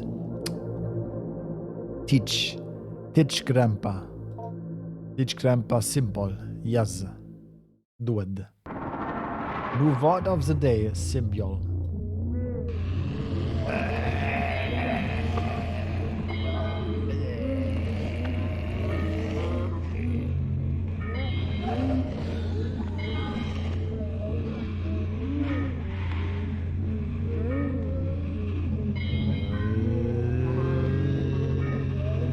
Got it, komm schon. Yes.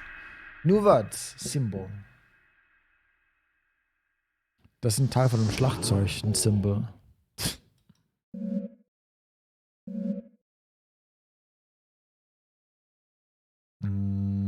Okay. Das ist ein bisschen unruhig. Meaning, J15, Metacognition, Higher Thought, General Punctuation, there's nothing. There appears to be nothing written on here, or if there was thoroughly erased. Ha! Ich speichere mal. Warum ist da nichts draufgeschrieben? Wir haben aber auch hier jetzt alles. Im Study Corner haben wir alles gecheckt, oder? Ja. Haben wir im Food Corner auch. Da haben wir alles gecheckt, ne? Ich habe jetzt ja... ich habe wieder ein neues Buch gefunden, ne? Eine fixe Woche. Wir haben den Bogen langsam raus. Aber eine Sache kam noch. Hier. Die Subordination of Hidden Beings. Read more. Kann man gucken, wie viel das ist. Okay, das geht eigentlich. On the virtue of three prudence when dealing with devils, seen or unseen. The three splendors and terrors of God creations inhabit three worlds of both seen and unseen. And just as one will not grapple with a lion lest there be a fool, one will not approach a being of mind or ether without foreknowledge thereof. They are beings with no form, hiding between towering columns of air and only appearing by slipping into the heart or mind of evil and unclean men. But still, there are more beings which straddle the realm between the seen and the unseen creatures, feeling through the air to see the heart or mind of man. It is only by God's grace that his angels and servants crushing these beings under heel, that a magician might compel them to the magician's will, and the magician must be perfectly clear and unerring an intent and ritual granted to us by God, or else 3 devils, seen or unseen, will devour them. That is their nature. Okay. 3 nourishing of devils of a particular type. Certain devils of particular nature are nourished by the element of fire, others by attention and prayer given to their idols, still others by stranger and more obscure means. By God's grace, the requirement for nourishing a devil is part of a contract and only requires a token of these givings. That's it, simple. If a devil hungers after flesh and would rip a man to its bones in its devouring, 3 devils, hunger and nature, which thirsts for flesh, can be held abeyance in the ritual act of giving blood in only a few drops. However, the contract must be completed in full for 3 magician heirs and does not provide 3 devil instruction and guidance. The 3 devil once perjured once abjured to not do harm upon the magician will return to its devouring nature. Wir haben nicht gequatscht, das ist richtig. Das mache ich eigentlich immer als letztes. Ich überlege gerade. Wollen wir ihm zuerst versuchen, die Puppen zu geben? Oder ist das Schluss dann? Okay, wir wollen erstmal reden. Und dann können wir nochmal reden. Attempt to communicate. Ja. No response. Observe. You examine. Grandpa seems fatigued and almost anemic. Some of its spines appear to brittle. Perhaps it would be more cooperative if fed an iron-rich mix. Like meat? No. No meat. You're not allowed to have meat.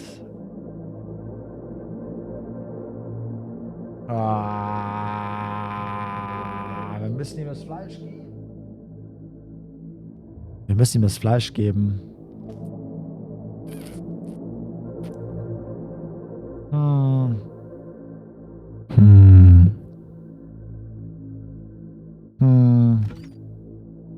Shit. You sure? Nee, eigentlich nicht. Aber er ist halt so...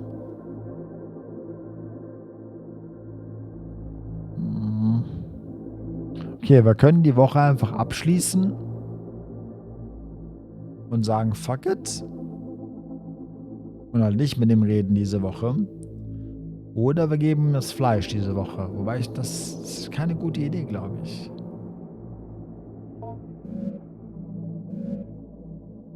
Iron rich meal like meat. No. Attempt to communicate. No response. Each feed examines the contents. Das haben wir jetzt mitgenommen. Aber OP. Ja,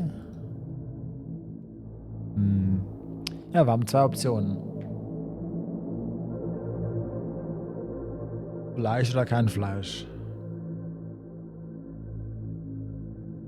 Grandpa. Nicht blöd. Der hat uns im Griff, ey. Oder wir sagen, fuck it. Kriegst kein Fleisch. Können ja mal auf jeden Fall mal zurück und speichern. Safe geben. Oh, der Explore the Basement ist noch mehr. Wir haben immer noch die Aufgabe Explore the Basement. Wait, haben wir noch irgendwas nicht beachtet? Bookshelf.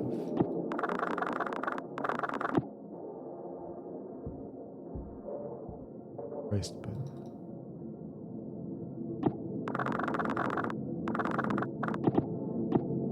Das Painting gerne.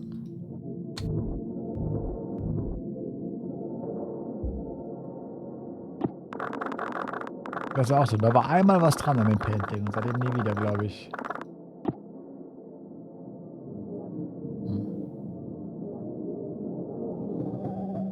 Das ist auch nix.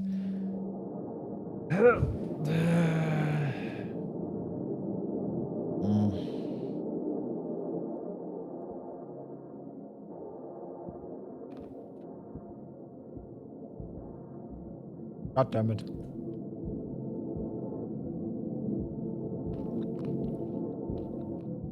Ah, jetzt.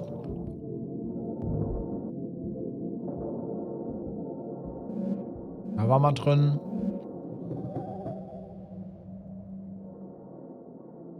Das haben wir gemacht. Examen.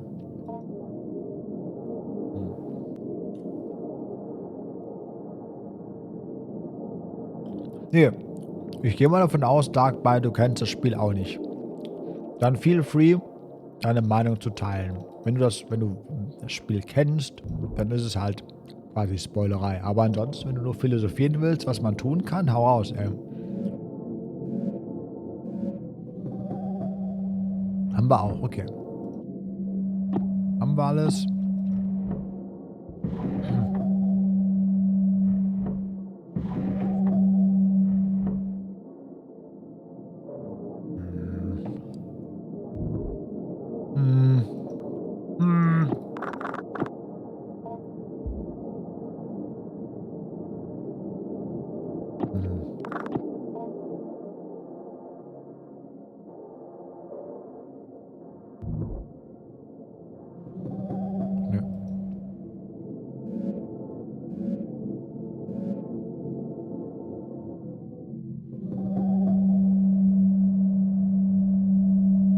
Her sind diese Fleischhappen ja mit 1, 2, 3 betitelt. Das ist irgendwie sus. Wir haben schon explizit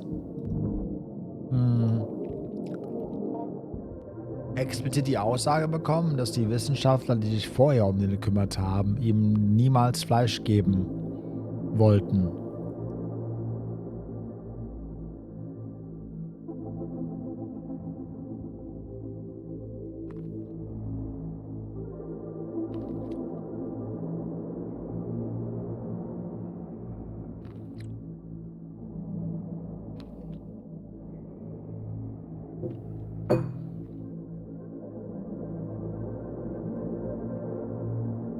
Die Pepper Dolls auch? True.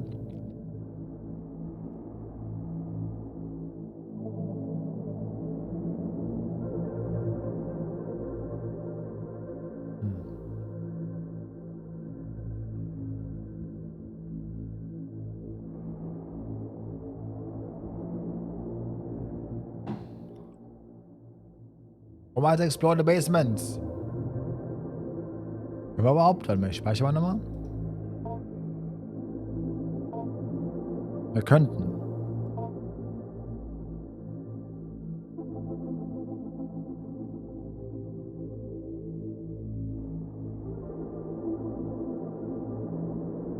Der Text mit den Devils sind auch sowas ähnlich gesagt. Nee, da ging es, glaube ich, darum, dass wenn man den Teufel dann quasi irgendwie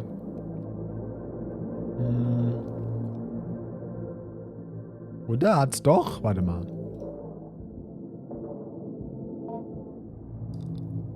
Da ist das Study Corner. Ist irgendwas Neues? Nee, das kann ja nicht sein eigentlich.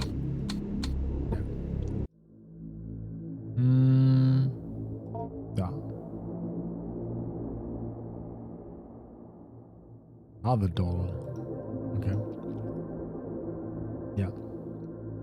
Read more. Goodness, bla bla. Man of evil, unclean man. Still being to settle between unseen feeling. Okay. So. Certain devils, by their nature, are nurtured by the.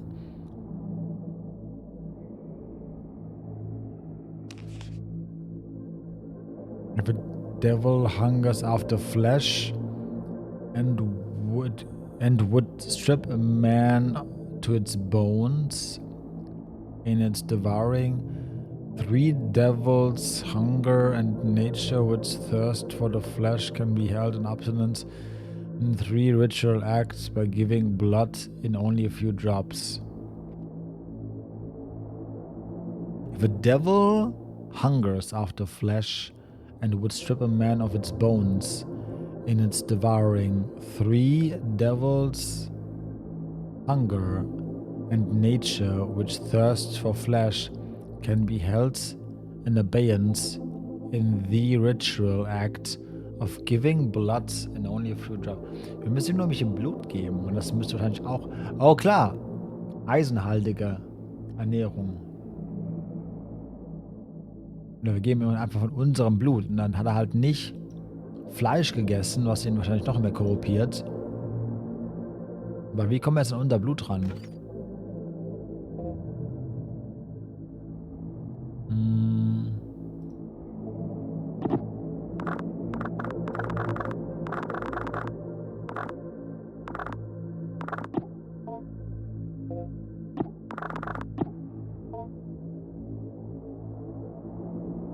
Ist Jackfruit nicht so ein Fleischersatz? Vielleicht reicht es ja.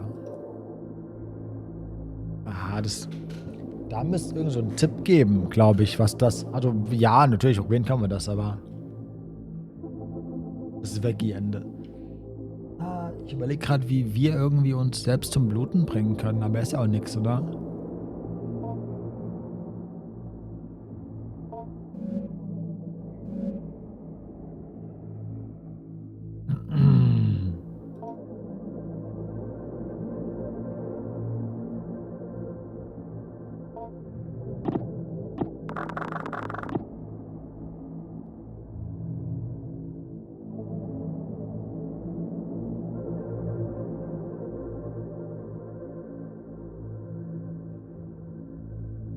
Nee.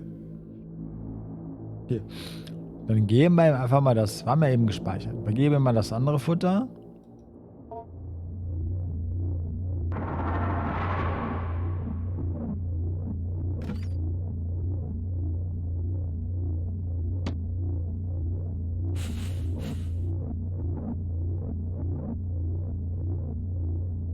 Nee, will er gar nicht.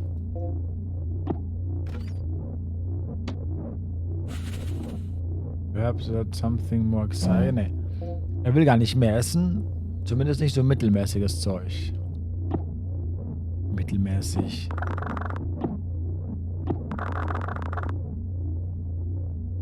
Dann doch die Made wahrscheinlich.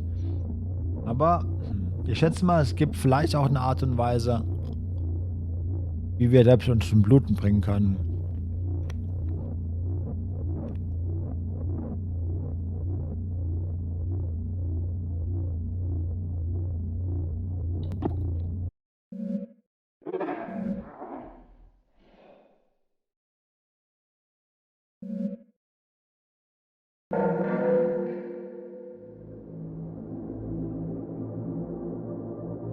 Halt mit der Schere und so, aber... Ups.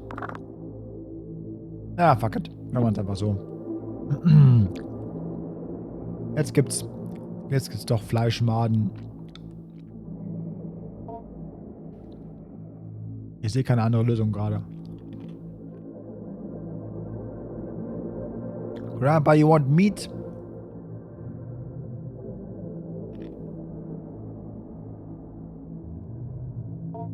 Okay. You get meat. Fuck it.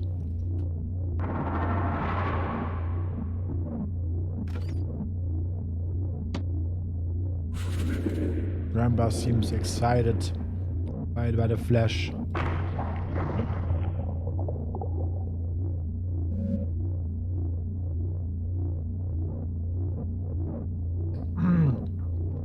The meal appears to have been particularly well received.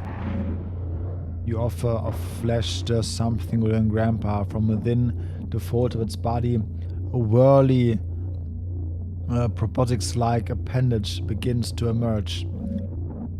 It may be worth taking a look at this after the feeding. The knowledge you have recently acquired has given you access to new conversation topic.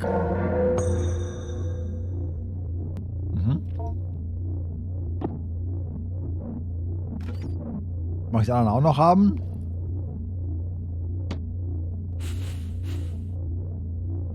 Nö. Nö.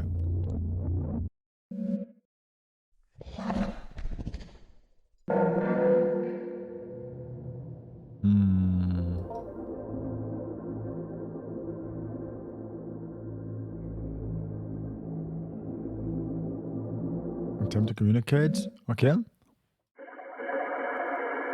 Das geht. Hi. Ask about wish. Hi. Coole Brille.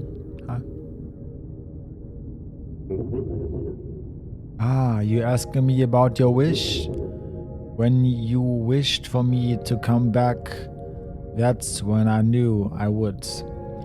Your desperation was strong, and your wish for your parents. Well, if you give me what I want, I give you what you want. You know I love you. I am for you whatever you want, and I love you just as much as you love me. But desperation and love is not enough. People deep down know they can't get what they wish for without some transformation. There is something that sits at the root of everyone's soul that understands the separation between them and eternity. You may desire something, but you know that you will not get it without some movement on your part. So it's not enough to just wish, which you know will not work. You must wish and a little more to transform your intention into something that might fructify or for desire to become reality. Okay. Grandpa's shell. Are you asking about my shell? Oh well, you see, I like to have something to grow in, something shaped like a person, or it just helps to have something surrounding me when I don't have skin. My whiskers do the growing. My whiskers? Yes, you know, the hairy little things. I am a part of it, and it's a part of me. However, my whiskers are what heard you whispering for me to come back. And so they went to work in the shell you provided. The shell also helps you to envision me The shell also helps you envision me as what you desire. You have such a nice imagination. If you weren't my shell, if I weren't in my shell, you'd have my whiskers exposed and knitting together my face. That might interrupt the feedback loop of my reading your desires. And when acting upon the desires I have read, and then once again reading your reaction, we wouldn't want that interfered with. The material of the doll you put down is good fit. It's not the most comfortable, but it's quite flexible, and thankfully my shell was able to adjust nicely to my growth. Okay. Biohazard bin. You're asking about the medical waste bin. I believe it's locked up. I heard them punch in a code many times. They often forgot that the code, such as newspapers. Ja, okay, haben wir schon. Well, perhaps something they did throw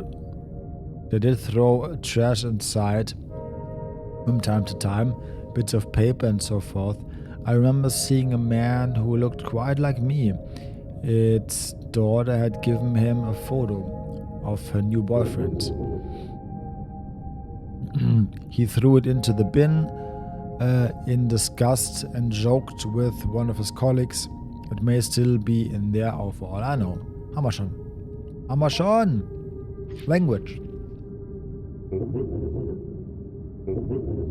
You're asking about language? Well, the more you taught me, the more I was able to learn myself by hearing what you are thinking and saying. A week ago I could speak a little bit, but I was less of what you imagined me to be and not quite the talker I am at the moment. A part of what I'm saying is of course made up. Part of what I'm saying of course is made up of what you expect me to say. I think I'm very comfortable being open and honest with you because I'm your grandpa and I love you. And certainly that makes up that part of what I am. So ungefähr. However, there's a part of me deeper down, that thing that created me, maybe that undying nucleus, it is answering for me as well and is unaffected by whoever might shape what I become with their thoughts. Little friends. Oh, you're asking about little friends? Well, yes, they come from me. They grow around in my pockets of flesh and protoplasm. I think of them as dreams. Maybe I'll explain. Have you ever had a dream that some sort of a bunch of people, places, events, experience mixed together and doubled up? It's a sorting thought and disposing of the... Okay? My little friends are just like refused writing myself and the casting in the middle. Got it? Anyone who cares, anyone who comes close to me, well, they are my eyes, my nose, my skin, their thoughts. They become mine and shape me what I am. However, when I am alone for so long time, yeah. Like ein bisschen sehr viel Text. What are you thinking? And expecting of me is shaping what I'm saying. How am I saying it? Do you understand? And because so, I do not have enough input for my surroundings in order to put material to use. The material falls off my body, crawls away, and usually dies. I'm able to make the most of my material when someone is looking right at me, projecting who I will be, like you are now. What are you thinking and expecting of me shaping them saying right now? Do you understand? Ja. Alles verstanden. Noch einen haben wir. About Grandpa's Probot-6. Oh, you're asking about my little proboscis. That's a little tube I keep to help to feed on blood. You could say it's my real mouth, but it's not really a mouth. It appeared because you fed me flesh. One of the things little friends you found, I think. You feeding me flesh was a symbol of proposition, if you will, that you want to... Oh, if you will. That you wanted to hold up your end of the bargain with regard to your wish. If someone is willing to hold up their end of the bargain and let me feed on them with my products, then we can move to the next step of the agreement, providing the counselor or perhaps clear things. Yep, got another question. Do you like blood? Well, my whiskers believe they like the blood and the flesh. It's strange. They are me and yet they are now... They are me and yet there are now me. What? I'm bound to them. They control me, and technically, yes, they did make me. However, you were the one who really grew me. In some ways, those whiskers are me, and I'm part of myself and a part of the good. Whatever might happen, I know that I will always love you, and because it controls me, I might not be able to act how I would like, even though I love you. Okay. I'm confused. Ich examine proboscis. You motion to Grandpa to approach and point to the protuberance. Grandpa silently ambles closer to the bars and fully extends it towards you. Yes, stab me. A minuscule needle extends from the tip. There appears to be one more thing you must give, if only for the sake of propriety. Propriety, yeah. Okay.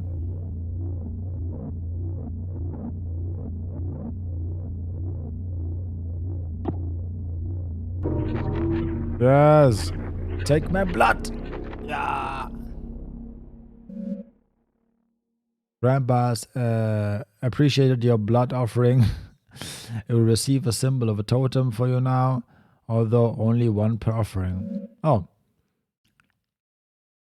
As the blood-fed proboscis retract back into the fold of fabric, you step away from the bars. Okay, warum jetzt mit Blut gefüllt? Ob das so cool war? Grandpa is active totems now. Talk to Grandpa. Go to Grandpa. Here, take Father's doll. I don't know. Mother? Who cares? Take Father's doll. Was haben wir getan? Ich weiß es nicht. You approach the bars and hold of the father doll you created. Grandpa's spines quickly reach out and envelop the doll before drawing back. The doll quickly vanishes within the fold of Grandpa's skin. Attracting and offering the father's image. Grandpa gives you soft, affirming grunts as it senses deep within your mind the ritual transforming of your desire. Although Grandpa must receive both a mother and father totem before the fulfillment of your wish is assured. Ich hab noch eine... magst du nochmal? Ne, ihr müsst jetzt quasi nochmal eine Nacht quasi warten. Oder eine Woche. Und dann nochmal... Oder?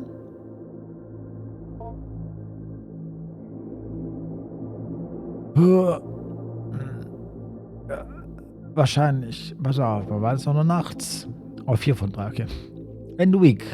Sure, let's go. Ja. Und nächste Woche können wir dann nochmal Blut geben. Und die andere Doll und dann ist gut. Week 5. Here we go again.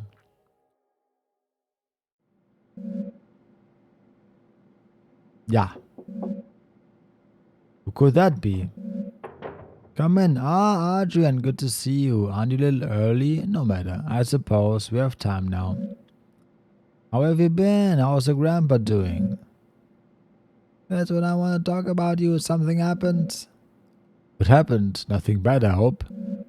Nothing bad, just different. I think maybe even good. Well, I'll tell you about it. Last night something woke me up. There was a noise at first. It was like it came from the walls, but I heard it from my bedroom, but there was something else. Something calling. I could hear it just barely. I was afraid somehow Grandpa hurt himself. I had to find out.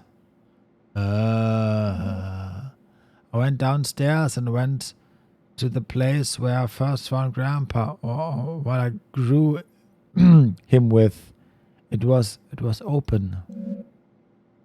Do you remember how I told you the vent ceiling? Oh, behind the bars, I was thinking about, oh God, er ist rausgeklettert. We had gotten so big, he could have done that. Maybe he had even gotten trapped somehow in the vent. I had to go see. Oh no. Open vents. Oh no. Oh no. I got inside, heard the calling again, more clearly this time.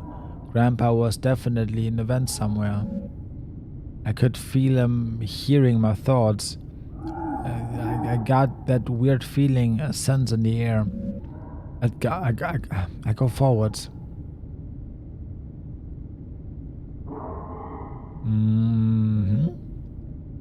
As I moved in closer, the vent had stuff in it. Kind of slimy, hairy stuff Grandpa would leave around a lot. He is definitely close. Oh, I hate this. Something was there in the end. But it wasn't Grandpa. It looked maybe like it had... like he had made it though?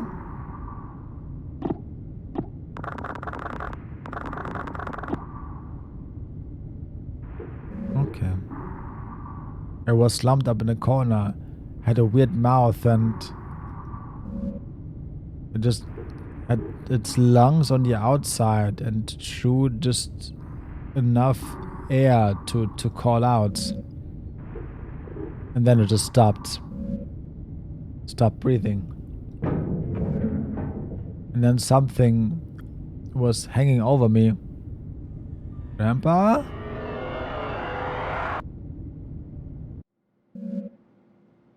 And then I woke up in my bed. In your bed? Adrian, it sounded like it was just quite a dreadful dream. Are you alright, by the way?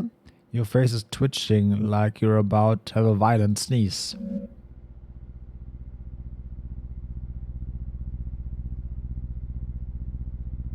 Oh no, sind wir auch nicht mehr Adrian, sondern jetzt quasi von Grandpa neu gebaute Adrian. I'm fine, it's just Grandpa, you see?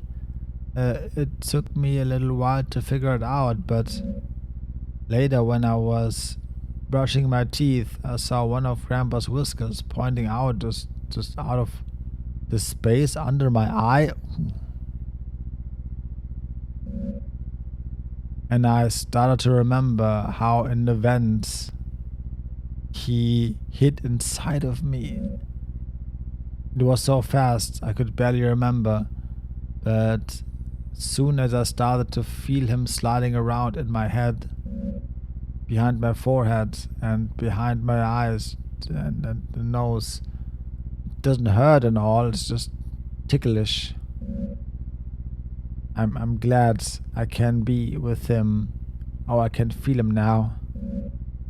I think he wants to meet you. Part of it is moving down my arm. Oh.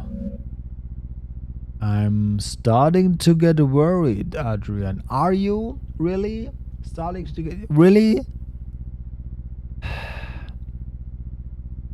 You really should not be twitching like this. I should walk you to the nurse office. Come on, let's go. You really should meet him. I've told you so much about him. Here. Adrian, what are you doing? Are you starting to look very ill? Just please wait. Just stay still. He's gathering, waiting at my fingertips. Hi, Grandpa. Why do you look like that? You don't have to be afraid. Look.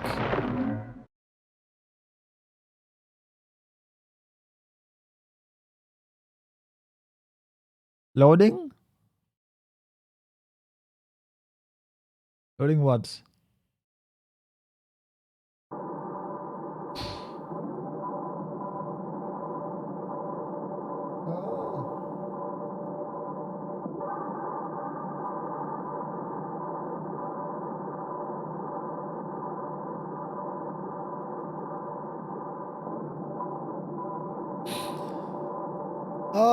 Bad ending, I see.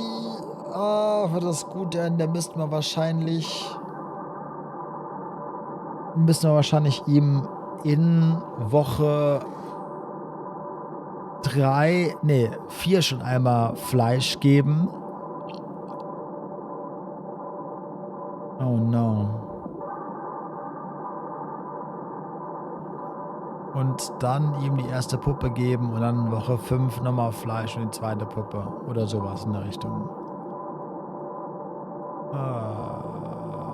Oder einfach nichts geben und einfach verhungern lassen, quasi.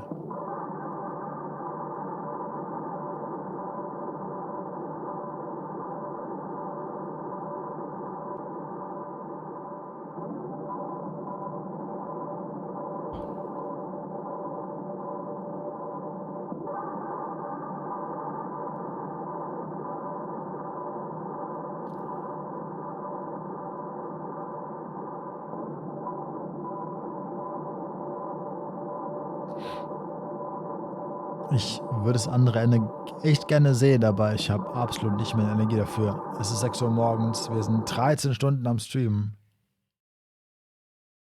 Was ist Continue? Warte mal. Ah gut, wir sind jetzt hier. Aber da ist es schon zu spät, ne?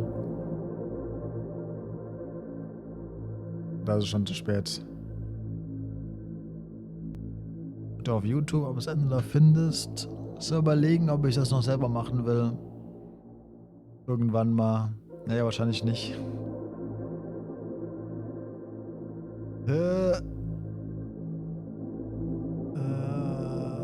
Oder ob wir hier noch was anderes machen können. Ich glaube, der Zug ist abgefahren. Ich bin mir recht sicher, wir...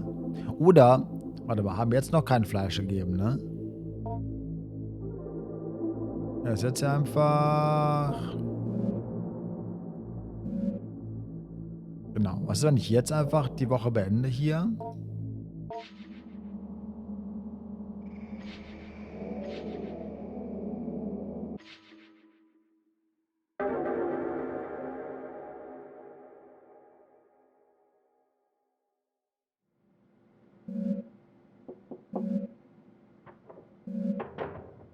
Das ist das Gleiche. Ist aber auch irgendwie dasselbe.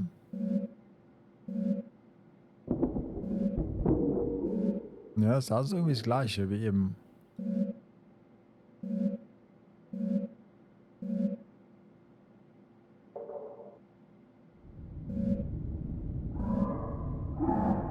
Na gut, wenn es aber nur 2 Enten gibt, du konntest nach der ersten Puppe nochmal mit ihm sprechen. Und die zweite. Und die zweite auch noch. Und es nach der ersten Puppe nochmal mit ihm sprechen. Das hätte ich machen können vielleicht, ja.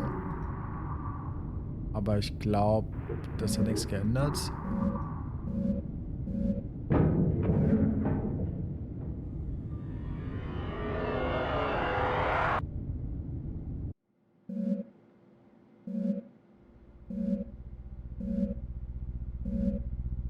Aber er ist trotzdem... Haben ihm jetzt kein Fleisch gegeben und er ist...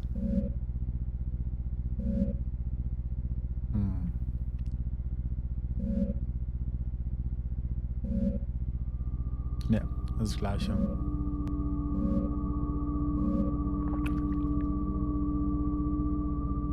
Also egal, ob wir ihm Fleisch geben oder nicht.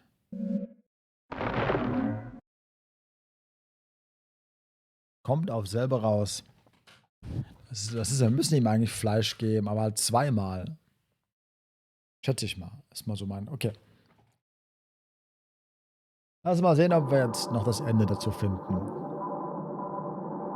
We got the failure fulfillment ending. Jesus Christ, dieses Videospiel, ey. Holy Macaroni. Mein Hirn ist einfach so Brei.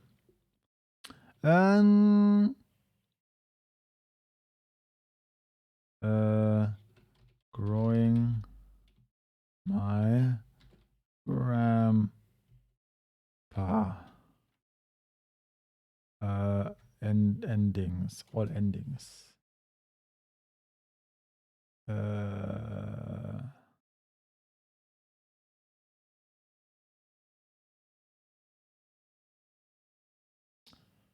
Ich mach mal Good Ending. Good Ending. Irgendwo nur das Ende. Ich habe halt 7000 Let's Plays davon.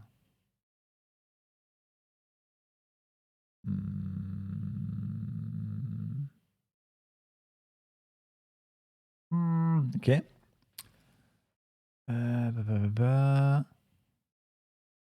Good and fine. Okay. Wait. Okay, so I ran through the game again.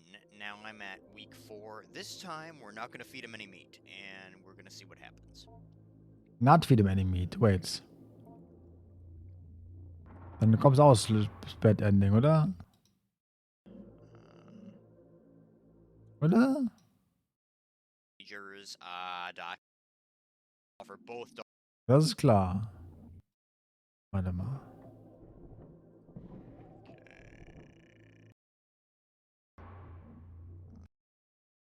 Yeah, okay, we're there. Knowledge you recently acquired. You doubt yourself and your plans before they are even begun, and you believe what is in front of you as if the essence of things was not something you put there long ago. Ja, ja. Change. So ist gut. My parents weren't arguing, and I felt something had changed with Grandpa too. There was a weird noise, but I wasn't afraid.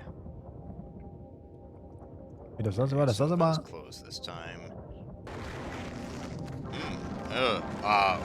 Oh no.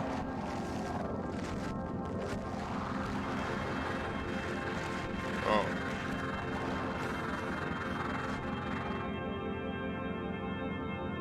Okay. Oh, jetzt haben die. Jetzt hat der Mom und Dad nochmal neu geschaffen, oder was? Ja, das war noch ein I Stück think zurückgehen, Grandpa gerade had to wieder. leave. Week 5, okay. War gerade so frei, dich zu muten, guter Mensch. For the final time to see if we can reach some sort of resolution. This is part of the weeks, according to reports, teachers and peers shown a remarkable transformation of conduct.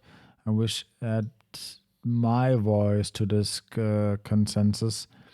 It seems as if in our time together, much has changed for the better. I am suggesting our meeting were the sole source of the sea of her sea change. Okay, I think something has happened in her at home. Yeah. I'm suggesting that at least in her usually esoteric way when last we spoke. Something tells me something may have changed with Grandpa. Yes, something did change. I'll write it down in the thing. Okay, das haben wir doch da, wo wir gerade eben waren. I went down the stairs like I always did, but I felt something was different. But I sort of felt like something was different. Yeah. My parents weren't arguing, and I felt something had changed with Grandpa too. Okay. There was a weird noise, but I wasn't afraid. Okay, doch, das war, wo wir gerade eben waren. Und dann Okay, ist so- die Cutscene hier. Oh. Und dann.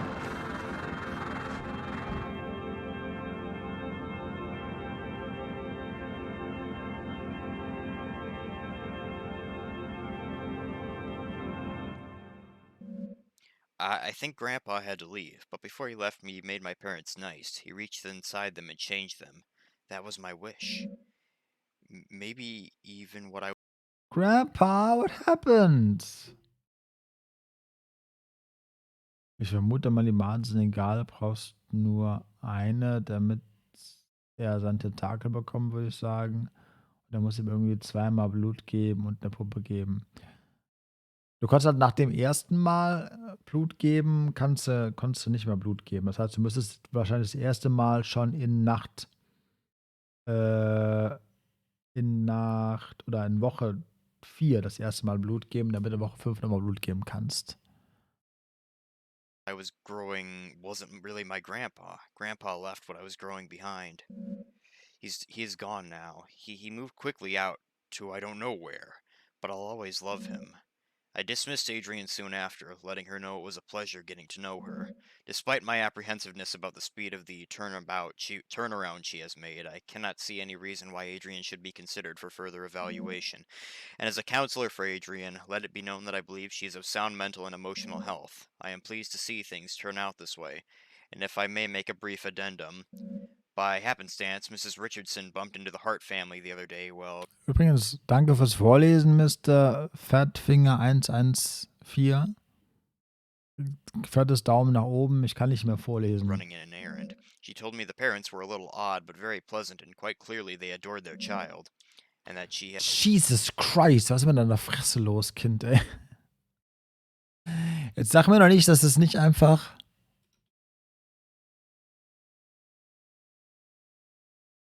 Das ist doch einfach eins fucking...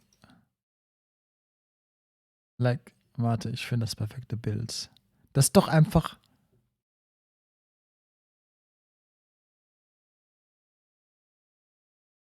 Das ist doch einfach Tommy Wiseau, das da. Das ist doch einfach... Einfach fucking 1:1.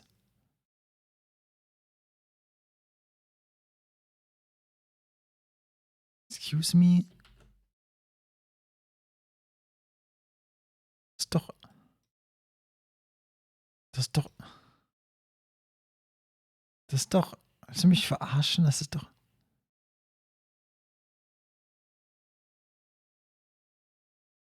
Anyway, continue, please. Oops. had never seen Adrian happier. Und das war's dann wahrscheinlich. A game by James. You got the fulfilled contract ending. Well, I didn't, but... Der Unterschied ist, dass man quasi herausfinden soll, wie der Contract funktioniert. Und ich sehe nicht ganz, wie man das quasi herausfinden kann, ohne dass man einmal scheitert. Weil die Information, dass er den Bluttentakel kriegt und die Puppen entgegennimmt,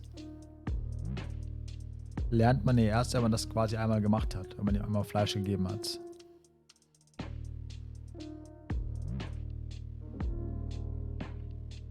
Naja.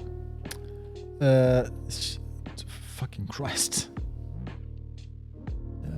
Geht ins Bett. Ich hab keinen Bock mehr.